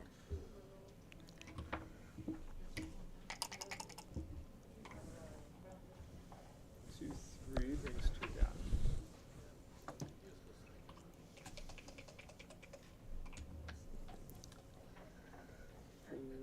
One. Yep. Ace for sure, and I guess you have to come out.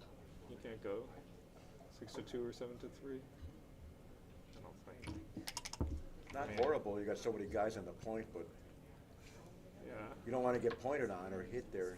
Yeah, you don't want to get pointed on. Now but you if don't get- want this either. That's the Right, problem. You right. don't want to make the point whether he hits you or not. If you get hit loose there, you have return shots from the bar. Exactly. So what Matt's been saying much of the time is, when you don't want to play the roll on your side of the board, just take a back checker and throw it into the outfield. Yeah. You know, normally they hit you, but like somehow it's awkward with the And second when half of the and roll. when they're hitting you, they're not making inside points without a Right. joker double. Right, and occasionally they roll some anti-joker that totally misses everything. Speaking of joker, this makes a 5 prime. That's pretty good. This is going to be a double out unless he rolls something really good. Coming out to the 14 seems natural. I would come out. You cover 3-6. If he comes in and hits loose, he's not going to take the cube. I mean, 2-1, you know, double 1, he wants to use those elsewhere anyway, and Right. 3-6 you get double coverage, so. Yep. So you want the coverage against 3-6. Yeah. 1-6. Is this too good? I think it's too good. It looks too good. I mean, yeah, he's playing on. Okay, I don't blame him. It's too bad.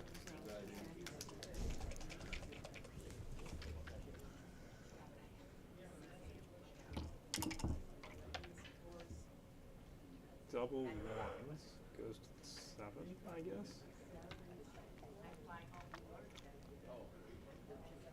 I don't think you really need to make the 9 point, and I would just go to the 7 point. 3-6 I wouldn't leave would be any a big joker. I would swing. not leave the joker. Yeah. You don't need the 9 point there. It's too hard to cover anyway. Yeah, you want to make inner-board points. Not Priority really is making prime. inner board points or getting out. Make the 23 2-1. point. Yeah. And get doubled out. Make the 23 point, and then yeah, you should double. You can't take it to score. You don't want to like roll double 5 and you know do something stupid. So. And just pass. Play from 8-8. Yeah.